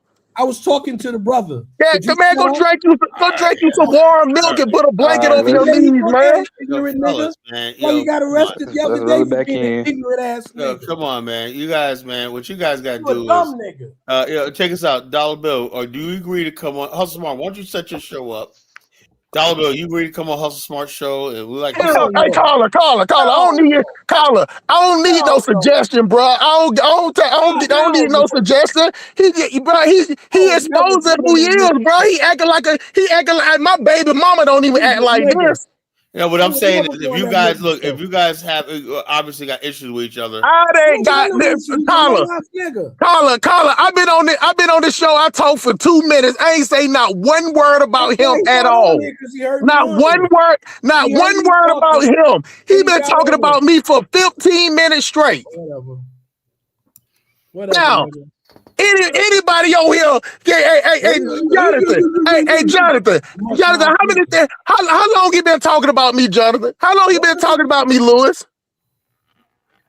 Well, for 2 shows now. I think he's just got to rest easy on that. No, that is him. I don't talk about that clown, bro. He just an old man to me, bro. He just an old man to me. I actually feel bad for him. I'm an old man. You is an old man. Yeah, I'm only. You're in your 60s. If I just got in my 60s. It doesn't matter if you just got it now. If you play the lottery, if you play the cash 3 and it comes 3, 2, 1 in the hit, it's just what it is. You in your 60s. Everybody listens to you because you went to some university, didn't you? No. Exactly. Exactly what? You don't know shit, so who should listen to I you? don't know shit. So then why? Hey, Dollar Bill, let me ask you a question then. If I don't know anything, Dollar Bill, if I don't know anything, then why do people email me and call me and pay me to come on their shows then? I don't know. They must be stupid or they stupid too? They want to show So everybody stupid stuff for you. I told you he talks like Roland Martin. That's what I'm saying. That's that old shark. That's that old shark man miserable energy, bro. Wants to show you. It is no way in the world that I would come on somebody's show and go talk about somebody else like that, bro. Never could play basketball. You couldn't find your way in life. I couldn't play basketball. Was go out and sell drugs. No. It don't make no sense. For 2 professionals. This man, y'all both are professional people. One's a teacher, one of us a professional truck driver. Yeah, it don't make sense to take shots like that. He's a nigga. Come on, guys. No, come on. Right. This so-called nigga, or whatever you call him, he got on a plane and took his black ass to the place called Nigeria. To buy prostitutes. See the real life on the to buy prostitutes. You gotta admire something. To buy prostitutes. How many prostitutes did I get, Dollar Bill? I don't know. You the one that said that you were a prostitute getter. Isn't that Who said that? Come on, bro. Who said that? You. When did I say that? Tell me when I said that. You said that. You can go back on many shows. No, Dollar Bill, I'm talking to you. Tell me when I said that. Many times you said it. Tell me what I said. Many times you said you. That boy, I ain't never said no shit like that before in my life. But tell me what I said then, Dollar Bill. Don't be like a woman. If you stand on what you said, bro. On Dinosaur show, you showed Dinosaur account, and you said that money in there is for tricking. to go to Nigeria and use it on prostitutes. We remember you, man. Boy, the count is called a tricking off fund.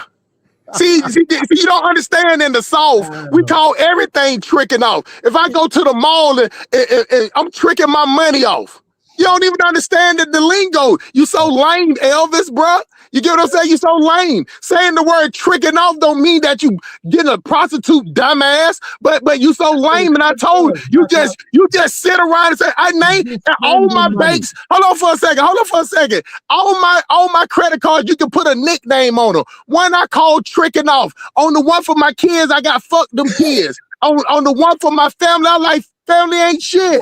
But you was even telling God this is the price for prostitution. Regardless of what,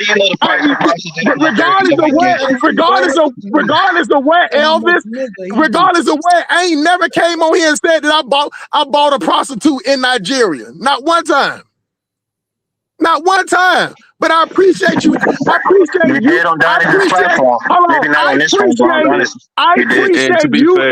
I appreciate you and Dollar Bill acting like females. Ain't not one time you heard me. Jonathan, have you ever heard me say I went over there and that's what a prostitute?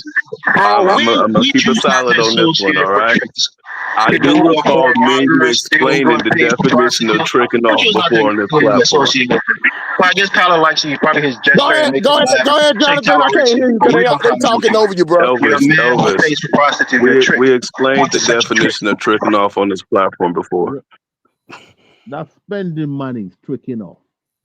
That spending money is tricking off. That's all it is. Is a John that pays for a woman. That's what a trick is. If you don't know that, my brother Lewis, that's what a trick is. Do not try to make him use ambiguity. Calling yourself a trick and tricking off is two different things, you lame. That's why you've been in the house, bro. You delusional. You've been in the house too long, Dollar Bill. You don't know how street lingo work, bro. I hear you, bro. Hey, Jonathan, man, I'll let you explain it, bro. But these dudes are straight up clown. And if I did go over there and do that with my money, how does it affect y'all? We don't care what you do with your money. Yeah, I can't tell. Whoremongers and tricks are not tolerated in decent society. That's why we come at you. I can't and you're degenerate and a belligerent and you speak on the platform. I can't tell. You got both of these. Hey, you got both of these clowns sitting up here talking about what I do with my money. Hey, Jonathan. Below the standards of this platform. Jonathan, have you ever saw two men worry about what another man do with his money?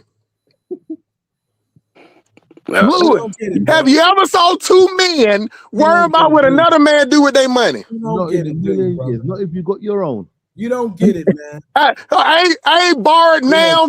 Now one of them helped me get it, but they want to talk about what I do with my money as if they know me. Not what you do with your money. It's your you sit up there talking about it. You sit up here, both of y'all sitting up here like some gossip girls, sitting up here talking about what I do with my money, as if I don't told y'all. And this I don't came on anybody's channel and said I went on a place and got a prostitute in Nigeria. That's crazy. And I've been to Nigeria twice and Kenya once. And not one time. But on my credit card, my bank that's sitting on 45,000, it's called the tricking off card.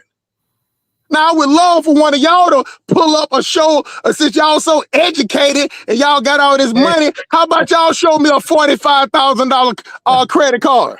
I can show you $1 million house, though. Show me a $45,000 credit, but that's what you talking about. Yeah, I can show you $1 million house. Hey, Lewis, and you know what the funny part is? I don't even like to talk about money because I know what I make, bro. I work for myself. That's why I don't even talk about money. It's these clowns talking about my money. You still uneducated. Hey, Jonathan, how many times have I came on this platform and talk about my money? I came on talk about my money on my house. I don't care if you made $1 million. And I stay and I by myself with $1 million. Uh-huh. You say what now, sugar mama? See how you talking, dummy? You the one that's a faggot. For real? Come on, not the F word. Okay, All right, let's get back to the topic, man. You Let's- flag with that. No, no, F-word. no. He called me sugar The mama. very first I thing that said, Kyler "Yeah, said sugar when You mama." got everyone to came on was that he didn't want the issues on the platform. You can't use the F word and the N word, or you get the show get flagged. You know. And tell him don't call me all the names because he's the one. No, what I'm saying. No, You listen what I'm saying. I said you call names, right? But certain names are off limits. The N Let's word. not call anybody names. Nobody. And what you call, you know. He's calling the names. You hear him calling names because Yeah, he's but ignorant. don't say the F word. I mean, you gotta call names. But I'm just saying, two names you don't say because those are names that can get the Hey, challenge. hey, Steve, how long you been listening to the show? About last like 30 minutes, I believe. Hey, and who been calling who names on this show since you've been listening? Tell the truth. I'm not. That's Listen, it's a see, lot. that's why Colin they always be saying about you, because you won't tell the truth, bro. You ain't got to be on no fence. You ain't got to be on my side or nobody's side. I'm just asking you to tell the truth. I call them low Listen. life. You know, That's all I'm gonna say, man. Y'all, let's just all do better, bro. We don't need. We See, don't need and this. that's why Colin put you in that category, and that's why black people like the way they are, because they don't tell the truth, even when the truth is in front of them. That's fine. But Colin can do what he listen, wants. Steve, He's a grown man. It was just something to ask, cause you know what I'm saying? It was just something to ask, bro. You know what I'm saying? Because everybody else sees it. Even Lewis said it, Jonathan said everybody see it. I just wanted to see, what you was gonna say. But you one of them fence riding dudes, bro. But it's Steve, okay. You ever seen Sheriff That's fine. Ricochet Rabbit and Droop Along? One of my favorite cartoons. Yeah, he don't know nothing about that. Yeah, you remind me of Droop Along. Yeah. Mr. Ricochet. Oh, you remember Ricochet? That's fine. Remember That's fine. Rabbit, remember that? You know? Ricochet, Hey, man, Mr. he's funny. Ricochet. You know, he was a good deputy. Deputy Droop Yeah, Along. deputy. Oh, you remember that, Lewis? I got a question. How did this I get remember started that between too, y'all man. two? Was it the Ubuntu conversation from the other day? No, it was the fact that when I said the last time Colin He came on talking about me. I'm answering his question. Learn how to raise your hand. He didn't address it to you, Dollar Bill. He addressed it to So I both of started us. talking. Why can't you wait? It don't matter. You've been talking. You've been talking since you've been on here. Well, one at a time. We're gonna see You everybody's never side of learned the that in story. school? Dollar Bill, No. hold on. I'm gonna time I know, everybody. because you dropped out. Dollar Bill, hold up. I'm gonna time everybody. You're gonna get 2 minutes. Then You dropped out of school. That's why. Let's see. Go ahead and answer, little impulsive boy. Let's see. No, I'm gonna give everybody a chance. Hold up. Stop Let watch. the impulsive boy go. Stop He watch. can't hold himself. Stop That's watch. part of his disability. Come on, Dollar Bill, come on. Okay, all right. Yapping like an old ass woman. Look, I want to hear. He called me old ass woman, right? Hold on, I want to You hear what happened. You don't have I enough can't really remember vocabulary what. to express yourself. Dollar Bill, you got That's 2 why minutes. you're Tell your ignorant. Dollar Bill. 2 minutes. Tell your side of the story. What happened? How'd you start? You know what? He just hates on me because he never read a book. That's simple. Come on, Dollar Bill. Dollar Bill, how did this shit get started between y'all? 'Cause I don't think I Lame remember as was y'all fuck. arguing I'm about telling you what Ubuntu. happened. There was a brother on the show, and I wanted to ask him a question. And so I mentioned that I had a degree in journalism. That's when he lost his stuff. Oh, you got a degree in journalism, and you saying this, and you saying that, you saying Don't anybody interrupt. that was Go the ahead, milk Dollar. mouth. You know what it is? See, the problem is, like I told him, I don't have a problem with who you are and what you are. You got a problem with me. You see, and every chance that you try to get, you try to bring me down, but you can't bring me down because you have no integrity. You're not a real man, because a real man don't spend his time talking about women and derogatory stuff. That's not what a man does. And so there's things that you've said on this platform. I even heard you say something about your own family that was so crass and derogatory. I think for what you really need, my brother, is to go and get you some therapy. What did I say about my family? Try to deal with the fact that you are a traumatized little boy and that you need to learn how to be a man, because you never really learned how to be a man because you didn't have any good examples around you. That's what you need. Get some therapy. So what did I ever say about my family? All right, hold up.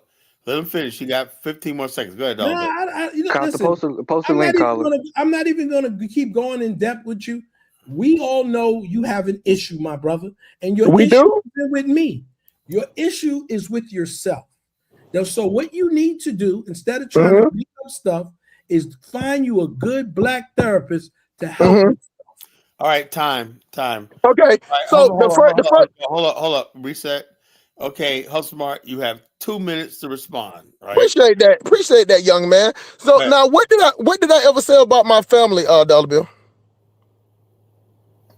I'm not going to talk. This is your time to talk. No, you sit up there and said that I said something about my family on here that was so crass and so horrible. So tell us, everybody, what I said about my family. I don't have to do that. I'm not even. So you just can come up here and make blanket statements and then just can't back it up. I got you. So that that says a lot about you, bro. But anyway, all right, I got my 2 minutes. I have no idea what he's talking about some journalist degree, bro. You get what I'm saying? I'm confused. Colin, for my 2 minutes, can you help me out with that? About what? He said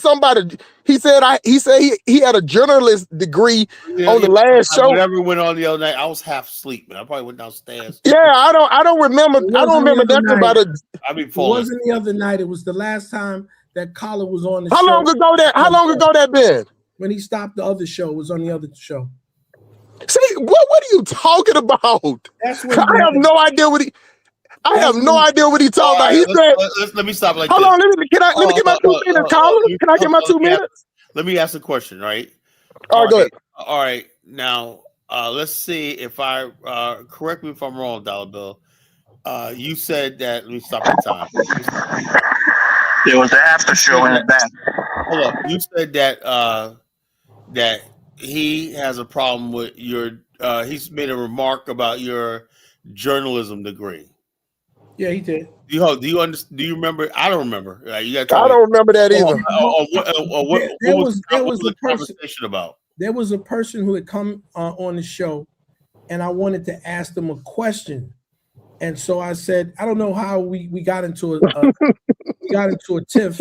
You see what I'm saying? Unintelligible stuff, Ken. I just don't remember. Nobody remembers. I'm just trying to remember. I remember. Okay. So if you can listen, and you don't want me. I'm trying. I know it's hard for you when you got that disability. Yeah, just continue talking, man. Just continue. Trust me, I understand your problems, brother. And Got you, Dollar Bill. Just continue, man. So what happened was he started talking. I forgot who the guy was. But he couldn't hold himself. And I said, give me a minute, brother. I want to ask this brother a question. I said, because I'm setting up. I said, by the way, I have a journalism degree, and I'm trying to set up this question. Then you went on to interrupt me anyway, as you always do. Asking this guy about something that just I don't know. Where was I at? I think it was when Avradamas was on the show that one time. There he goes again. Dollar hasn't been on with Avradamas in almost a year. Yes, I have, but it's been a while ago. So what happened was, see, Elvis, the cheerleader, don't even know what he's talking about. There you go again. You can't control yourself. Because both of y'all making up stuff that nobody even talk about. All right, how smart. Let me hear this. Okay, let me before you go, Dollar Bill. I think is when I'm trying to figure. You guys are arguing about something, right? And then Ubuntu. No, we don't have no. Some AI videos about Wakanda. Once you know how to make something. Then also, like I said, I don't think can't do it. Let me ask you a question. Yes, sir. I think degree journalism is a huge accomplishment. It should be. I think a degree in anything is good. All right, so Dollar Bill, if that's his position, that a degree in journalism is very good, right? Oh yeah. He's saying that's good. So what? So how can he possibly turn around and say and mock your degree in journalism? I don't remember that. Well, I do, and I'm telling you. Tyler, I was on the show. I remember it. And when she in 1776, they were making fun of Dollar Bill that whole night. It was the same night when I showed Dollar Bill some respect and appreciation on the show. I think Avradamas was on the show that day, or maybe it was Kaiser, but he was another content creator that was on the show with us that day. Elvis, you're not gonna talk about it. I remember 1776 saying stuff. Just because you don't remember, that doesn't mean it didn't happen. Smart saying that. And what I ain't say nothing about his degree, nothing about his education, not one word. That was $1776 bill. No, That's about there. I no, remember no, that. brother. That's I know who it was. Excuse me. No Oh my disrespect God. to Bennett. I don't have Alzheimer's disease. I know Yes, you do. exactly- See, there he is. You need to see eat what I more mean? blueberries and elderberries or something. I hear you, brother. Thank you. Now, so now, much. you know what? Now it's amazing. It's amazing. So think about it like this, Carla. The way they saying it, it was them two, me, you, and some unknown person. Damn sure wasn't Afrodamas, because I ain't been on the show but one time with Afrodamas. You get what I'm saying? Only one time ever. So that's amazing that both of these clowns is making up some shit that I don't even remember. You see what I mean? You can't. And then this clown Elvis, the Lion Liberia, then gonna say it was in the after show. Like when you cut the show, that ain't happened. So I ain't never talked to right? no. Everybody's the problem, but you. Everyone's complaining about you. Marisha's not even here because Well, nobody don't care. Hey, Honey Flower, nobody don't care what you say because you ain't even in this. You just assert. You just asserting yourself. You get what I'm saying? You need to talk to Lewis up there. You know what I'm saying? Because I don't take no advice or no direction from a chick anyway. Because you're gay. Check this out. You get what I'm saying?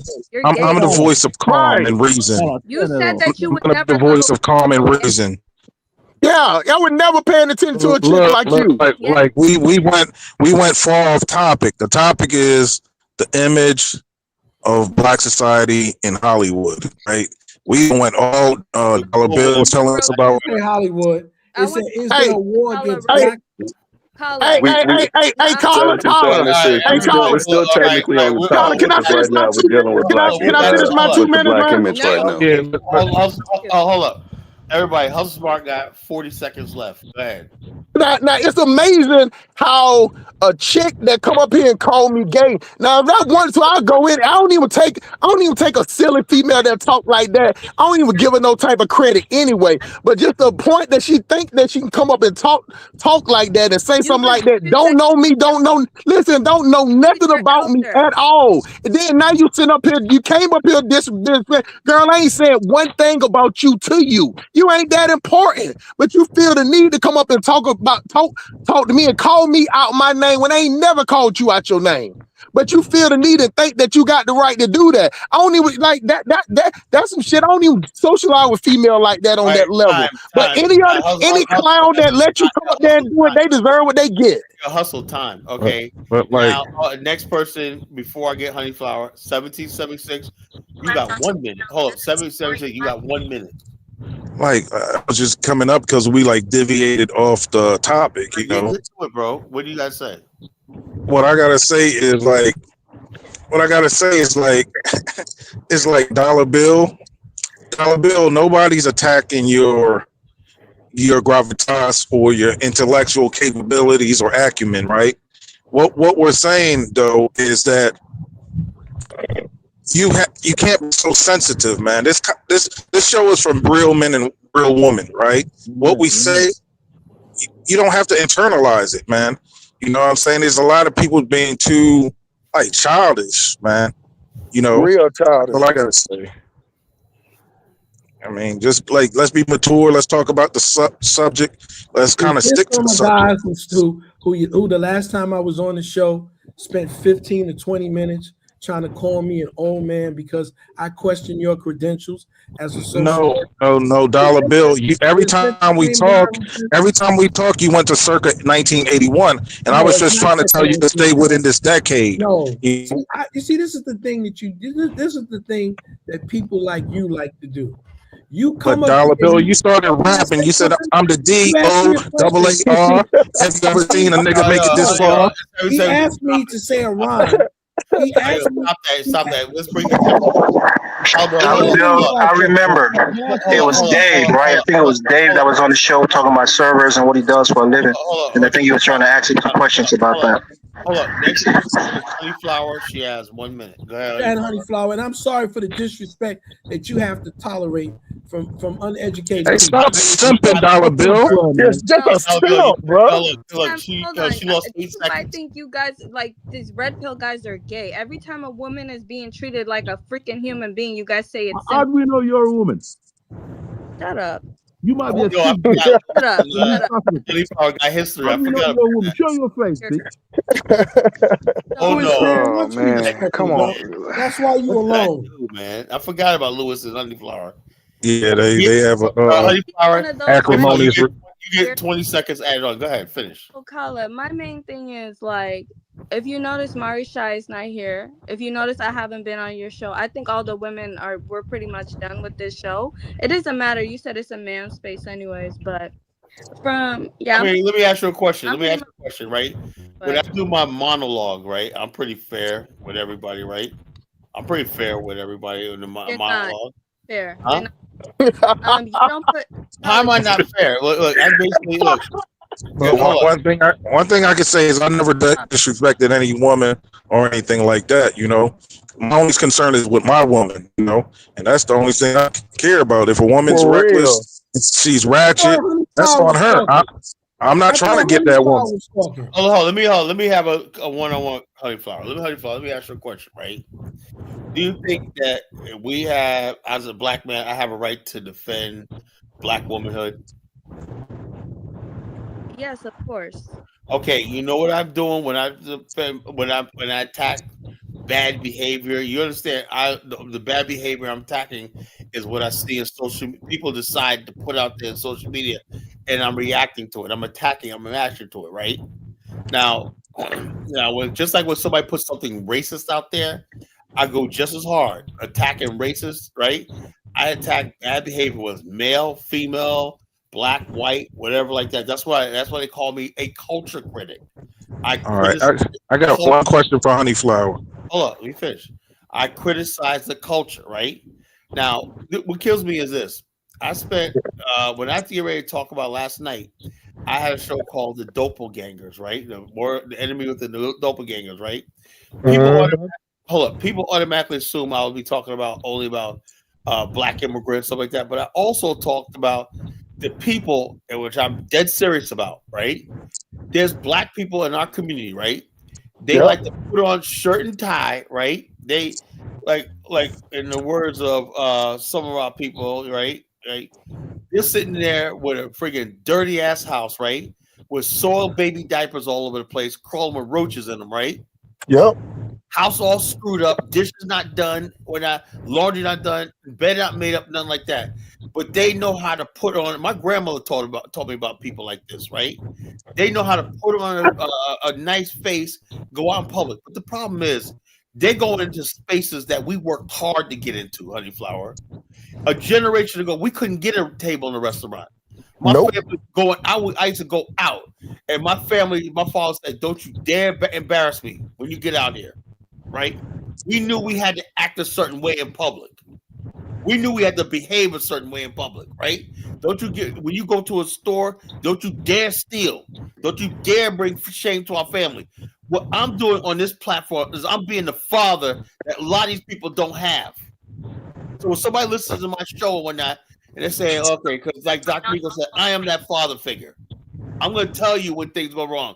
And I don't care about people's feelings, right? When I see our people doing something, and not only just doing it, because everybody does bad behavior, but when you're so brazen and so foolish and have no shame to put it out there on social media, that's what I attack, right? And I see a lot of our sisters are doing something like that. They're dining and dashing, they're acting stupid, they're abusing their kids in public, they're acting provocatively online, something like that. If that's what you want to do in your private life, like I said, I don't peep over nobody's fence. I'm not spying on nobody. But you record it and put it online. But what I want to say though is, like Honey Flower, you have friends, right? What Hustle Smart says is like 10% of what other women say about other women, right? Black women are harsh on other black women in private, right? They say the B word about black more than I've ever man say, right? And then a lot of black women have gay friends, and they would call a heterosexual black man gay when black women promote gay hanging with gay men. Every pretty black woman has a gay pet. Let me say this. Let me say this. Hold up. There's a video going around, right? You're not letting me talk. I don't want to be here for too long. Go ahead. So, the past few days, obviously, I'm not the only person that has mentioned like basically the tone in which that you guys are talking about women. You try to make it seem like, oh, we're just angry and we're talking about the truth. No, you're literally sitting on here just Hold on. Let me stop you right there. Let me stop there. Let her tell her truth. You're not letting me talking about women, man. Who's talking about women? Talking about women on the show. We're talking about a certain ratchet behavior in some people, male and female. We talk about everybody, male and female. So in other words, basically, I can talk about the Pookies, the Ray Rays, everything. But when it comes to women, they're off limits. No, I didn't say women are off limits. I did not say. But that's what we talk about. We talk about the problem is we got problems with black women in this country. And black men too. Carla, why would we talk? Carla, why would we drag black men? Nothing is ever said. We drag black men all the time. You see who you're aligning yourself with, Carla? And I talked about Dollar Bill for a whole 2 hours. And what he believes about it. I talked about Dollar Bill. The whole thing is this. Look, let me say this, right? When I talk about certain people, and I just started basically addressing this issue because I was hoping that a female would come up here and strong and say, "Look, that's not us." You need to I'm gonna talk about some of these females to the show, right? I had this one chick on TikTok. I said, "Sister, I love you," right? She did a TikTok video where she took this black woman.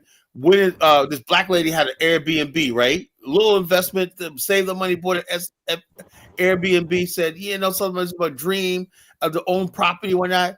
She let some woman move up in there and have not paid her a dime since March, right? Yep. Anybody heard about that? She owed like 10,000 or something like that. The one sister came up and said, "Look, I am a Latino woman." She goes, "That woman that got evicted." She goes, "F." I don't say word. F you. She was a Latino woman. She said that woman was hardworking, put you in her house one night, and you just freaking. Not only that she didn't pay, but she trashed the lady's house. And so, therefore, if you keep going this way, people are going to consider your show to be a misogynistic show. When you align yourself with people who can routinely use Dollar Bill, man. I'm not gonna let you finish because girl, bro. Collar respects black woman 1,000%, man. Like that's one thing you can't say about Collar, man. I want to be clear about something about Tim Polis, all right? Well, I know that the way that he says things, it could be interpreted as he's talking shit about black women. But at the end of the day, no one could deny the fact that he loves black women. Yep. Married to Black American woman, married to Caribbean woman, He doesn't. and now he just says what he believes, what he's seen, and what he experienced. And I've seen the same shit, whether you want to admit it or not. I've seen the same shit. That's not what we're talking about. He just wait a minute. Hey, Dollar Bill, shut up and let Jonathan talk. Jonathan, shut up. 76. He has talked about black women. And then later on praises African woman. He says, to hell with the Black American woman, they won't get right, get an African woman. He's not knocking black women in the way that people are making it sound like. He's just saying what he's seen and what he's experienced. And we have seen the same shit. I've seen ratchet ass, ghetto ass, horrible ass black women. I can say the same And thing. you know, I have never said anything bad about black women because I You don't even retired. like black women. Shut up. I retired.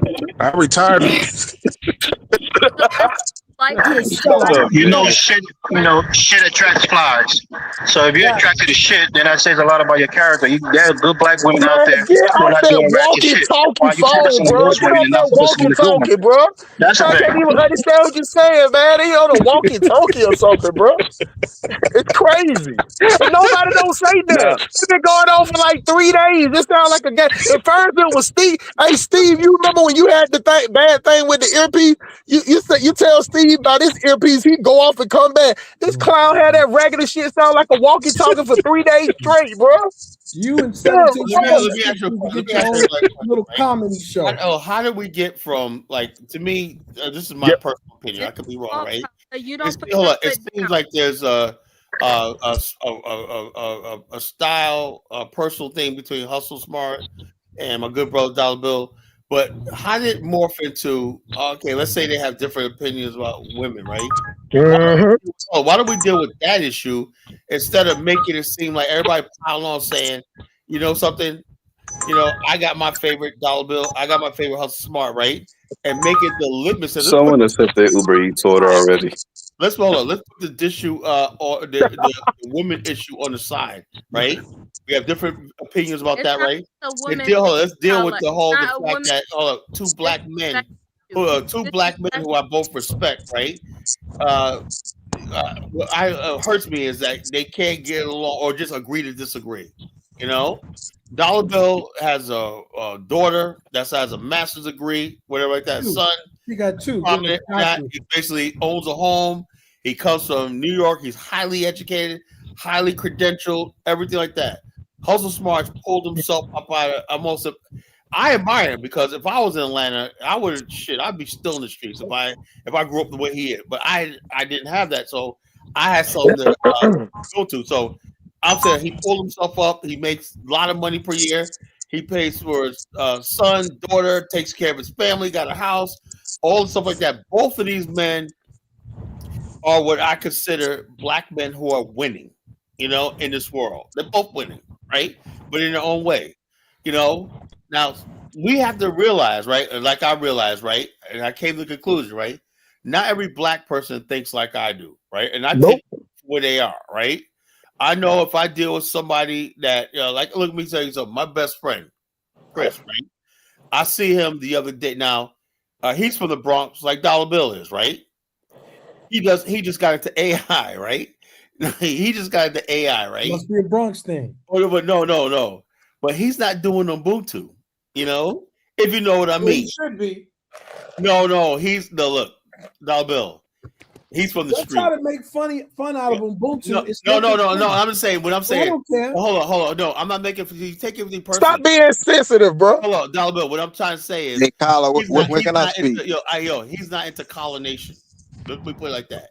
He's not into BAIO. He's not into none of that. But I accept the fact that I don't know if I can. When I went to go see him a couple years ago in New York, I didn't mention that. He says he listens to me online. He was a dynast, whatnot, just say thing. But I never pressed him about what his beliefs are, and I know he's a street dude, So then he said, "Yeah, I listen to Phil Scott. I didn't like Phil Scott." He goes, "Oh yeah, I listen to Tariq Nasheed. I listen to all these guys. I'm into YouTube, whatnot, And he sees me on YouTube one night. He says, "Yeah, I like all that stuff like that." But I know he's a DJ. I hip hop. have a quick question for Dollar Bill. Let me finish what I'm saying. So what I'm saying is, everybody forgot about Honey. Hold on, he sent me some AI stuff, right? Good. I didn't basically say, man, Chris, I'm a African Stan. He knows all the stuff I'm into, right? I'm an African Stan black because he listened to my radio. We were both on DeVille Radio for years, right? Okay. So he knows all my talking points and whatnot, and I had him a guest. He was a guest on my show a couple times. I never went on their show, right? But I had him a guest on my show.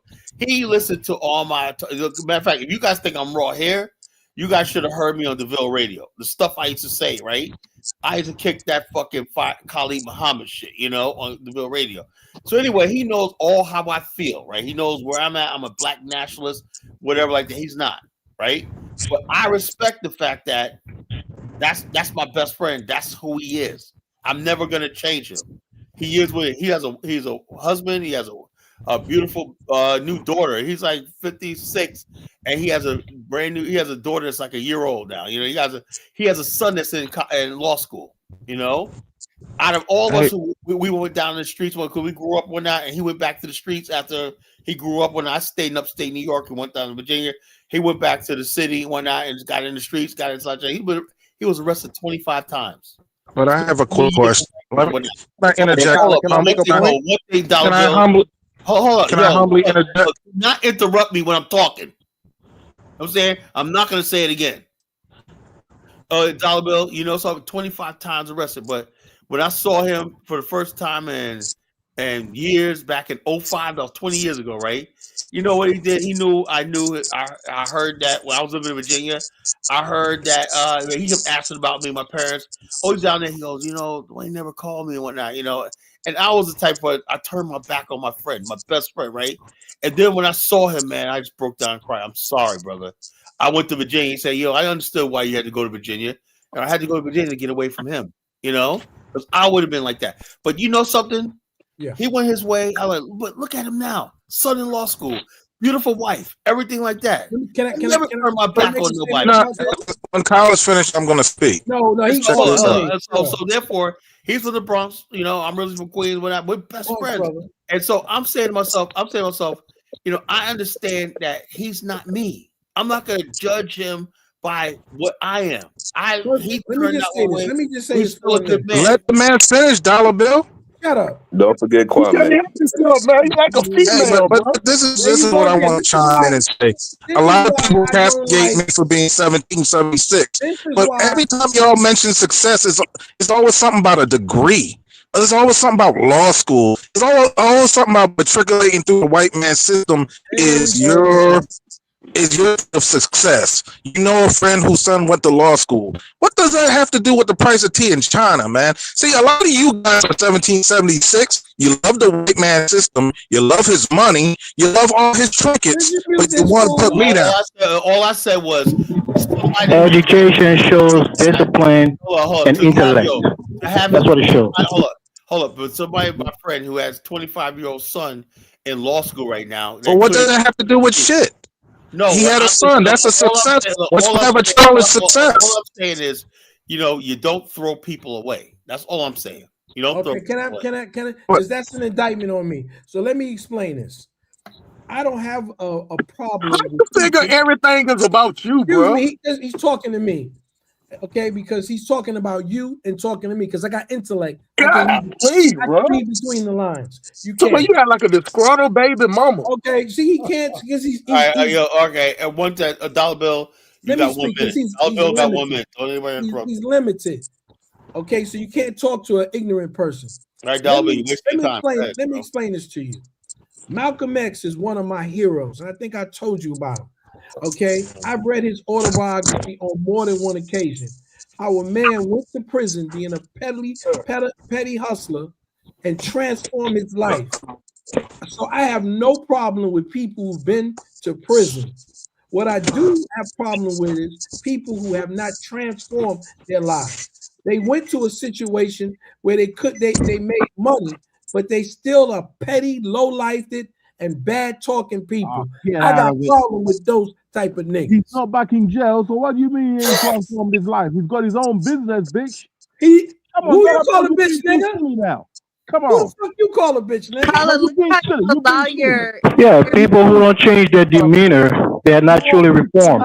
So when college try to praise those kinds of people, tell us who he is. We don't condone fuck nigga behavior, man. We don't even bring those people around us.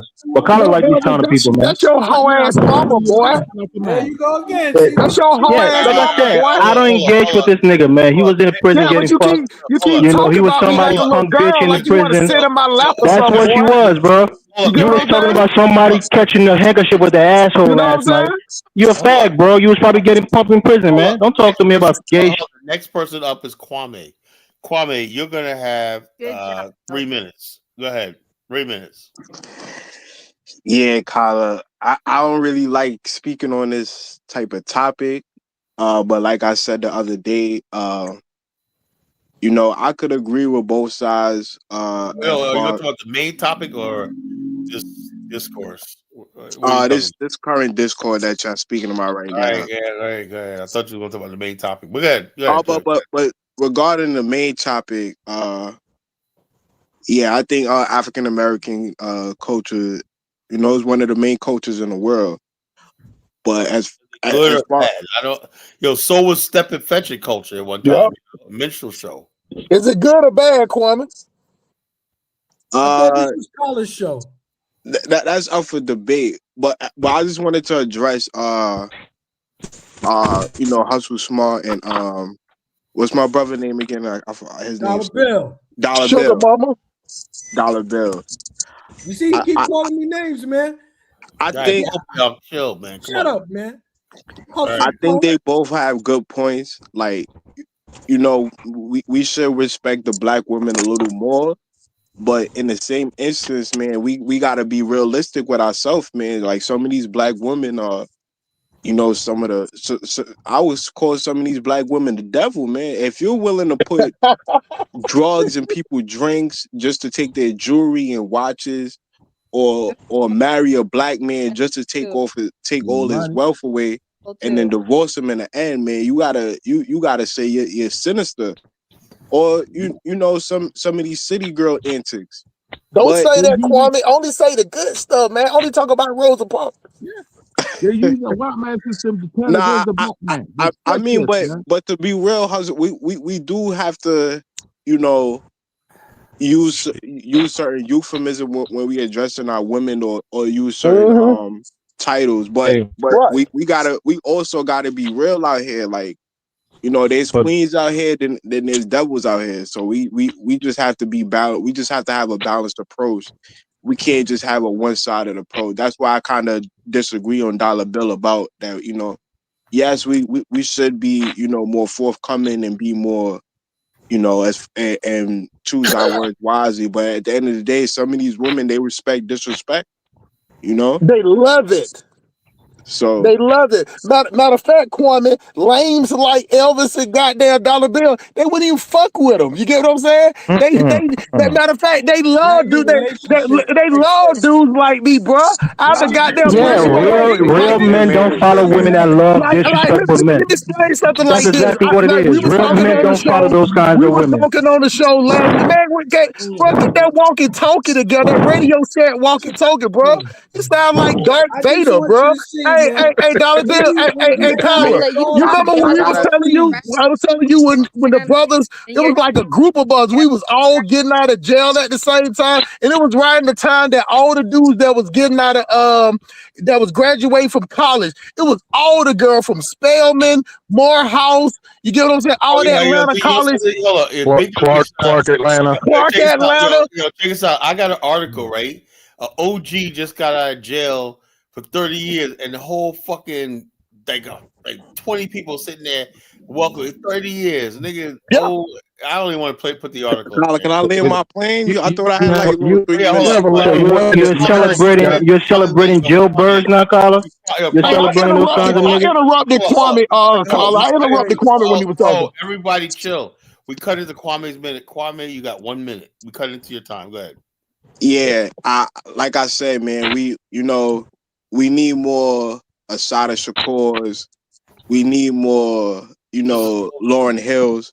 But unfortunately, we got to deal with the Sukihanas and the Sexy Reds and the Sexy Reds of the world. We just gotta be honest. We just gotta be honest sometimes, and we can't just because once we romanticize realness and stuff like that, that opened the door for for debauchery. Hey, Kwame, let me build on what you're saying, man. As a black stoic, you have to live in reality. You have to your last 30 seconds. Nah. Let me just finish what I'm saying. Then 1776. Go ahead. Yeah, like I agree with Dollar Bill on some aspects, but Hustle Smart is just bringing the realness. I can't lie about that. Like, especially if you're from the streets, you're gonna understand exactly what he's saying, and So I agree with both sides. But I just think Dollar Bill, you just have to be a little bit more realistic to the to the whole totality of things. I just don't take the lowest denominator. I'm next. As a black stoic, as a black stoic, you have to live in reality. See, a simp wants things the way it's supposed to be, right? But somebody living in reality is going to say how it is, man. I'm going to tell you right now, someone like Hustle Smart will get a girl in Philly, Trenton, New Brunswick, Baltimore, Virginia, right? Women love that. Like, if you go there and say, Goddess, daughter of the Nile, sweet mother of Nephi, they're going to look at you and slap the shit out of you. You like, they not trying to mess with that. See, I'm out the game, so I could just watch the game as a fan, right? So I understand most women love a Hustle Smart. They love truck drivers. They got a harem of women. You feel me?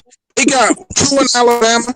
two in Georgia, everywhere they go. So, like what Hustle Smart is saying, most women are saying Hustle Smart is telling the truth. You know, in America, where else we live at, Dollar Bill? We in America. What the fuck? So you're gonna say that people All right, who don't have, good. Dollar Bill, you got 1 minute. Go ahead. you know, all I'm gonna say is this: you are judged by the people that you associate yourself with. My mother used to say that birds of a feather flock together.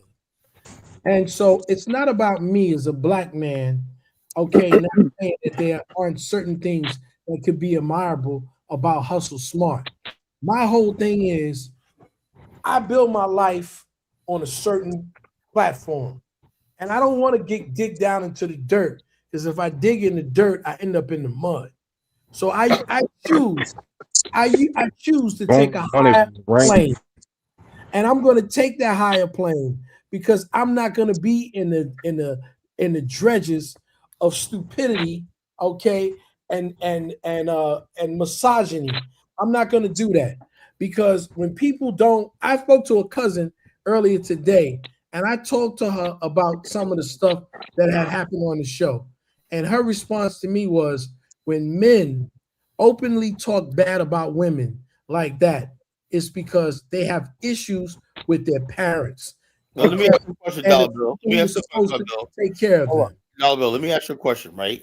Sir. What exactly? Hold up. Now we got to get specific here, right? Me personally, Not really. hold on. Me personally, I'm not talking about women. I'm just talking about specific things some people who happen to be of the opposite gender do, right? Now, is that different from basically? Are you saying that? Explain to me, how does that look? Carla might be an undercover degenerate. Hold up. How is it that? How can you talk about women? Give me an example. Okay, so let me tell you what I told you, and we had this conversation, so I'll just bring it out. I said, Carla, I understand you have concerns, and my response to you was, maybe you should make Honey Flower your cohorts. Oh no! No. Listen to me. Hold up. I'm talking about straight clown shit. You asked me, can I explain it without the buffoon? Okay, go ahead. Okay, because he's an idiot and he don't know how to go to a place he ain't supposed to be in without getting arrested for being a dummy. Anyway. Lame as shit. Anyway, any idiot would know that you can't have certain things but you're an idiot, so you don't know. Okay, so let's digress. But Dollar Bill. No, shut up. I'm responding to Carla. I think that when it looks bad, when men talk about women, you should get a woman to talk about women. In the Nation of Islam, like, right, and you're familiar with the Nation of Islam. Let me stop it right there. What about when women talk about men? Well, you know what? That's fine. I don't think women should be, but we're not talking about women talking about men. We're talking about men. I'm about to DoorDash, but this is what I want to say. A lady between 18 and 30 is going to mess with Hustle Smart. A lady between 18 and 30 is going to mess with Hustle Smart, and at 32 to 60, they're going to mess with you, Dollar Bill. Facts. I don't care what you think, because you're a sellout and you've been selling out for years. This is very interesting, right? Because I'm like this. I thought we're all one community. I thought we was equal, right? You thought it was equal, right? One community, right? So therefore, if I talk about black children, I mean I hate black children.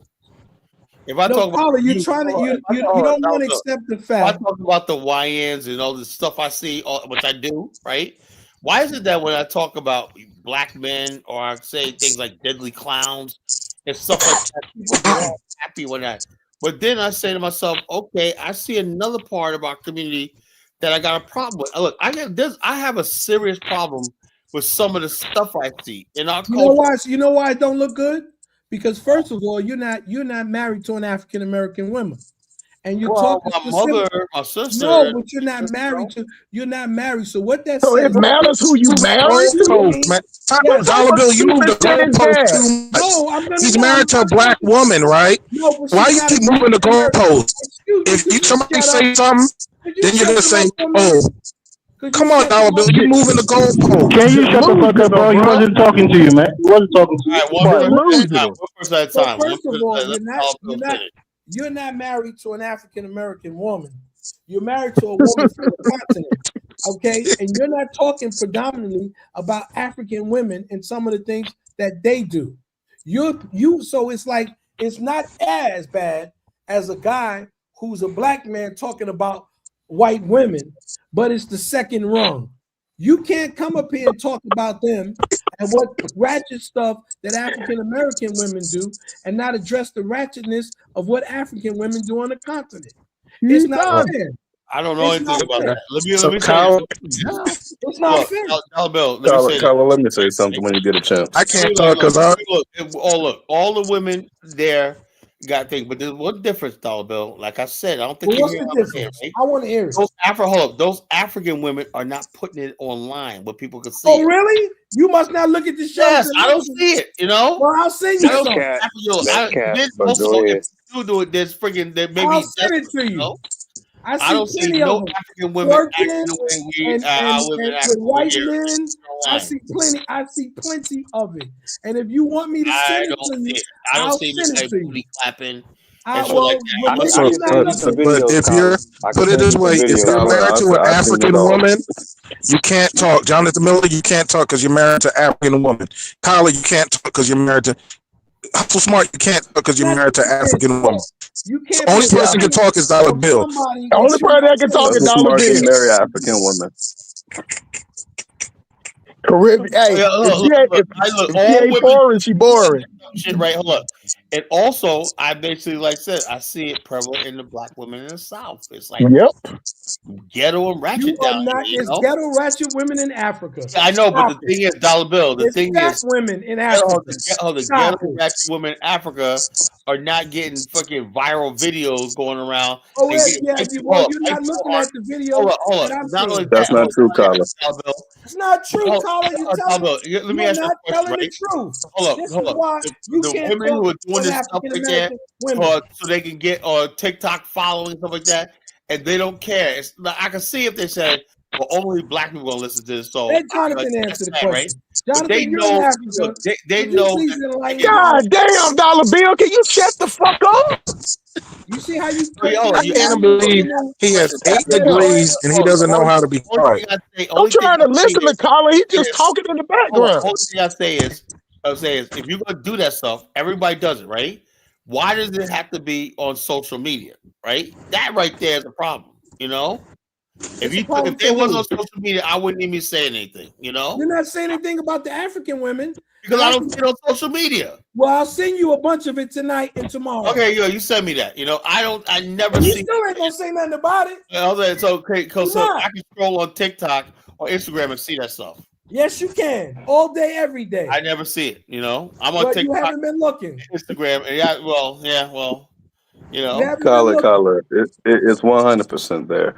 But to go into your topic, right? And this is a problem that I don't think a lot of people really understand. That early in the show, you talked about how Black America was the example for the rest of the Black world in terms of how to be a family with the Bill Cosby show and all of that shit. And I 100% agree. But also in that very same way, the negativity of Black American culture, which we have, has also infiltrated the rest of the Black world. So the other day I was walking down the street and I seen a nigga sagging his pants in Africa all the way past his goddamn knees. And I'm like, what the fuck's wrong with you, nigga?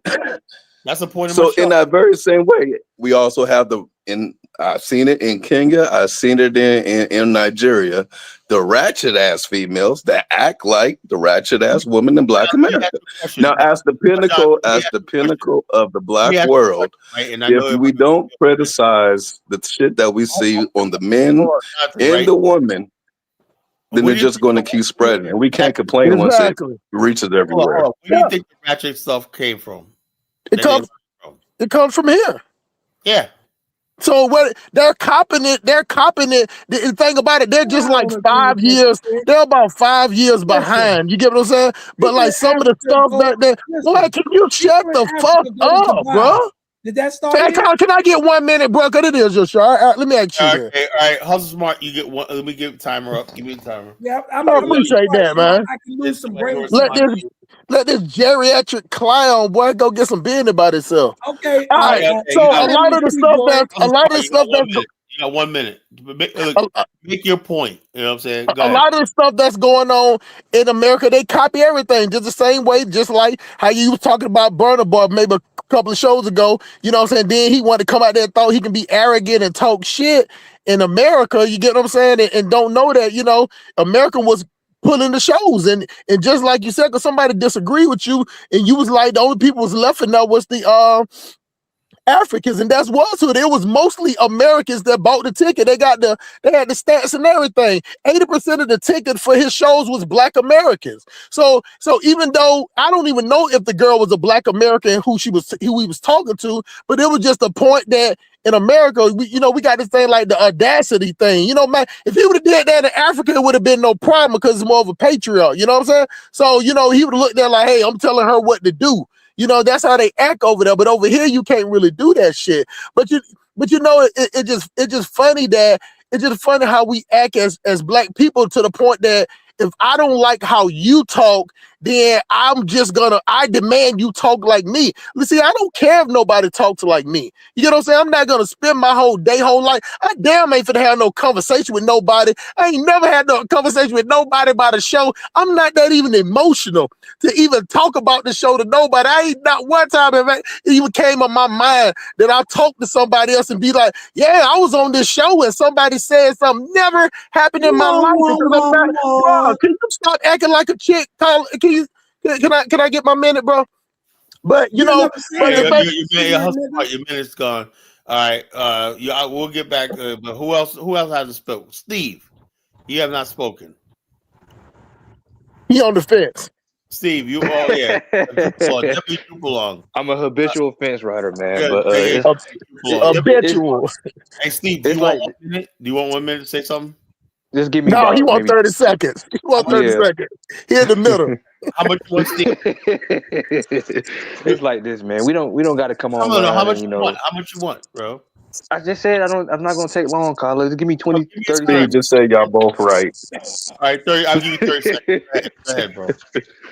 Listen, we don't have to come online. Like I said, I don't agree with everything everybody say, but we don't have to come online and disrespect each other. You know, just respect other people's opinions. I mean, that's all I got to say. We don't have to disrespect each other and all the name calling and all that nonsense, because this right here is not a good look either. That's all I got to say. Yeah, 20 seconds on the head. Yeah, 20 seconds. You right? You saw that? You checking me out, Hustle Smart? Hey, man. You know, it's a great minds take a lot, bro. 20 fucking seconds, exactly, bro. Holy shit. 20 seconds, Steve, exactly. if you was our man. pastor, we wouldn't be in church all day. Yeah, you know, need to be a pastor, Steve. That's where I go to. All right, who's oh yeah, you know what's spoken about? Lewis. You want 1 minute? Yeah, no, I'm gonna be driving that back soon. I'm gonna get some shut eye. I'm gonna be out working in about 3 hours. All right, catch you guys. He just love that white man, boy. He said, "I gotta drive the bus." I need money to get back to Ghana, my friend. Yo, Lewis, you got 1 minute. Go ahead. All right, next time, guys. Listen, let's what's his name? Dollar Bill on this one. I'm not gonna support you on this one, brother. I think you got to give this one up. All right. Okay. Next time. Catch you later. All right, brother. Take care. Man, yeah, go get them white people on that bus. Now, who hasn't spoke yet? Oh, Elvis hasn't spoken in a while. Let's see what Elvis has to say. Elvis, you're up. Samuel Doe walkie-talkie. He landed in the cut trying to be a cheerleader. Elvis, you're up. That what cheerleaders do. Yeah, Carla, you got. Elvis, you're up. You got 1 minute. Go ahead. That's fine. When you have somebody like a Dollar Bill on the show, you know, it makes people want to listen to the show, right? He's an educator, so he has a way of communicating. Let me put it like Carla, you say I have 1 minute. Let me get my 1 minute. What does educated mean? I stopped the clock, but let me tell you something. You know, I appreciate all my guests, whatever that, but it's me that makes the show. You know, let me put it like that. My guests help me, and I appreciate everything they do. There's a lot of input and everything like that. That's why I said I want everybody to come up here. I even let you on. But ultimately, it's me that carrying the show. Okay? Let's put it like that. Hold on, I ain't catch what was just said, Carlos. All right, let me say it again, Tyler. So When you have it's me that's carrying the show. Tyler, can I speak? When you have certain people on the show, it attracts certain people. All right. So certain caliber of people. People listen. That's fine, Tyler. Let me just speak. Why are you interrupting me? Go ahead. When you have certain caliber of people, it attracts certain caliber of people that want to listen. I got a balance. I got two different opposites. That's fine, Carla. Why every time I speak, you think it's an argument? You don't got to win an argument with me, Carla. Let me just speak. So Dollar Bill comes on the show. Every time he comes, at least since you came back, I want to be on the show. I want to have a conversation with that kind of person.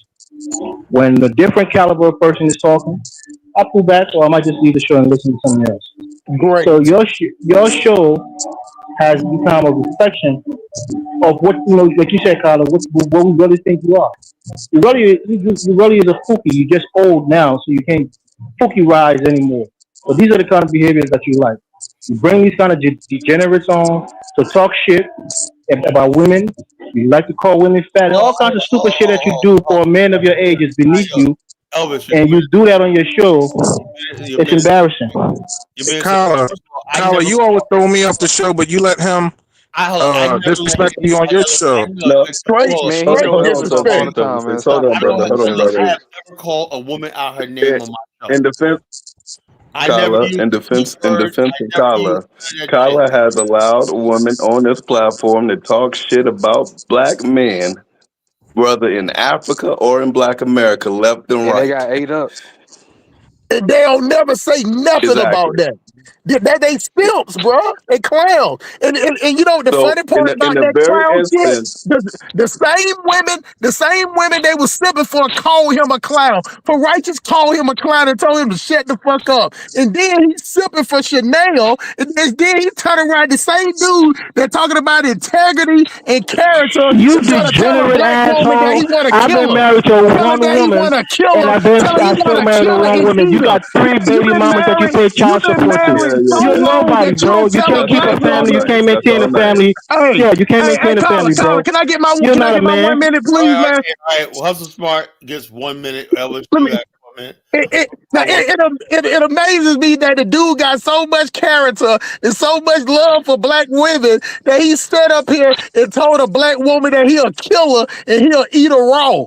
But he got so much character. This is the same dude that Dollar Bill talking about he got so much respect for. You ain't never heard Hustle Smart talking about putting his hands on a woman any type of way, controlling the woman. But the guy that got so much respect and so much morality and got so much love for black woman told a black woman he'll kill her and eat her raw. Cause that's what type of dude he's from the savage country of Liberia. Now that ain't a lie. I ain't never been arrested, never went to jail, never been put on child support, never shared a bunk bed with another man for years in prison. I ain't never done none of that shit. So that tells you the difference between you and I. Did you say you're gonna make a black woman a sushi roll? Did you say that? This is It was an argument between Chantel and myself. She was being disrespectful and trying to challenge me. And I said, I'll eat her alive if she tried to say some shit like that in my face. She was trying to challenge me like a man, like to a fight. And, so it was a phrase that I was trying to use, like, I'll eat you alive. It's a phrase. No, but people who tied, people who were tied to that, you say all kinds of shit. That's fine. It was not my best moment, but fine. But my actual actions, not what I say. All these dudes get in an argument with a black woman. My actual actions didn't lead me to prison. That emotional online. My actual actions didn't lead me to prison. You know what I'm saying, Tyler? How do you get emotional and get divorced 3 times and pay child support to 3 different women? And now you can't get a woman, so now you got to go to prostitute to get a little loving. You got to sit in trucks for 12 hours and then pay some prostitute your hard-earned money to get a little loving. You're embarrassment of a man, bro. You're embarrassment of a man. The Bible told us to be fruitful and multiply. So a man multiplying is keeping God's word. Would you shut up, man, and go sit next to your white woman? Hey, Carla, have you ever got in an argument with a woman on live and threatened to kill her? Well, I never got into an argument with a woman online. Never did. Yeah, me either. Oh, the closest I knew was that. Now woman have got me emotional enough online for me to threaten to kill. That just show you. Carla, have you ever I been to told jail y'all for selling these drugs, for selling crack in your neighborhood, Carla? Well, no. So what's that gonna Okay, do? then. So there you go. What type of stupid shit is that? Because he wasn't selling crack to his own people. So he didn't go spend he didn't go spend multiple years in jail with another man, probably getting fucked by another man. He didn't do that. You said probably? Which one is it? Okay, is it well, for you definitely. For you definitely. But Elvis, Paul in the Bible stated a lot of his time in prison. Most of the New Testament was written from prison. Is that true or false? Shut up, man. Why were they in prison? Why don't Paul you was in prison most of his life. social worker degree? Why don't you do that? Y'all fantasize about getting shit, man. It's amazing, man. If It's amazing. anyone Both is of up y'all here talk like trying that, to knock man. Hustle Smart because he's been to prison, Paul was in prison, and he's doing better than you, that means you never been to jail, and this nigga's doing better than you. That's not a flex. No, I'm not getting mad at You him. don't let no nigga that's been in prison for 15 years get out and outdo you, and you never been to jail. That's not a flex. Don't claim that. I don't know. That's why I let the clown talk. Because I don't even talk about how much money I make. I don't even talk about none of that Who shit. cares how much money you make? You still a Dollar low bill. Dollar bill. That's all you've been talking about is my money, sugar mama. You want some? I just want to make it clear. Dollar Bill Every has time been you bring up Hustle Smart going to prison, I think this nigga did a certain amount of years. I don't remember how many, but that means you had a head start, and he passed you up. The Dollar Bill been an academic. That's a success story. That's a success story to come. Yeah, Dollar Bill's That's been a in hell an of a academic success prison. He did 2 years associates, 4 years BA, 2 years masters, 4 years PhD. That's 12 years, Jonathan. Right? He's been a CEO. He's locked. He's locked niggas up. Right. Dollar Bill is a snitch. So Dollar Bill been in the system for 20 years. Hustle Smart don't got nothing on Dollar Bill. I never snitch, brother. You know what? You're a I got professional things I'm saying. snitch. My name is Dollar Bill, and I never ran. And I No, never you did. said you capital DOLLAR, and you a superstar from the No, Bronx. I said you put that in front of my Hey, genocide. can I make a point real quick? To be. All right, Kwame. Let the police suckers for women chill. All right. Let me, Kwame. You got 1 minute, Kwame. Go ahead. That's what Yeah, I don't think I'm just hearing a lot of low blows. I don't think we should be, That's what I'm talking about. calling people snitches unless we got paperwork or saying or making or mocking people that went to prison. Elvis, I respect you a lot. I don't think you should be going below the belt by mocking people that went to prison, brother. Especially He can't help it. He a sugar mama. I think he's mocking them because He's a YouTube prostitute. They went to prison and they surpassed you. And go to prison. Don't mock that. Anybody can make Elvis, I respect your intellect, man.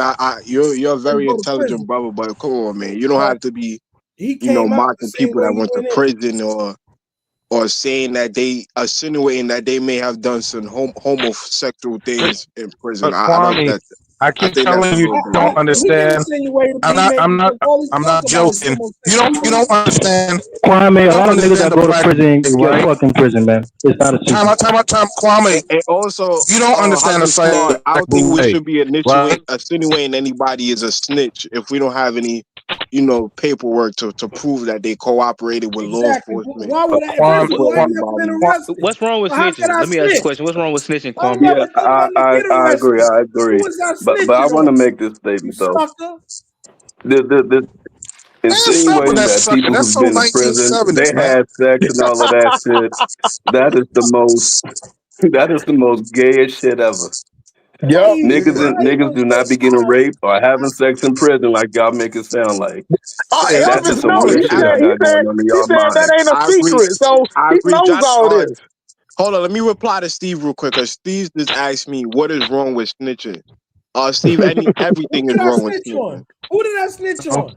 But no. Let me ask you a question. So, like, what do you mean by snitching? What's snitching? Snitching is if you're in the game. If you're not in the game, you can't snitch. You're a civilian. I don't think Kwame understands. You can only be a snitch if basically, let's say, me and Hustle was moving some weight, right? Yeah. From up and down See, the but coast. see, here's Right? hold on, Carla. I understand that, Carla. I understand that, but Listen what I'm saying, right? go ahead. And I get popped and say, man, you know something, Collar?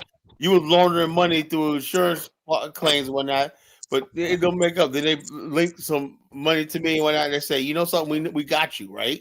Right. Now, we don't really want you, right? But if you testify against the guy we really want, which is Hustle Smart, who's your supplier, now that's a snitch. That's a snitch. No, that's somebody you confided in that. Hold on. Let me respond back to that. Right. The reason I ask this question is because everybody's definition is different. For some reason, But I want to ask a question. Yeah, look, can I respond to Steve? Steve asked me the question. I can't even get rid of Bill is asking me a question. But you answered Steve's question. Where I Yeah, Steve didn't even get a chance to answer the question though, bro. If Hustle Smart don't says to me, then I'm a snitch. Who did I snitch on? Where did I snitch on him? And what information? Yo, do you I have? just fuck with you, man. You know. No. See, a real man says what he means and means what he says. Well, just like you said that I said something about my family, and you didn't repeat, but you didn't say so. You must not be a real man either. Then. But this is what I want to say, and I don't want to be funny, but Dollar Bill, it always seems like you're auditioning for a spot in a blaxploitation movie. Sucker. Yeah, let me just say this. All our suckers want Jive turkey. You drive turkey. Yeah, man. Dope dealer. Steve, let me just respond to Steve's question briefly. Steve, everything is wrong with snitching in the black community. I don't think any black. That's the dumbest thing I've ever heard in my life. Hold on. Can I respond? Thing, man. Come on. Colin, it is dumb as fuck, but it's one of those dumb ass fuck things that's actually the truth. Yeah. I know, but it's dumb as fuck. That's why I'm the culture critic, and I'm saying that's the dumbest thing. Look, let me tell you something. Dr. Kwame. Colin, snitching is a form of sellout culture. We don't. But if I see somebody stealing a tire off a Dollar Bill truck, hold on. I want everybody to shut the fuck up right now, right? I'm talking, right? If I had a neighborhood, right, and I put my blood, sweat, and tears to build property up and whatnot, and I'm saying this is my little sanctuary, whatnot, and you decide that you want to make the block hot, selling shit, and whatnot, just like that thing, you wouldn't need no fuck. We wouldn't have to snitch. You know what we do? We fucking take it. That's how we did in South Jamaica, Queens, back in the days. There were bodies in that Rockaway Lake. There was bodies there, and they were, I'll say it like that. You're talking about Baisley Pond. We put bodies in there and whatnot. Look, let me tell you something. We handle our own we had our own justice system. The bottom line is this: when these people talk no snitching, that's these little faggot little niggas. That's these little motherfuckers who want to do all that shit, but they're scared to death. They're scared to death of the consequences, right? You're from South Jamaica, Queens, and you don't act like you don't know what. Can I get 20 seconds? I'm not talking about your little soft ass city you live in right now. When I was up, they used to always say, "Can't do the time." Don't do the soft ass city. What are you talking about? Everybody knew the game. I'm from Jamaica, Queens. Everybody, no one walked around talking about getting on rapper. Don't snitch. Motherfuckers back in the days, like, man, we know you're gonna tell whatever. My time's up. When they tell me, I said I'm gonna live my life to the fullest, and when it's over, it's over. That's how real men did back in the days. Hey, let me interject real quick. Let me say something for 30 seconds. I have two neighbors. I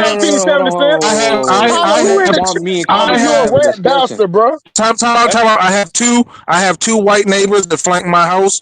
And one time my cousin was sitting on my step, and my white neighbor approached him and said, "Are you related to him?"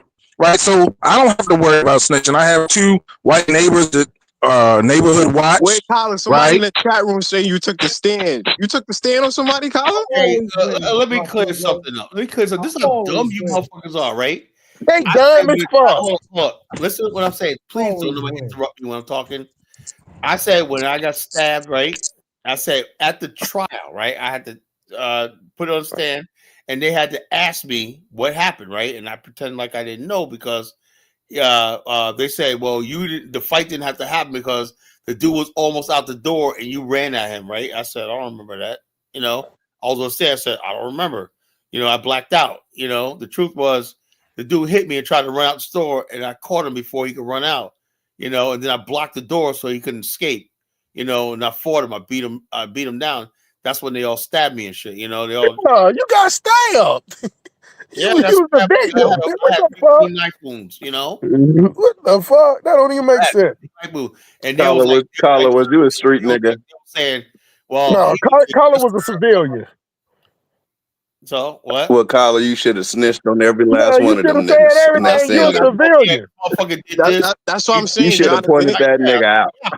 Jonathan, Kyler trying to act like he don't know what the no snitching culture is, but yet he's gonna tell you he done snitch on them people. Yo, let me tell you something, Kwame.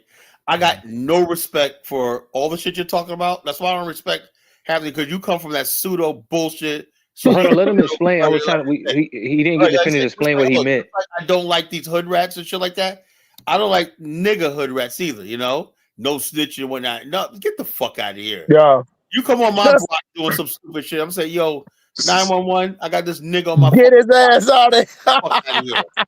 Hey, Carla, see, this is the thing, though. Let me say this real quick. See, this is the thing. Like, if somebody stabbed me, you think I'm supposed to get a cool point from you? Get the fuck and Carla, hold on, Carla. See, so if somebody stabbed me, that's different. If they call me, and if I know who the person is, I ain't gonna snitch on her because me and my dogs, we gonna go hunt them down. We gonna go kill their mama, grandmama, the cat, the auntie, whoever we can get to get at her. Because that's how grimy the streets feel. But Carla ain't grimy like that. So if I was in Carla position, I would have told everybody who came to the what type of food they order, how many serves they got with their pancakes.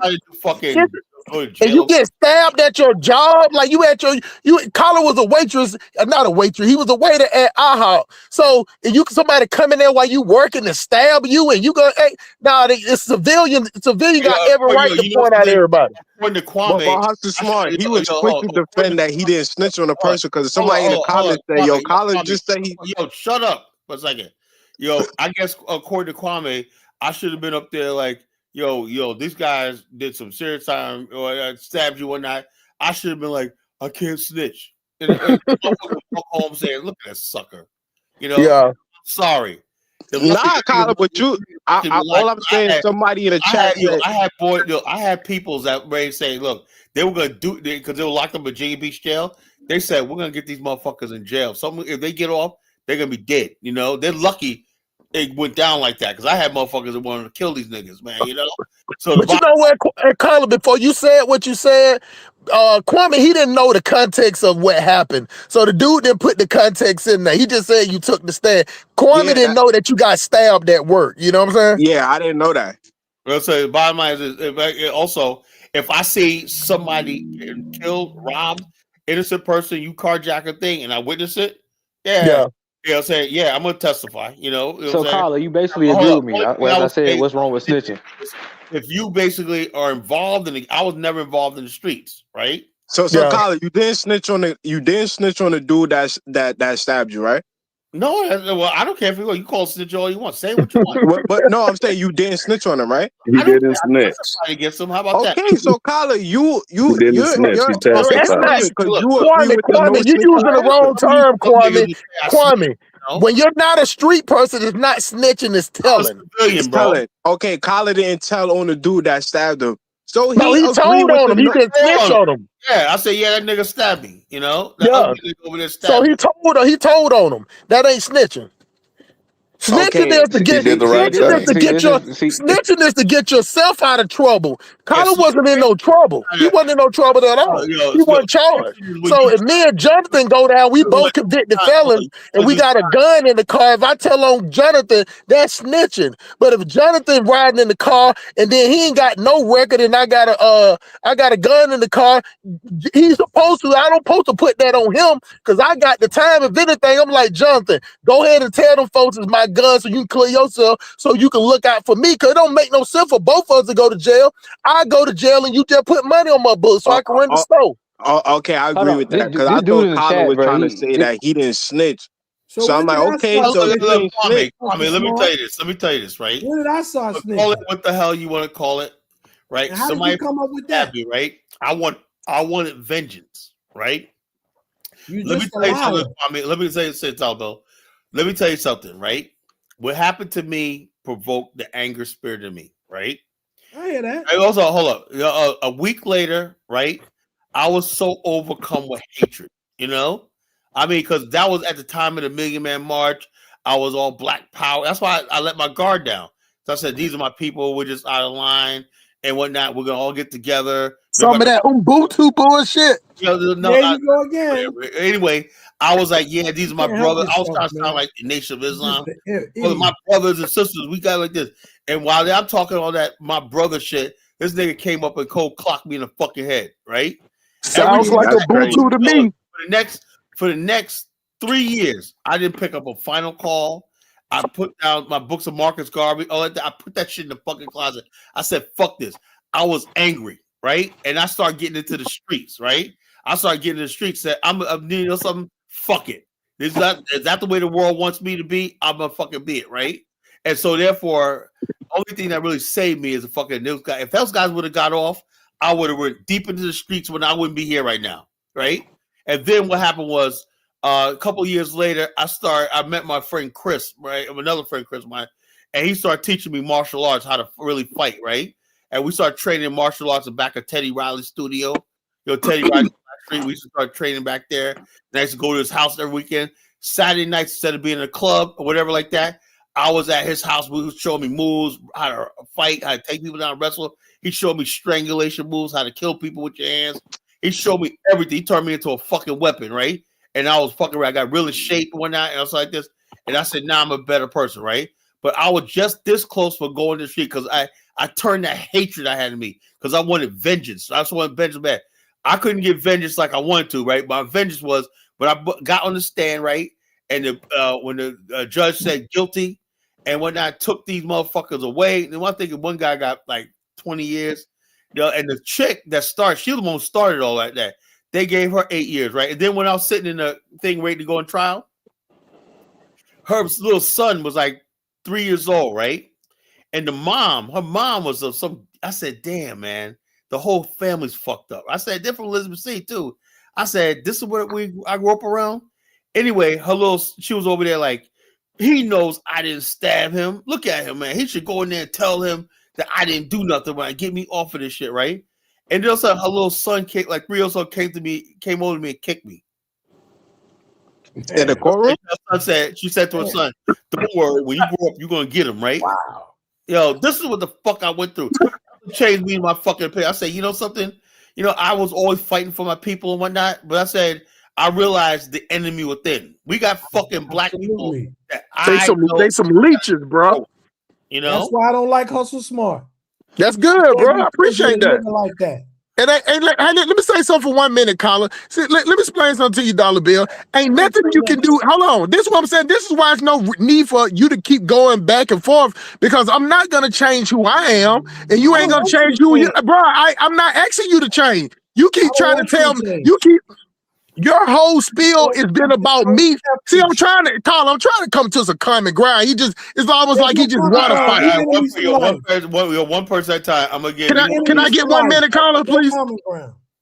What I'm trying to tell you, you're making yourself look bad because I'm not gonna stop talking how I'm gonna talk. So you saying what you're gonna say, Colin? Can I please finish, bro? Yo, 1 minute. Dollar Bill, you got the next minute. So what I'm saying is it's pointless for you to do that, man. You know what I'm saying? Just put your Depends, change your Depends, and get you some warm coffee and go back in your bubble in the room and talk to the wall. You get what I'm saying? Because I don't think about I have never thought about Dollar Bill outside of YouTube. But clearly you go outside of YouTube. Colin, can I please finish, bro? Can I please get my last 10 seconds? You talk more than a minute. You ignorant ass nigga. You keep interrupting me like my baby mama. And you will. Colin, can I get my last 20 seconds, please, man? Oh, okay, I'm gonna stop the top. Go ahead. You got okay. Go ahead. Bro. All I need is 20 more seconds. If you fall out and die, nigga. All right. So okay, look, I'm gonna let him finish. Go ahead, Husmar. Go ahead. Yeah, so like when I get off this chat, I don't have no conversation with nobody. I would never come up with come talk to a female cousin, family, girl on the street, and talk about. Colin, can I please finish, bro? No, please finish. no, you talk more than 20. I don't want to hear you. I'd rather get off than hear you. I ain't even get 3 seconds out. I ain't even get 4 Colin, words out my we mouth. start here. I don't want to hear This you. will start the You're 1 ignorant minute. buffoon. And you All right, can't all right. speak. Have some decorum. I'm tired of this stupid nigga telling me what I should. And what you gonna do about it, Dollar Bill? I don't need to do nothing about Man, it. that's what I'm saying. You just yelling and talking like a chick. You ain't doing nothing but I bitching. don't need to. You're not worth my That's time. what I'm saying. man. That's all you doing is bitching. You're I'm not trying to worth help my you time. out, bro.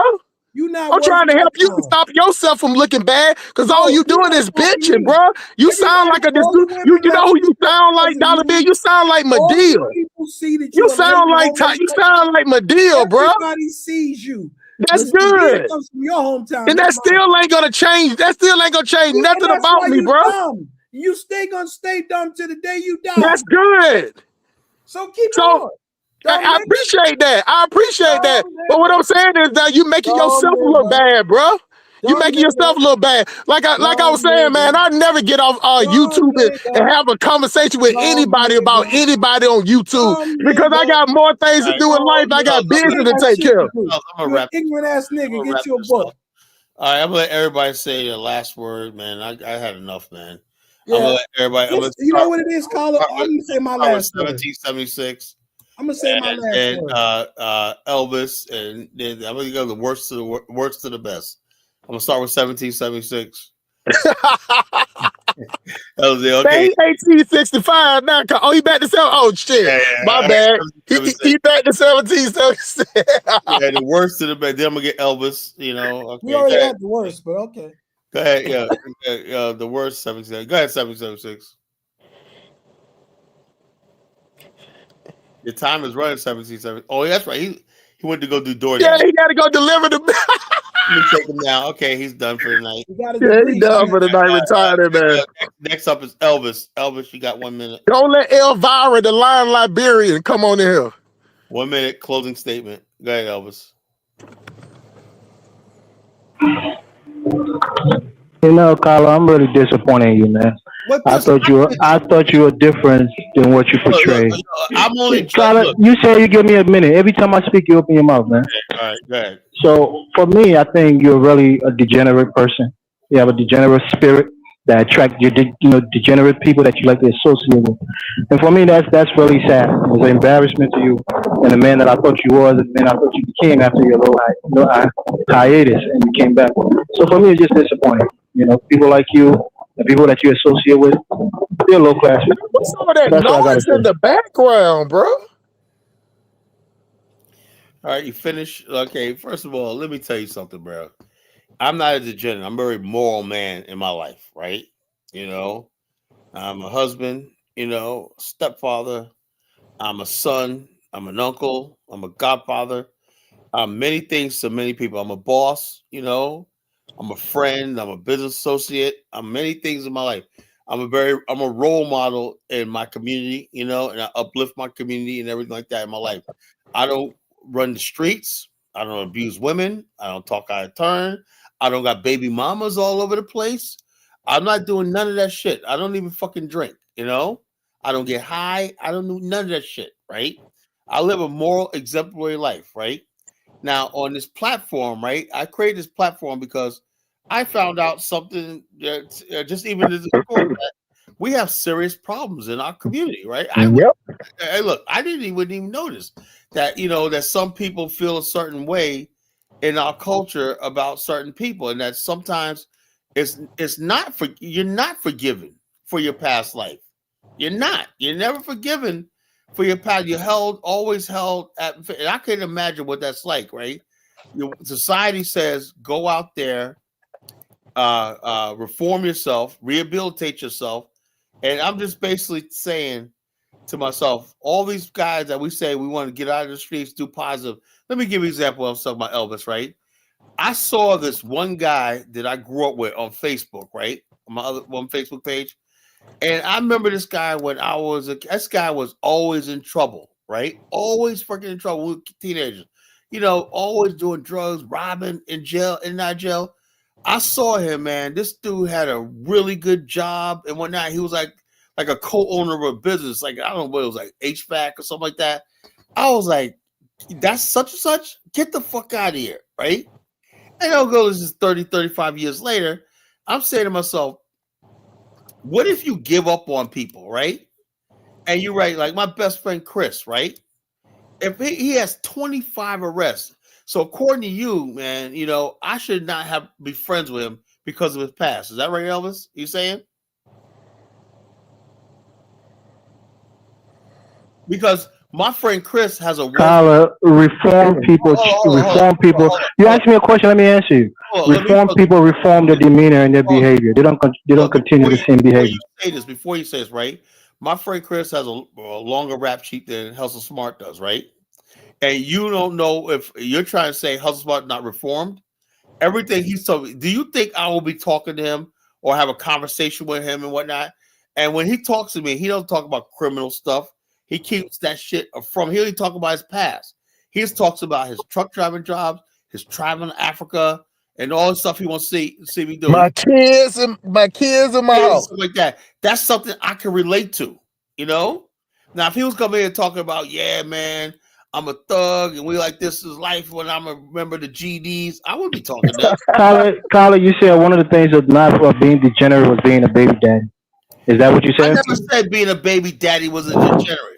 You said I don't have baby mamas. That's one of the things you said. Yeah, look, if you have, when I say baby mama, shit like that, I'm talking about people who have baby daddies who don't take their responsibilities. Let me tell you something. I know a lot of females, right, that are single mothers, but they got degrees, they got 6-figure paying jobs, and not only that, although they're single mothers, they make sure that their kids are around their uncles, grandfathers, all these other people, associates, everything, so that they have a family atmosphere. When I talk about the baby daddy situation, I mean these females who do unfortunately do not have.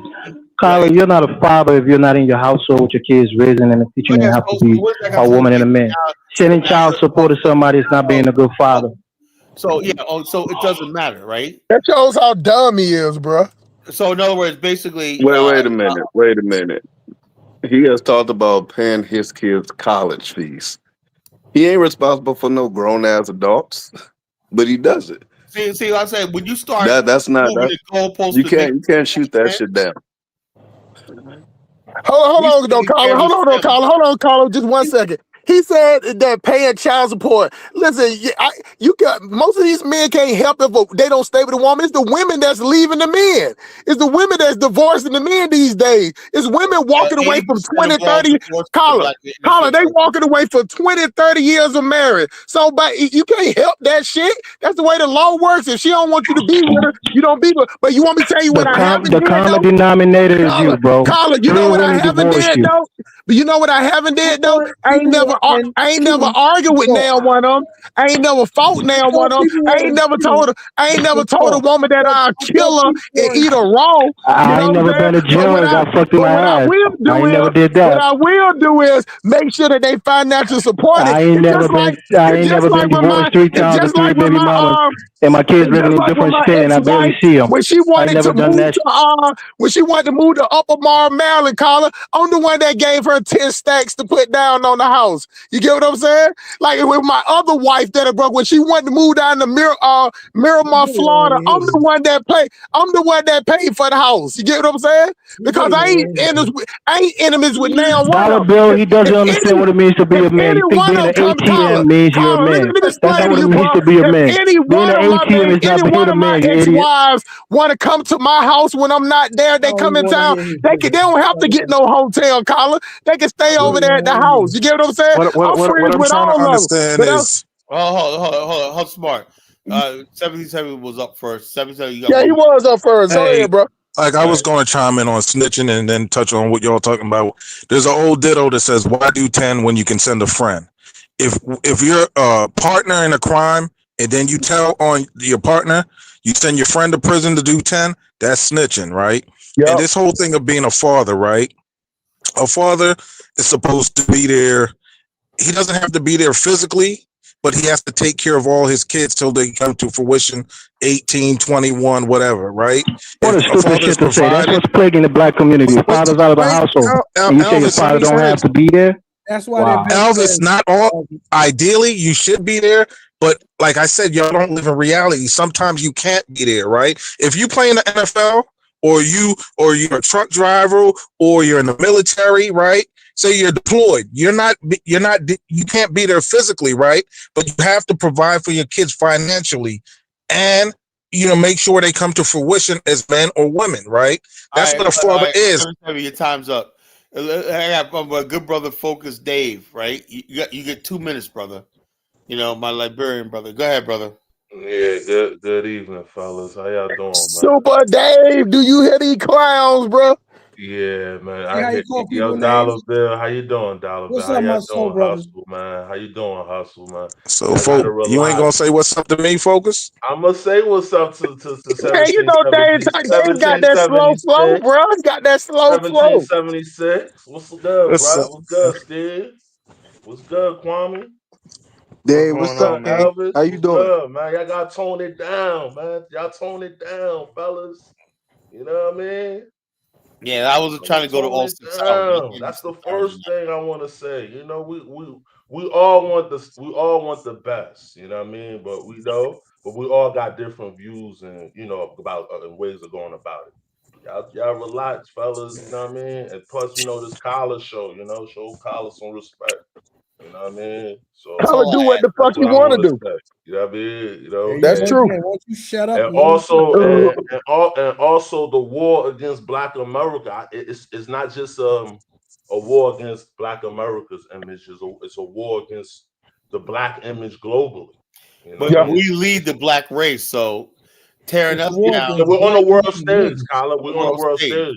We lead We're on the world stage. My grandmother always told me, anything I do in life, I represent myself first, but then also I was taught the represent same my thing, race. man. You represent your race. I represent my race. So anything I do in life, I know. Dave, you me say something. I know you got a minute, 30 seconds left, but I'm gonna yield your time. Look, that's the whole thing that I think we're missing, right? I was told when I was growing up, when you go out in public, right? You have manners. Granny told me that. You know what I'm saying? Also, so you represent not just our family, you represent your race at all time. What I think is we have a whole generation who don't know that. So that's why they go out. Yeah. Not only do they embarrass us as a race, right? But they so bold to put that thing on video, put it online. On video.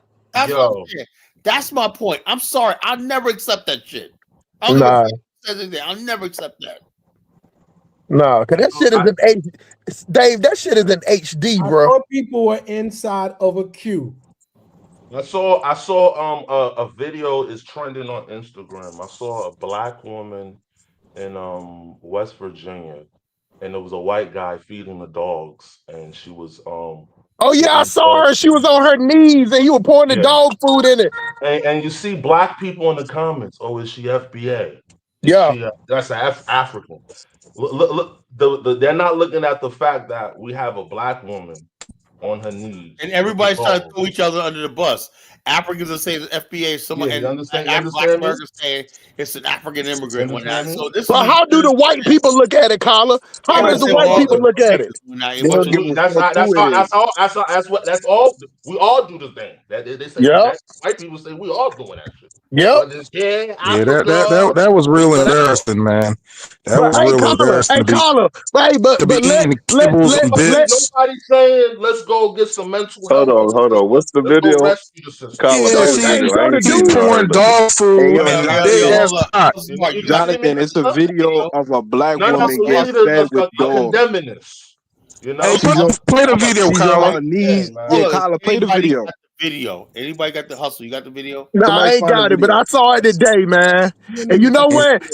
And then talking to clowns like Dollar Bill and Elmer, they'll be like, "Hey, don't say that about it, man." But the thing about she was sick though. She was real sick though. She was. 1776 is a funny. Talk about me.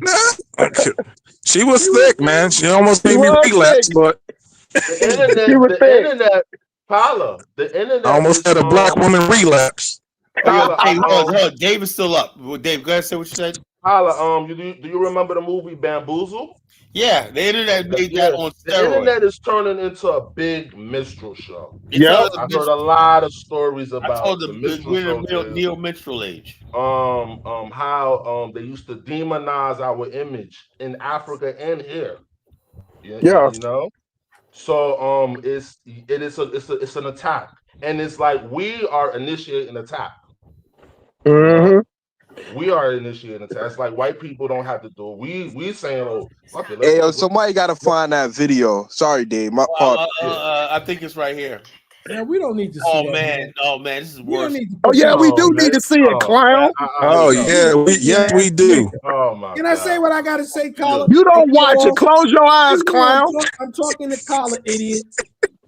I'm thinking. I found it on Instagram. I posted it, Colin. It's you know, it's you know. I don't want to see it, Carla. I don't want to see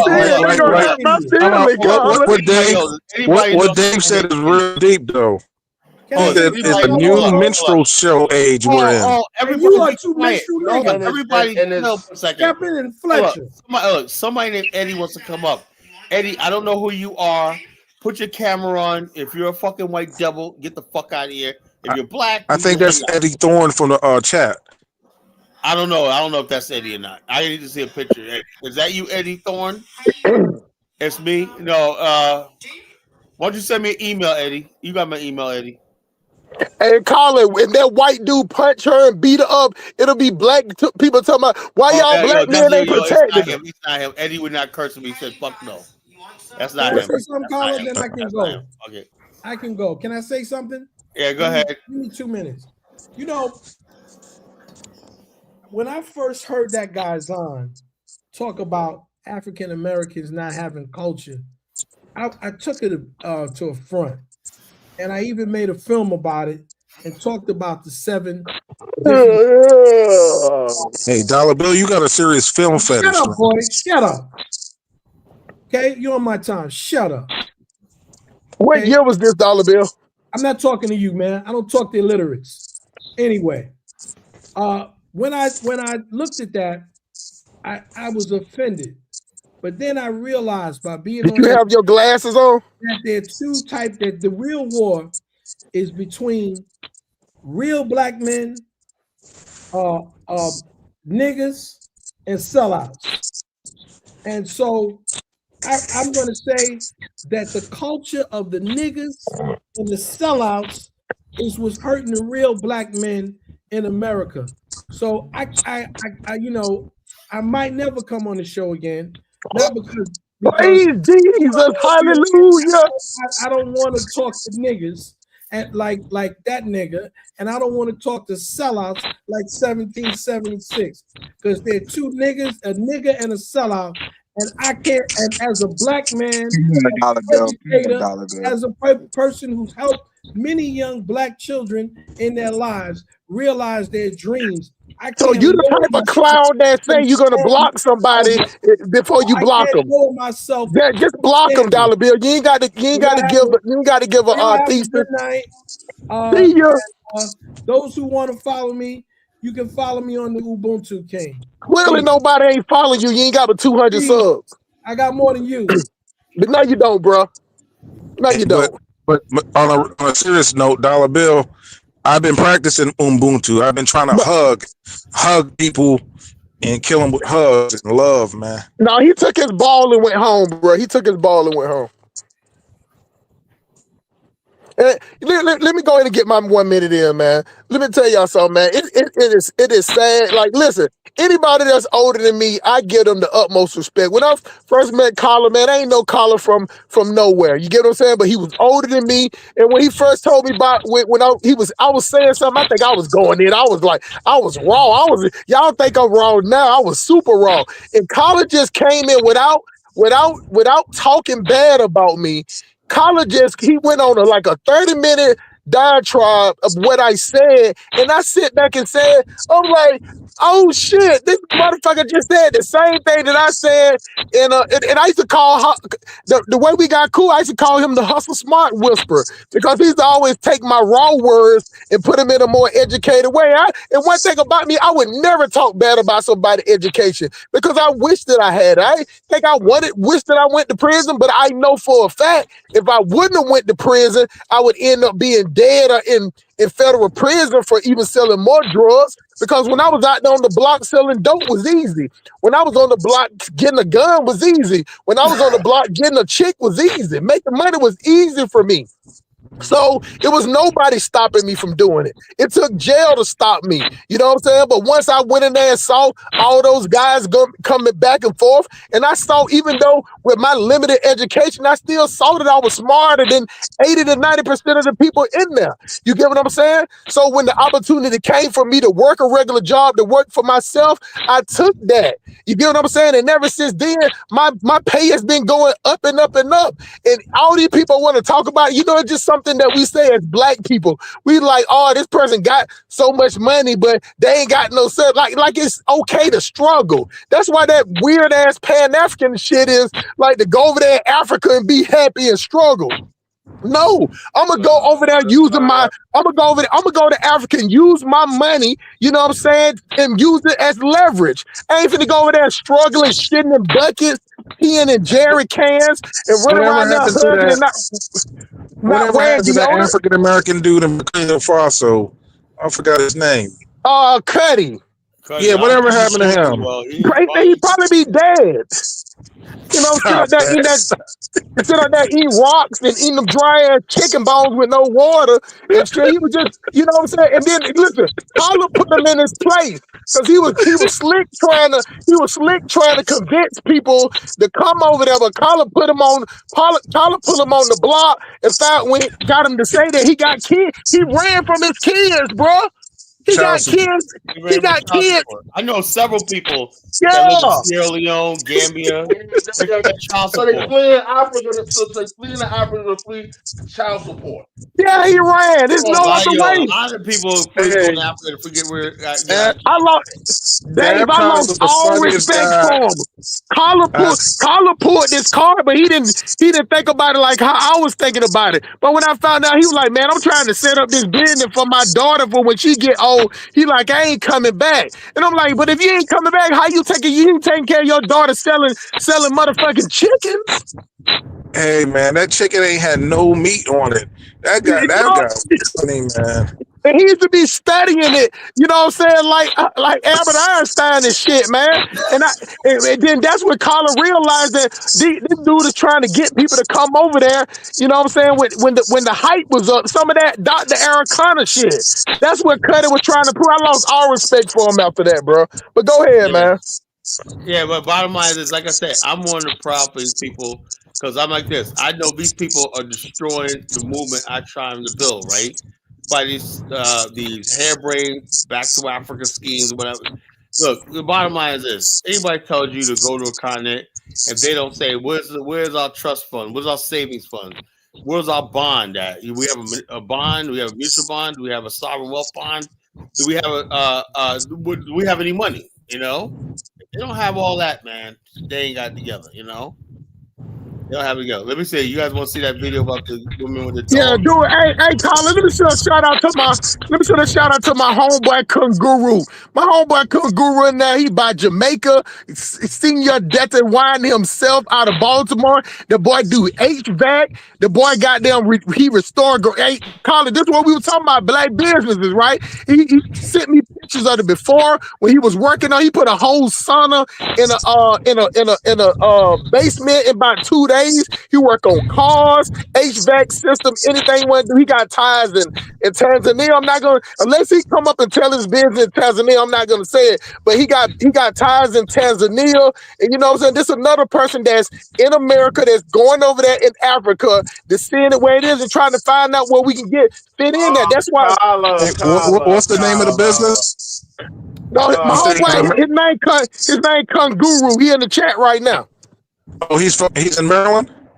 He's in New York now. He went from Jamaica, Baltimore to New York, and then he got ties in Tanzania also. Okay. But he definitely come down. He got his own business, so he'll definitely come down. Look at this clown, Collar. Yeah. Look at her. Letting the dogs eat out of mouth. I didn't see that part. All for clicks and views. This is today's black woman. You know? Yeah. No, this is what Honey Flower says. We shouldn't say that. Look, you don't supposed to say nothing about this. On this fucking platform, we got fucking real men here. Real men put their foot down and say no, hell no. The Afro stands to put a stop to this. Yeah, we could do that. We arrest people for doing this shit, you know? Yeah, this is real disrespectful. If I said we shouldn't say it like this, don't ever follow me to no damn Afghanistan. We're building Afghanistan. It won't, trust me, this will never happen. Paula, the dogs is eating out of her mouth, bro. I didn't see that part. He probably doing some ghetto gagger stuff to her, man. I don't know, man. Paula, I know y'all got some strong oak trees down there in Virginia, bro. We need to. That's one of the ones that ain't no help for, bro. Yeah, man. So the bottom line is, brothers are just pissed off. I bet you my money. People like, how you can't say nothing because that's a claim right there. You know, I don't think that's what women think, man. This is not. That's a queen right there. We can't say nothing. You know, that's black girl magic, Steve. Oh, hold on now, y'all. Hold on now, Steve. Hold on now. Let's see what Steve got to say about this. And he gonna be 50%. Steve gonna rescue her. Hold on, I think the woman is wrong, absolutely. But Steve, my position is she need to get her ass whooped. You think that's a queen, Steve? You know, North Carolina dudes like some thick women, man. He gonna rescue her. What you think about it, Steve? Real talk. No, I don't think she's a queen, bro. I'm just saying that most women wouldn't agree with what she's doing. Like this stuff on the internet with these women. Are you sure? These women, like I said, I I give a sick and tired of people saying most of the internet is where 90% of people get the images and views. So we got the internet going to bring us together, Kyla, but it's nah. tearing us apart. You're gonna see I have a lot of you're gonna have a lot of dirty white guys that's gonna try to get women like that where they can fulfill their degenerate fantasies, man. That's a bad look, man. We got black people working with white people to destroy our image. And what they're doing, Kyla, they're using monetization. Yeah. So it's almost impossible to stop. The last thing they need from us is us to act and not say nothing. And not say nothing. But a lot of these women, I hear they're going out to Dubai and having them do degenerate stuff to them and all this type of stuff. So, but you don't supposed to say it. But you don't supposed to say, let them clowns tell it. You don't supposed to say nothing about that. You know what I'm saying? Like if by not saying something. But this is the thing, Carla. I told you, Carla, that black women are the right hand of white supremacy, directly or indirectly. This is indirectly goddamn boosting up white supremacy talking points. Somebody should report that. Somebody should report that video because that's violent. It's vile. No, there's like 20 of them. There's like 20. There's so many stitches you can't do it. It's like thousands of stitches. It's 2 minute reposts and viral. Too viral. Yeah, viral. When I say something's over the top, man, that's fucking over the top, man. You know, but 1776, that ain't even the worst of it. But basically, y'all saying we are not allowed. Yeah, it's not the worst. I seen the video of a white guy feeding a black woman shit. We're not allowed. We're not allowed. Oh man, stop! Let these clowns tell it. Famous Dave, I'm the type of person that I would say something about that. That's a husky hyena to me. I would say something. I said something about that when I. But let them other clowns that was up here saying I'll be disrespectful if I go off on her. I brought the video topic up. This is madness. I'm seeing. You know, it's just a big minstrel show. People are selling out for monetization. The algorithm is controlling what they want to, controlling what they're saying. We pretty much have a brothel culture, man, where people sell out for anything. Anything.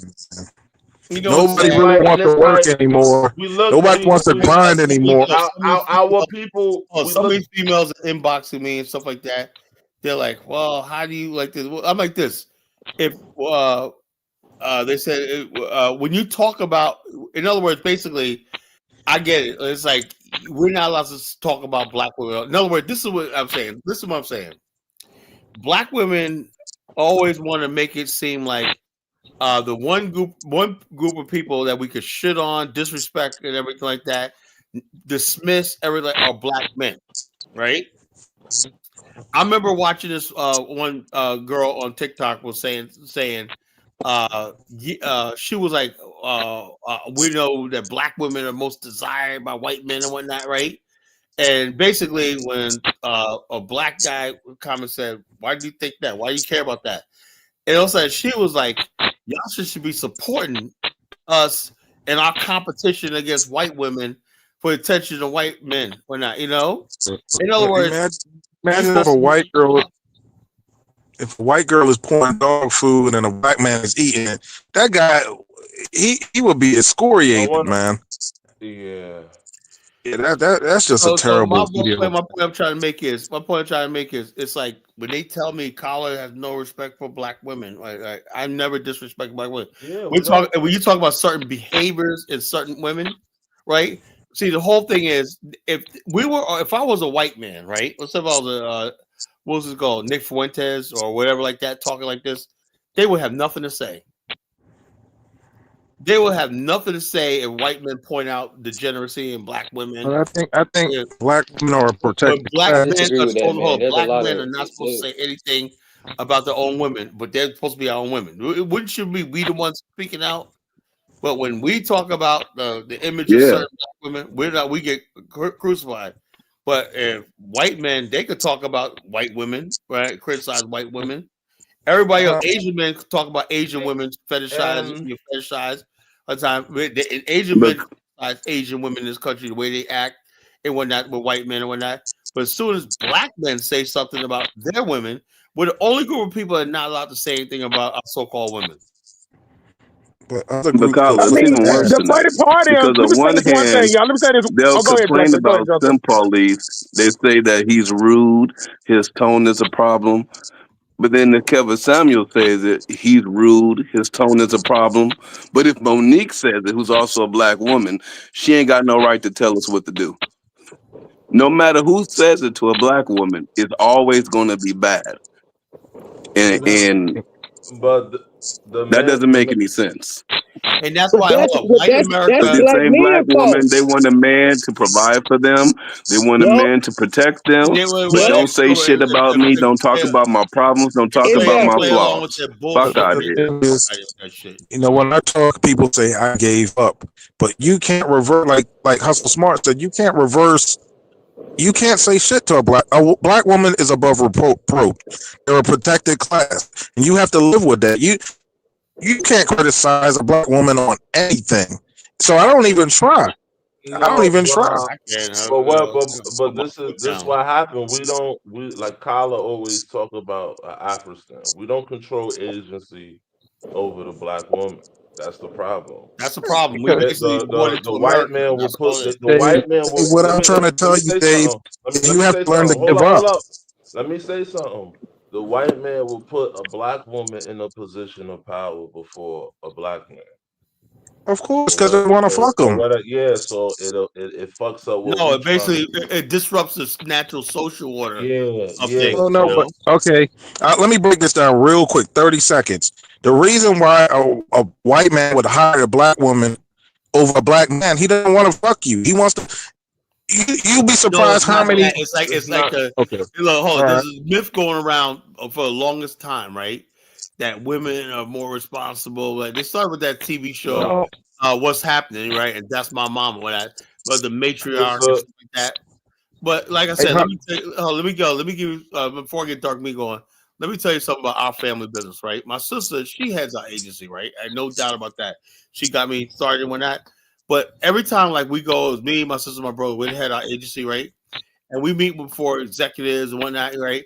And she said every time these guys would come up to her, yeah, you guys, Then she goes, wait a minute, my brothers are my partners, right? And she would tell these guys and whatnot, well, I want you speaking to my brothers, right? I want you thinking that they automatically assume because we're black that she's in charge and we're just like this. She goes, no, this my brother right here handles this, he handles this. You speak to them. I'm in the background. I let them do most of the talking as far as men are concerned. Like when other men come to our agency, right? Like sometimes they want to talk to her because they think that she's a female or whatever like that. And they say, no, you talk. She goes, you talk to my brothers. You know, you talk to my brothers and whatnot. That's how I respect my sister has for men, you know, in our family. You know, they say, okay, we know that you're the agent. She's the head of our agency. She's the SGA and everything like that. But all the women in our agency really respect men. You know, we respect our men. You know, we're all partners, we're business people and that, but we respect men. What you have is when you have white men in control of everything, that's because we control it, right? When you have white men in control, white people control, they naturally gravitate towards black women for some reason, and they basically promote them over black men and like emasculate black men and whatnot, this, that, and the other thing. But my sister would not let that happen with us. You know, she goes, yeah, my two brothers, you know, we're all together in this business and whatnot. And they're coming up, you respect them like me. We're all partners in this, you know. They always come in like, oh, you're the head, whatever, let's talk to you. But no, you're going to talk to all of us. We're going to be all in the meeting. You're going to be like here. So when there's more details, you go to this brother and you go to my brother right there. You know, I have nothing to do with it because I don't like talking to men. You know, that's what my sister is. I don't like talking to men. And let me say something real quick, Carla. Even when I got out of prison and I wanted to start my business, I'm gonna tell y'all I was kind of scared because I didn't want to put my money. And I was thinking like, because I saw how the climate was. I was like, women are running the show.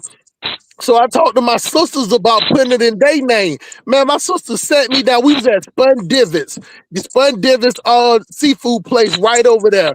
And they was like, I thought they was like, I thought you was a hustler. I said, I am. It's in my name. They said, when you get out there and beat that block, they say the same way that you cornered the market in the streets, the same way how you was doing in jail, then you do your business, you made the money. You got to. It took my sister to tell me because I was scared because I thought that I could get further. That's what society does. But if you really, this is why I encourage you guys to read. Even on the plantation, the black woman actually ran the plantation. Black women used to put ass on the plantation. Power, right? So you got to understand. Even state jobs, a lot of black women get federal jobs and state jobs. I know you don't really see a lot of black men get federal jobs and state jobs at the rate that black women do. So it is what it is. I just live life, man. I accept it for what it is, you know, and that's what it is. I've been waving the white flag a long time ago. You know. But think about it like this. So like when females come up here and because only black men start, even all black men, even though they see how the women is acting, you know what I'm saying, we still try to be nice to them and still try to call them our women. They're not our women. It's just what we say. So the way that this is how black women see it. Hold on for a second. Something. This is how black women see it. We talking shit about these niggas.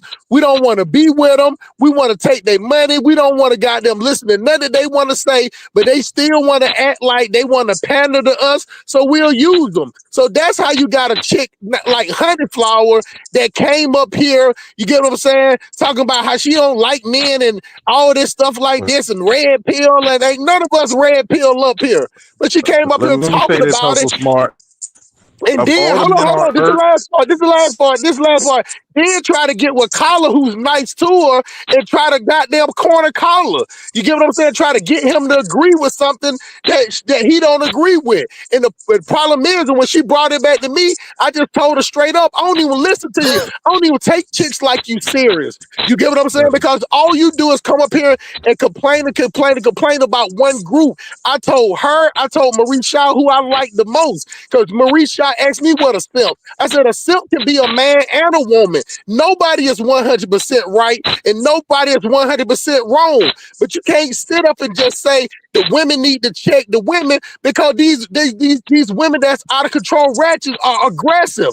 The small frame and docile women like Marie Shy, the women will whoop her ass if she open her mouth to them.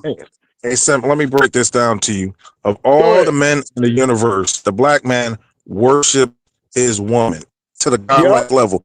Adam was black. You saw what we've been worshiping the woman since day one. So what you think in 2025 we're not going to be? A black man actually venerates his woman. White men really don't. I have a lot of white friends. They really, a white woman is like a toy or a pet they live with. They don't really love like how we love a black woman. You guys really, go get some boobs. You know, white men, Asian men will work his woman to death in that Chinese restaurant. Work her like a Hebrew slave.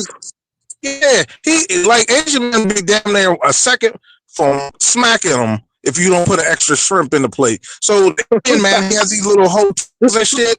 His woman is living. Watch the fucking vacuum. I seen this Indian guy. He got his wife vacuuming the place, painting. He just in there with on the telephone. And his white and his Indian woman is slaving.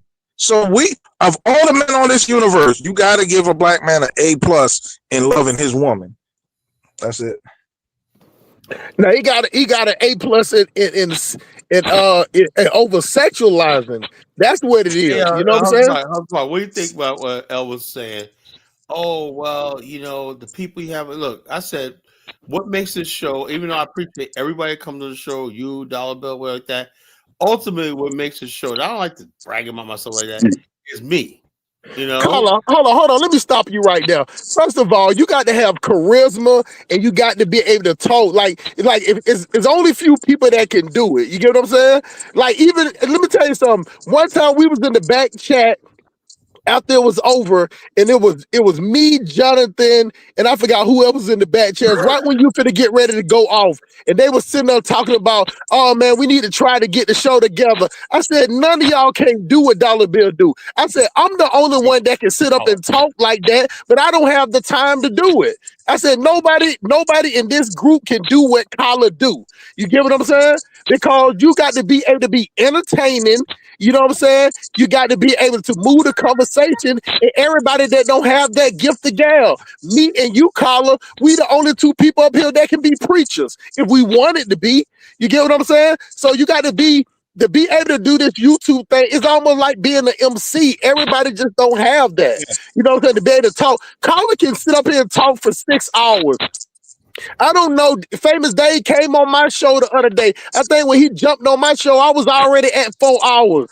And I was the only one talking. Like, everybody can't do this. Some people add or they take away. But as y'all see that when I jump on the show, you know what I'm saying? It ain't people just digging that collar. Like, think about it like this, y'all. And I want y'all to be honest. When I jump on the show, I'm taking all the hits. Collar ain't even taking all the hits. But when I'm not on the show, everybody digging that collar. Everybody digging that collar.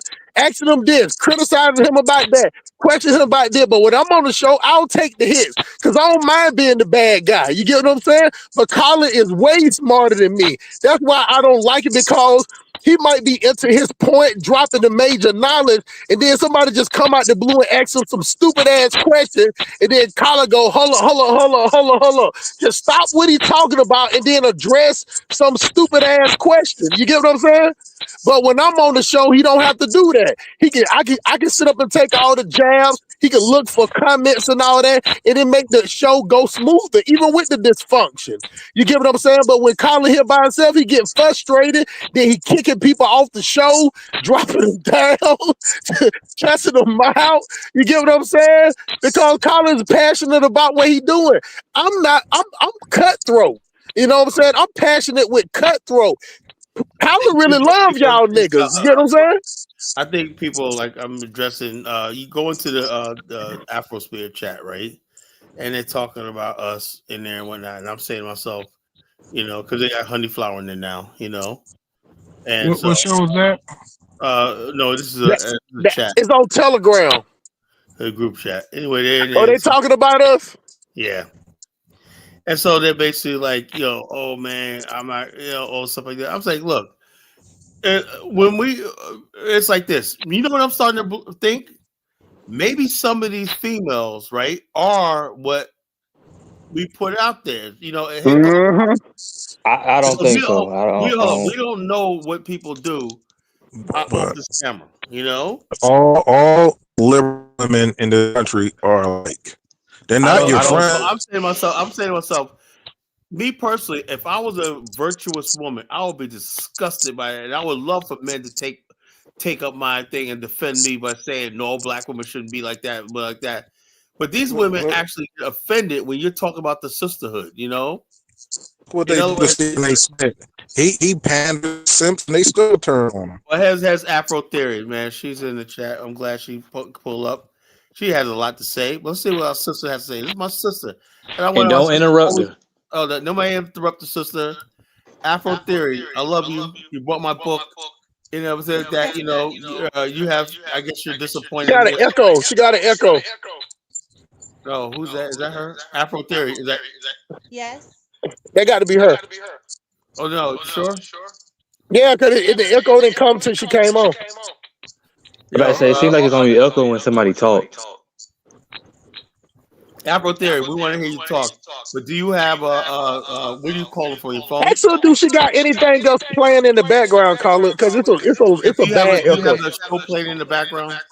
Okay. How about now? No, okay.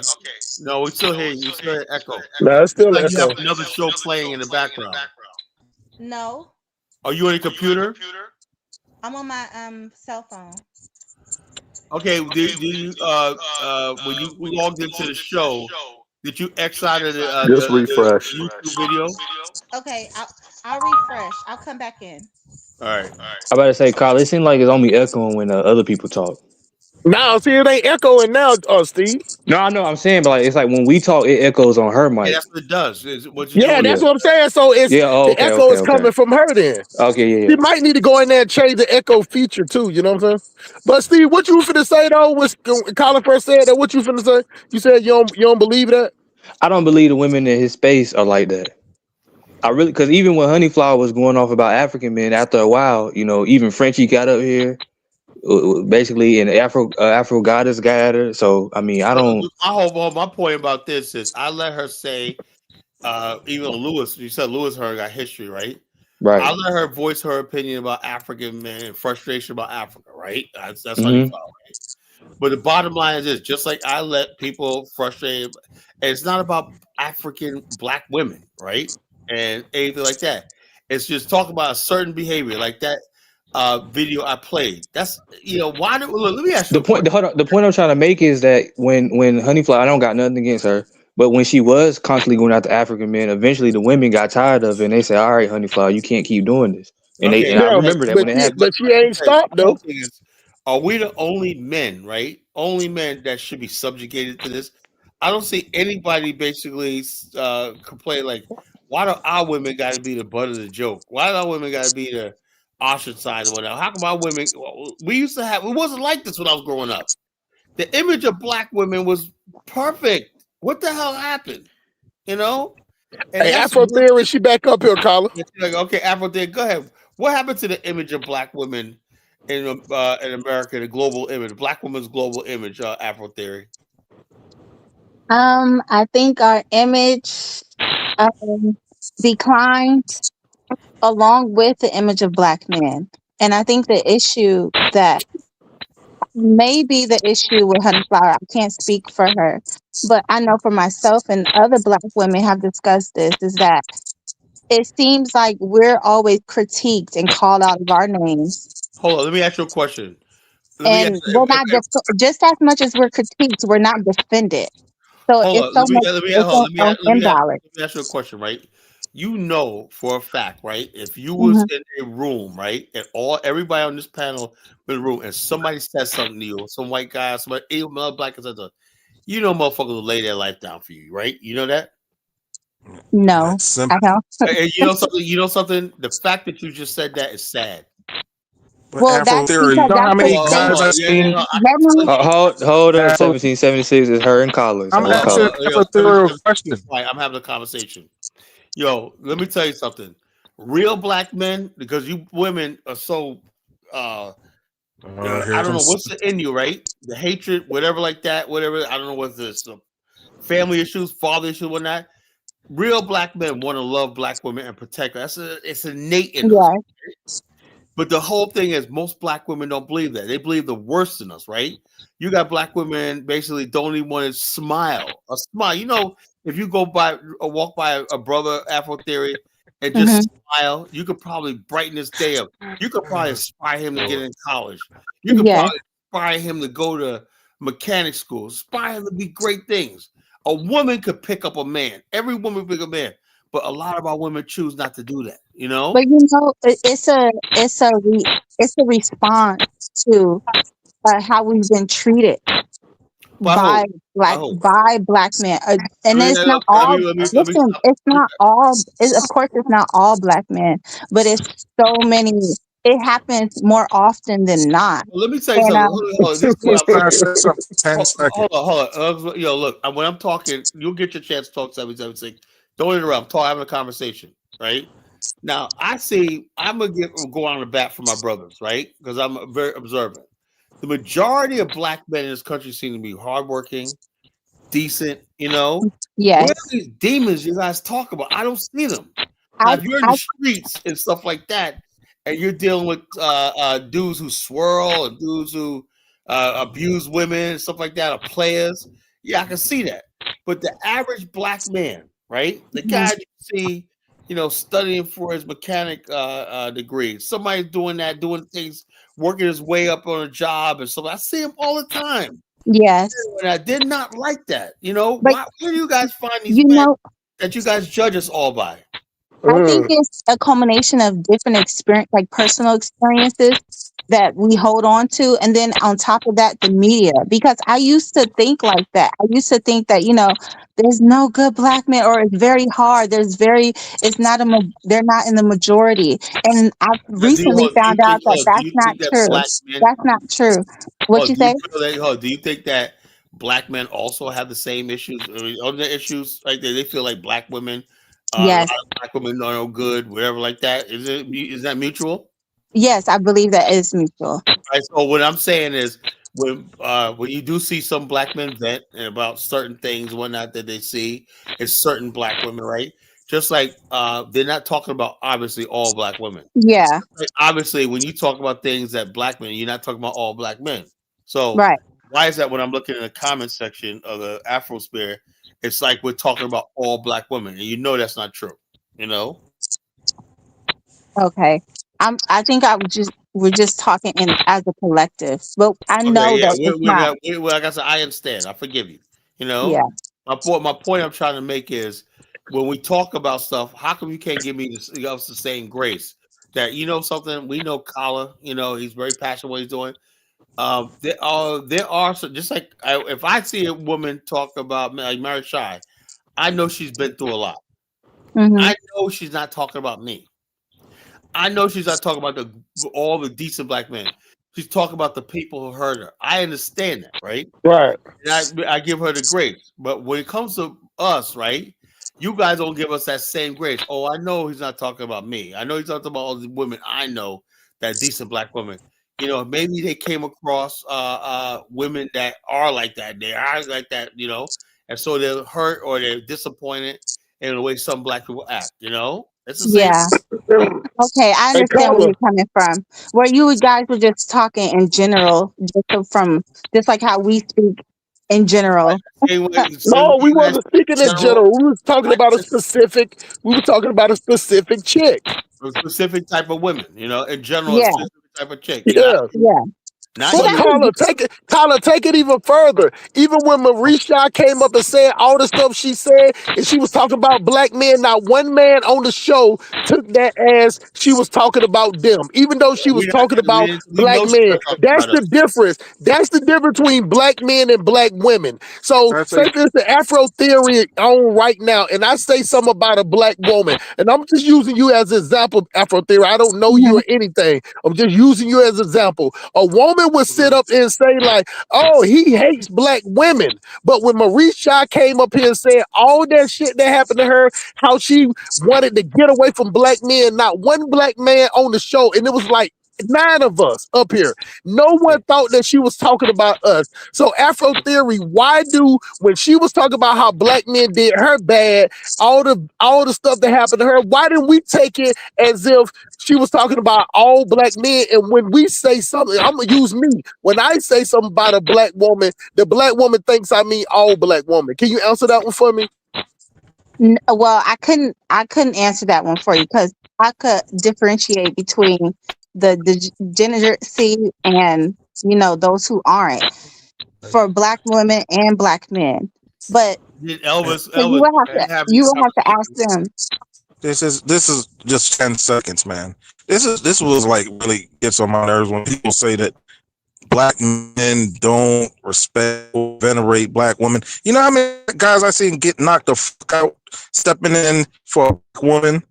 I mean, black guys are like hustle smart, but the biggest sense in the world. A lot of violence that black men face in this country, the death, it's like that it's over women. Somebody did something to your sister, you go confront him. Next thing you know, it happens all the time. Next thing you know, he's dead. A sister like, well, the boyfriend hit a girl. He goes over there, confront the boyfriend. Next thing you know, he's dead. Black women will go to war for you. That's just who we are.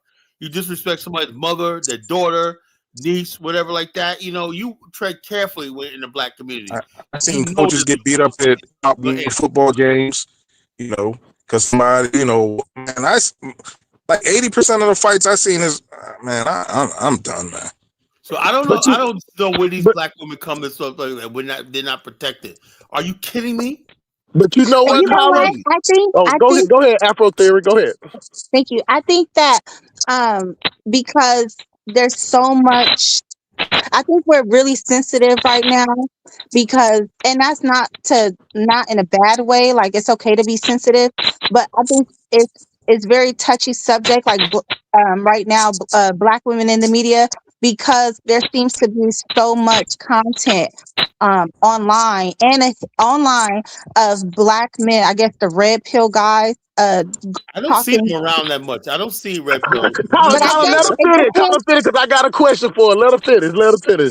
Go ahead. Those types of that type of content, and then also the media just pushing that out, and that's the only thing I could think of, because I once fell for that. Like I was so on the verge of like, no black men, I'm going to date out, but although I didn't want to, but I changed my mindset and changed what I digested, the different content, and just been mindful of that to change my mindset. Afro theory. The thing about the red pill, how long you think that's been going on YouTube? Just give a estimate. How long you think that's been going on the internet, on YouTube? 5 years, 10 years, maybe. No. I'm telling you, it's about 5 years max. How long you been think black women been on YouTube dragging and talking shit about black men ain't shit on YouTube? I don't know. However long Cynthia G has been on. How long you think? How long you think?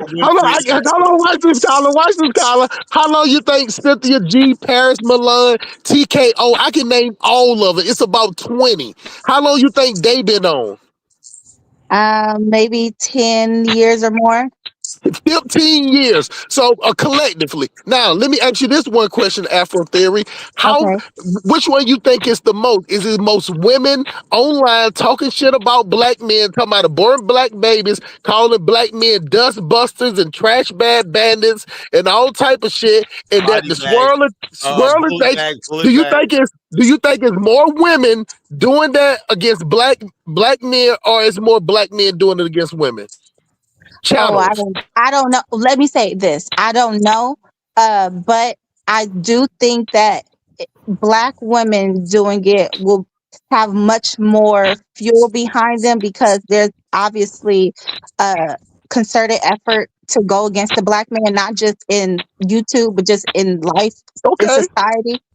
Okay, I was ready to go in on you, but you told the truth Can there. I say I something can't real say quick? that. That's how you shut Hustle Smart up. That is how you shut Hustle Smart up, by telling the truth. And she is 100% right. But let me add this caveat to it. It's 80% against 20% for as women channels and women subscribers. Women subscribers that talk down about separating for Black men, each one of them is over 100,000 subs.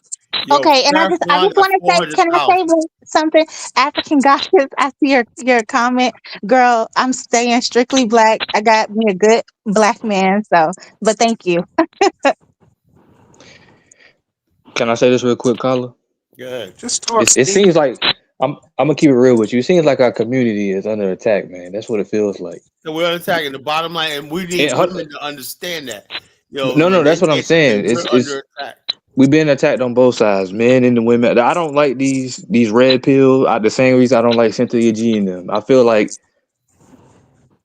I don't know. Something's behind these people. This ain't right. But Steve, I also think that us women, we should be mindful that Kyle's channel seems to be more geared towards men, and it's the and not as far as like protecting men or anything like that. I just mean that the perspectives of men are more prominent here because it's usually a male dominated panel. So No, I think women could come up with it, right, and we find common ground we agree with, right? We agree on things and everything like that, you know, because a lot we agree on, you know, a lot agree on nation building and stuff like that. But let me ask you a question, right? Mm-hmm. Now, when I told you what I'm doing in Liberia, building and stuff like that, you know, give us this fresh start. We need something to build together. Because I can't build this movement without women. You know, I can't build without sisters, right? But we need to have sisters that's with us, you know? Yeah, and that's true. We have sisters that's with us on our side, down with us and everything. We had that back in the days. See, back in the days, the reason why Martin Luther King, Malcolm X, all Nation of Islam was because they had their women by their side. But I still get, when I said the Colonation, right? I put out a good program, right? Nobody ever came to me and said, Colonation, what's I see what you talk about in Africa, Colonation, you know, that's your family. Where's the women? What's the women's mission for Colonation? I said, hey, make one. And if I prove it, yeah, we could be like this. It seems like the women are just doing their own thing. This is what I'm saying. I give the impression that women get online, they like these chats, whatnot, but their mind and their heart is Black women's mind is someplace else. I'm dead serious. That's what I feel. I feel that, you know, whether they're wrapped up in soap operas, I'm seeing now this love and hip hop. I'm seeing all this action. And I'm saying that's what Black women's minds are. They're not in the revolution, right? But you know what? In our defense, Kala, Black women for the last since the maybe 60s, 70s, or maybe when the crack epidemic hit, but we have been the pillars of the community for so many decades, where a lot of us have been exhausted. And I'm not speaking. Okay, I'll say us because I'm a woman. But a lot of Black women have been exhausted and have been taught from their grandmothers, their mothers, grandmothers, aunts, through their experiences to just make sure you have your own stuff together, do your thing, and if you find a man who could get with your program, then that's all good. Let me ask you a question. I saw a video today. Can I please chime in? Hold on. Let me know. I'll talk first, then you come in. Right? We have to trust you That's how guys. it works. You guys have to regain our trust. Hold on. I think that's What do you mean by pillars of the community? Hold up, please. Don't nobody interrupt me. I'm about to say something, right? You call me on. Let me say this. Afro Theory. I saw a video today, right? A teenage kid looking like Jason Voorhees or Michael Myers, right? And basically, the woman was like, I don't know what to do with my son. He was like a teenage kid, like 15 years old. He came with a bat, and she was like, "I don't know what to do." I'm just like, she was calling police. He busted the window out of the car while she's sitting in the car. Right, she locked the car door. I teach you, I can't do nothing with this boy like this. So how do I raise a boy? And I said in the comment section, how about getting one thing that would have solved this? A husband. You got so many black women out here trying to raise boys by themselves as single mothers and whatnot. And I saw African wasn't it African goddess? She basically said one time, she said she's a little skinny thing, frail thing, right? Not African goddess. What's the name? What's that light skinned chick husband name from Mississippi? You know, Goddess Ayana, right?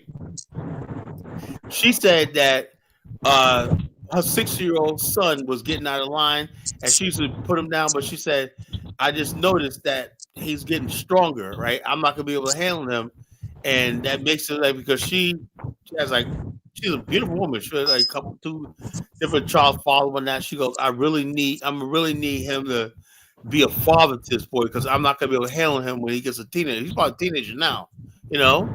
So what I'm trying to say is."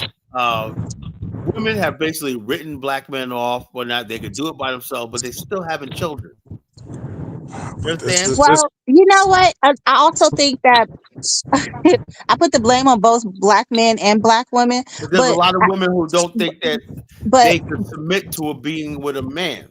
But You know? yeah, and that's what I want to talk about, like the issue that a lot of black women have a lot of issues that we need to work through, that we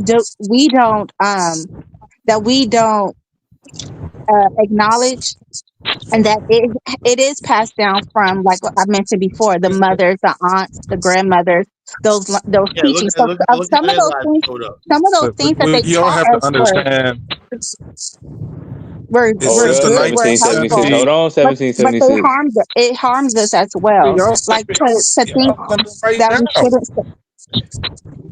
to think that we shouldn't submit to our man. I mean, him as the leader, I'm against that, but I'll maybe be called a pick-me because of it. Well.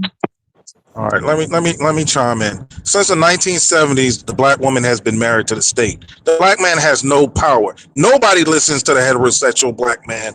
The black woman is protected. She has state jobs. She has federal jobs. If she's dusty, she has Section 8. She has so many programs where the black man is just Farad. Her choice of rod. The black man has no power in the society, right? So I don't understand why people keep trying to say you can't make the black woman do anything she doesn't fucking want to do. The black woman is the most protected. Outside of the white man and the white woman, the black woman is right under there. She has more rights than the Latino, the Asian, anybody. The black woman is good in this society. So what are y'all saying? But that was the question I was just finna ask her. How is she don't feel protected? Protected from who? Who do you feel like you're not protected from? I'm speaking I'm speaking as far as some black women who've had bad experiences with men who were supposed to protect them and actually were predators towards them. A lot of black women carry that. But what I'm saying is that goes both ways, and there's a lot of men that out here that have ran up on women predators. But we don't sit up here and think like just because I had a bad relationship with my last chick, I'm not gonna bring that to you. When I come up to you, Afro Theory, I'm not gonna talk about what happened with her. I'm not gonna spot you next to her. I'm gonna see how you are, and even if you do something that's just like her, I'm not gonna say, see, you acting just like my last. I don't carry that baggage. See, I don't know how long you been listening to the show, or you was in the Telegram. Would you listen to the show? Yes.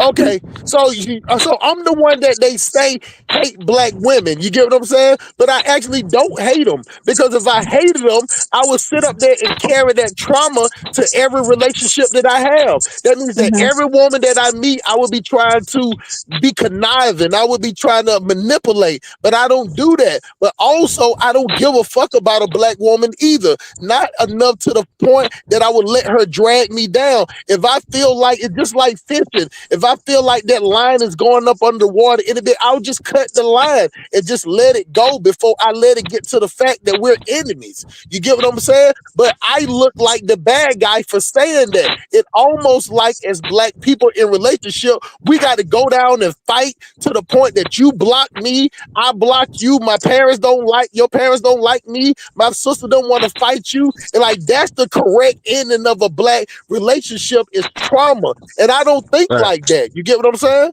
But Big I'm looked facts. at as the bad guy because I don't want to be enemies and I want to cut it off when I see that it's going bad. But everybody else get points for wait for it to go all the way down into the dirt to the point that we're enemies and then we saw each other in the streets. We'll be sitting up there ready to fight each other. And if a black man tries to control his house, many times I've seen with my eyes a black woman call the police and them white boys will come in and beat the brakes off you. Man, I've seen this many times, like especially stepfathers. You try to tell, oh, he can't come in late. Man, they call that police on you, and the police will play the drums on your fucking head like Metallica. Like, I seen this 1776. stuff. Can I ask you a question? You don't think other groups of women do that in America? No. Black woman called the police at like a 70% clip. Yeah, that's a disingenuous question, Steve. Steve, that's a real disingenuous question because that's just like saying do other race of men have a problem with their women? Of course they do, but it still doesn't change the fact that anytime you go in child support court, no matter if you're in an all-white city, there's still more black women in there. It still doesn't change the fact that black women call the police on their baby daddies about if they see the child is with another girl or something. You get what I'm saying? They'll come on and try to stop the child support. You get what I'm saying? Black women only do that. You get what I'm saying? Smart. Like, Do you Go ahead. does anyone on And I would say black women are the ones who call the police over an argument. They ain't got hit. They just call the police over an argument. Does any men on the panel date non-black women exclusively? I only date I only date African and Caribbean women. I gave my shot at Caribbean women. Now it's only African women. I think Black American women are for recreational use only, and it's no saving Black women. What does that Black mean by women want to be recreational separate. use only? What do you mean by that? Recreational use only. Don't take them serious. Hold on. Let me finish the statement. Let me finish the statement. And the reason why I say that is because I don't want to be in a relationship with a woman that will use our relationship and information that she know about me, that if she get mad, that she would use the system against me. And the only women that have ever did that to me, that can do that to me, is American women. African women don't do that. The reason I asked that question earlier is because social media every time she gets mad. The reason I asked that question in 1776, right? Because I have seen Black American males that are married to white women. And I asked them about it. I said, well, how are they different from black women? They were like, they do the same stuff. That's what I've been told. Nah, I ain't never heard that. I mean, that's what I'm I've been saying. told. It's anecdotal. Steve, a lot of stuff is anecdotal. You say you heard that. I ain't never heard that. Most dudes that be with white women, they talk about how much is better. You know what I'm saying? I have never heard a black dude that was married to a white woman say that they're exactly the same as a black woman. I've never heard that before in my life. I just want to say this, and I'm gonna leave the panel. But I think that the more, what was that? I said peace. Oh wait, hold on. The more this friction occurs between black men and black women, I think that black men are going to isolate, or we're going to both continue to isolate ourselves. I agree. But since black women, according to some of you on the panel, since black women have more leeway in society, this isolation will actually harm black men more. And I don't want that to happen. I don't want that to happen. And I don't want that to happen. I don't like the drama between us. Why would you think it would hurt black men more? If you Because look you at his guys just said platform, that we have more Yeah, black more women don't marry as protection. much. Black men, more No, black no, men that's marry. what I'm saying. And black women can marry into access No, no, with no, no, no, no, Yeah, no, they no, no, no, really no, don't. no, no, who no, run no, no, society. no. White men don't marry. White men don't marry black women the same way black men marry white women. Like black men Yeah. are desired. Black women are fetishized. You get what I'm saying? Facts. That's the difference. You don't think black men are fetishized too? I think you guys No. are desired. You guys are creme de la creme. Hey, Let me you got it. say Afro Day. Let me say this, right? Yeah. The problem is this, right? I think the black women need to get rid of the sisterhood. What do you mean? What do you mean? What do you mean? A lot of times you don't even know, right? Because I think a lot Mm-hmm. of black women don't bring a thing, right? Every black woman's problem is not your problem. Yeah, that's true. Stop worrying about the friggin' women. Look, let me tell you, because you're a sweet woman. You obviously don't have any street smarts. You know, there are women out there, unfortunately, right? And our community is so broken, right? Kyler, you don't got to be condescending to I'm not Hey, being Kwame, stop simping and let Kyler talk. Okay, I'm not being Be quiet, condescending. 1776. Be quiet. Street smarts is the fact of the matter is there are women out there basically the time they're like 12 years old are taught by their mothers, aunties how to manipulate men, right? Mm-hmm. A woman in normal society, right? You know, society is supposed to be like we protecting a woman's her chastity, her virtues, her innocence and whatnot. When she's 16, that's a sweet 16. That means all society understands that that's a sweet 16. You leave her alone, you leave her alone. Then you go to the time period where you go to the debutante, when you get introduced into proper society as a prospect of marriage or courtship, right? Okay. Now you take the black, a lot of our women that come from broken single family homes, inner city, whatnot, large portion, right? They don't have that. They don't have chastity and stuff like that. The innocence of youth and virtues of womanhood and stuff like that. That's bestowed upon the white woman and white society, right? So therefore, these females do not have that, right? So basically, a lot of times they're in situations where, unfortunately, they didn't have a relationship with their father. Right. That's the first man a woman loves is a father. Right. Right. You have a relationship with your father. You don't have a relationship with positive image of men. You work on bitter and angry, right? Now we're going to get these women help, right? But unfortunately, a lot of these women that go through all that, right? Mm-hmm. They end up in positions where if they see you had a relationship. I've seen women who had relationship with their father, everything like that. They get around the wrong type of female, and next thing you know, my father, they is no good. He did this. That is true. That is true. That So happens. they don't understand. I don't know if the woman doing it, but they automatically assume because they had a bad relationship with their father or not, that there's something wrong with and the other girl that has a good relationship. There's something wrong with me. Why do I'm not being like her? Yeah, that is true. I feel like I'm the outsider, right? So Yeah, because of jealousy. We start talking about these same women that got these problems, right? Okay. You their defense out of guilt, Yeah. You're trying to Afro save. theory. Afro theory. Oh, go ahead, Colin. Oh, I understand what you mean. I'm understanding what you mean now, Colin. Afro theory. Before you jump off, let me tell you this. Let me tell you this quick 1 minute story before you jump off. My daughter's in college. She just graduated from college, and I paid for all her college. Got her car, paid for her rent, everything. She didn't even have to get a job. You get what I'm saying? But she got a job because her friend had a job. They was working at Publix or some places like that. So all her friends was sitting around, and all her friends was talking. They was talking about how bad their fathers was, right? So then it came to her. She got nervous, and she came to her, and she told them how bad of a father I am, right?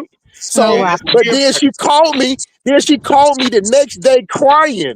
You know what I'm saying? I was like, "What are you crying for?" She's like, "I felt like I disrespected you." And I said, "What do you mean?" She said, all my friends, they were sitting around talking how bad their fathers was, and I was scared to tell them that I had a good father that was paying for everything. And I said, let me say this, right? This is why I do this show right here. See what just came out? Mm-hmm. I So do she this, said, I do what I do. So hold on, Kyle, let me finish the last part. So she was saying, so she said that she was scared to tell her friends that, you know what I'm saying? But then I told her, I'm like, listen, don't feel like you disrespected me. No, you disrespected yourself. You know what I'm saying? Because you still could have been friends with them. You could have just told them that, look, hey, you know what I'm saying? Well, my father is good for me, you know, so I'm sorry this happened to y'all. But if I can't be y'all friends because I have a good father, then what does that say about our friendship? But she felt like she had to. She felt like she had to put me down to fit in with the rest of that trauma, and that's what's going on. And that's what's going. And my daughter's staying moving back in as we speak, out of college. You get what I'm saying? And I pay for everything. And now when I told her that her friends, those friends, because I don't think that they're her friends, because I told her that the foundation is built off of a lie. All y'all trauma bonding together because all y'all got thought that they had bad fathers. So how you gonna play that off when you're around? You're gonna act like we having arguments or something. Or when I go to work, you're gonna act like I'm never there. Like, how long you gonna play that role? And I told her that she can't have them around like that because you're not even being real to yourself and real to your friends. Now, what do you got to say about that? Oh, I think that's a terrible thing, and it does happen. I believe you, and it happens a lot often, unfortunately. And it reminds me of how, like, I noticed that Black women who are happy, or just women in general, but specifically Black women who are happy in their marriages and relationships, I know better than to speak about it with other Black women because I know they'll be upset or angry or, you know, jealous, things like that. So that kind of reminded me of that, where, like you said, the trauma bonding. Yeah, that's crazy. And that's why the sisterhood needs to go to the garbage. I have a question. So do you guys believe that the issue between the Black man and Black woman relationship started from the welfare system? Is that what I'm saying? That's the genesis of it. Okay. That's when politics. That's when the government got involved with it. We always had spats. You know what I'm saying? They never been all the way. But what I'm saying is that's when the control kicked in on far as a level that started pushing, that started separating the cracks in between. And Black women took it and ran with it. Afro theory, back in those days, it was white people and Black people in the projects, but it was only Black people that made it 1 generation, 2 generation, 3 generation, 4 generations of it. White people was in the projects just like Black people, but they use it as a stepping stone. We up to 8 now. We up to 8 generations now. Yeah, Elvis Presley, as a teenager, spent years in the project. That's how he learned how to rock and roll. He spent years. So from the welfare system, where, you know, the Black man is being kicked out the house, then he has to go. He goes, creates have different families, or he goes to sell drugs, like over the generations. Is that what you're saying? Like, that's where what I'm saying is I'm not blaming him. I'm not blaming him. In the beginning, it was the government that stepped in and started giving Black women the power, and then Black men always rebel. I'm gonna give you a fine example. Even what just happened with the elections. You know what I'm saying? If it was so much Black men wasn't shit and wasn't even talking to Black men would have came out and voted for Kamala. You get what I'm saying? But that was a thing because Black men act like they couldn't say nothing, because anytime they say something, just like today on this show, we can talk about Black men all day. But if you say one thing about a Black woman, she gets sensitive, and then she attributed to all. They talking about all Black women. They hate Black women. They hate women in general. But what I'm saying is that women do that where they use their emotion to control a narrative. You get what I'm saying? To get Black men to shut up. You get what I'm saying? And I'm just the type of person, I don't care how emotional a female is, I'm never gonna stop being me. You get what I'm saying? And those type of Black women will turn around, and the first thing they would do is say, oh, you won't do what I say, oh, then you gay. You see, that's just what they do. And simp Black men do the same thing. So when you have that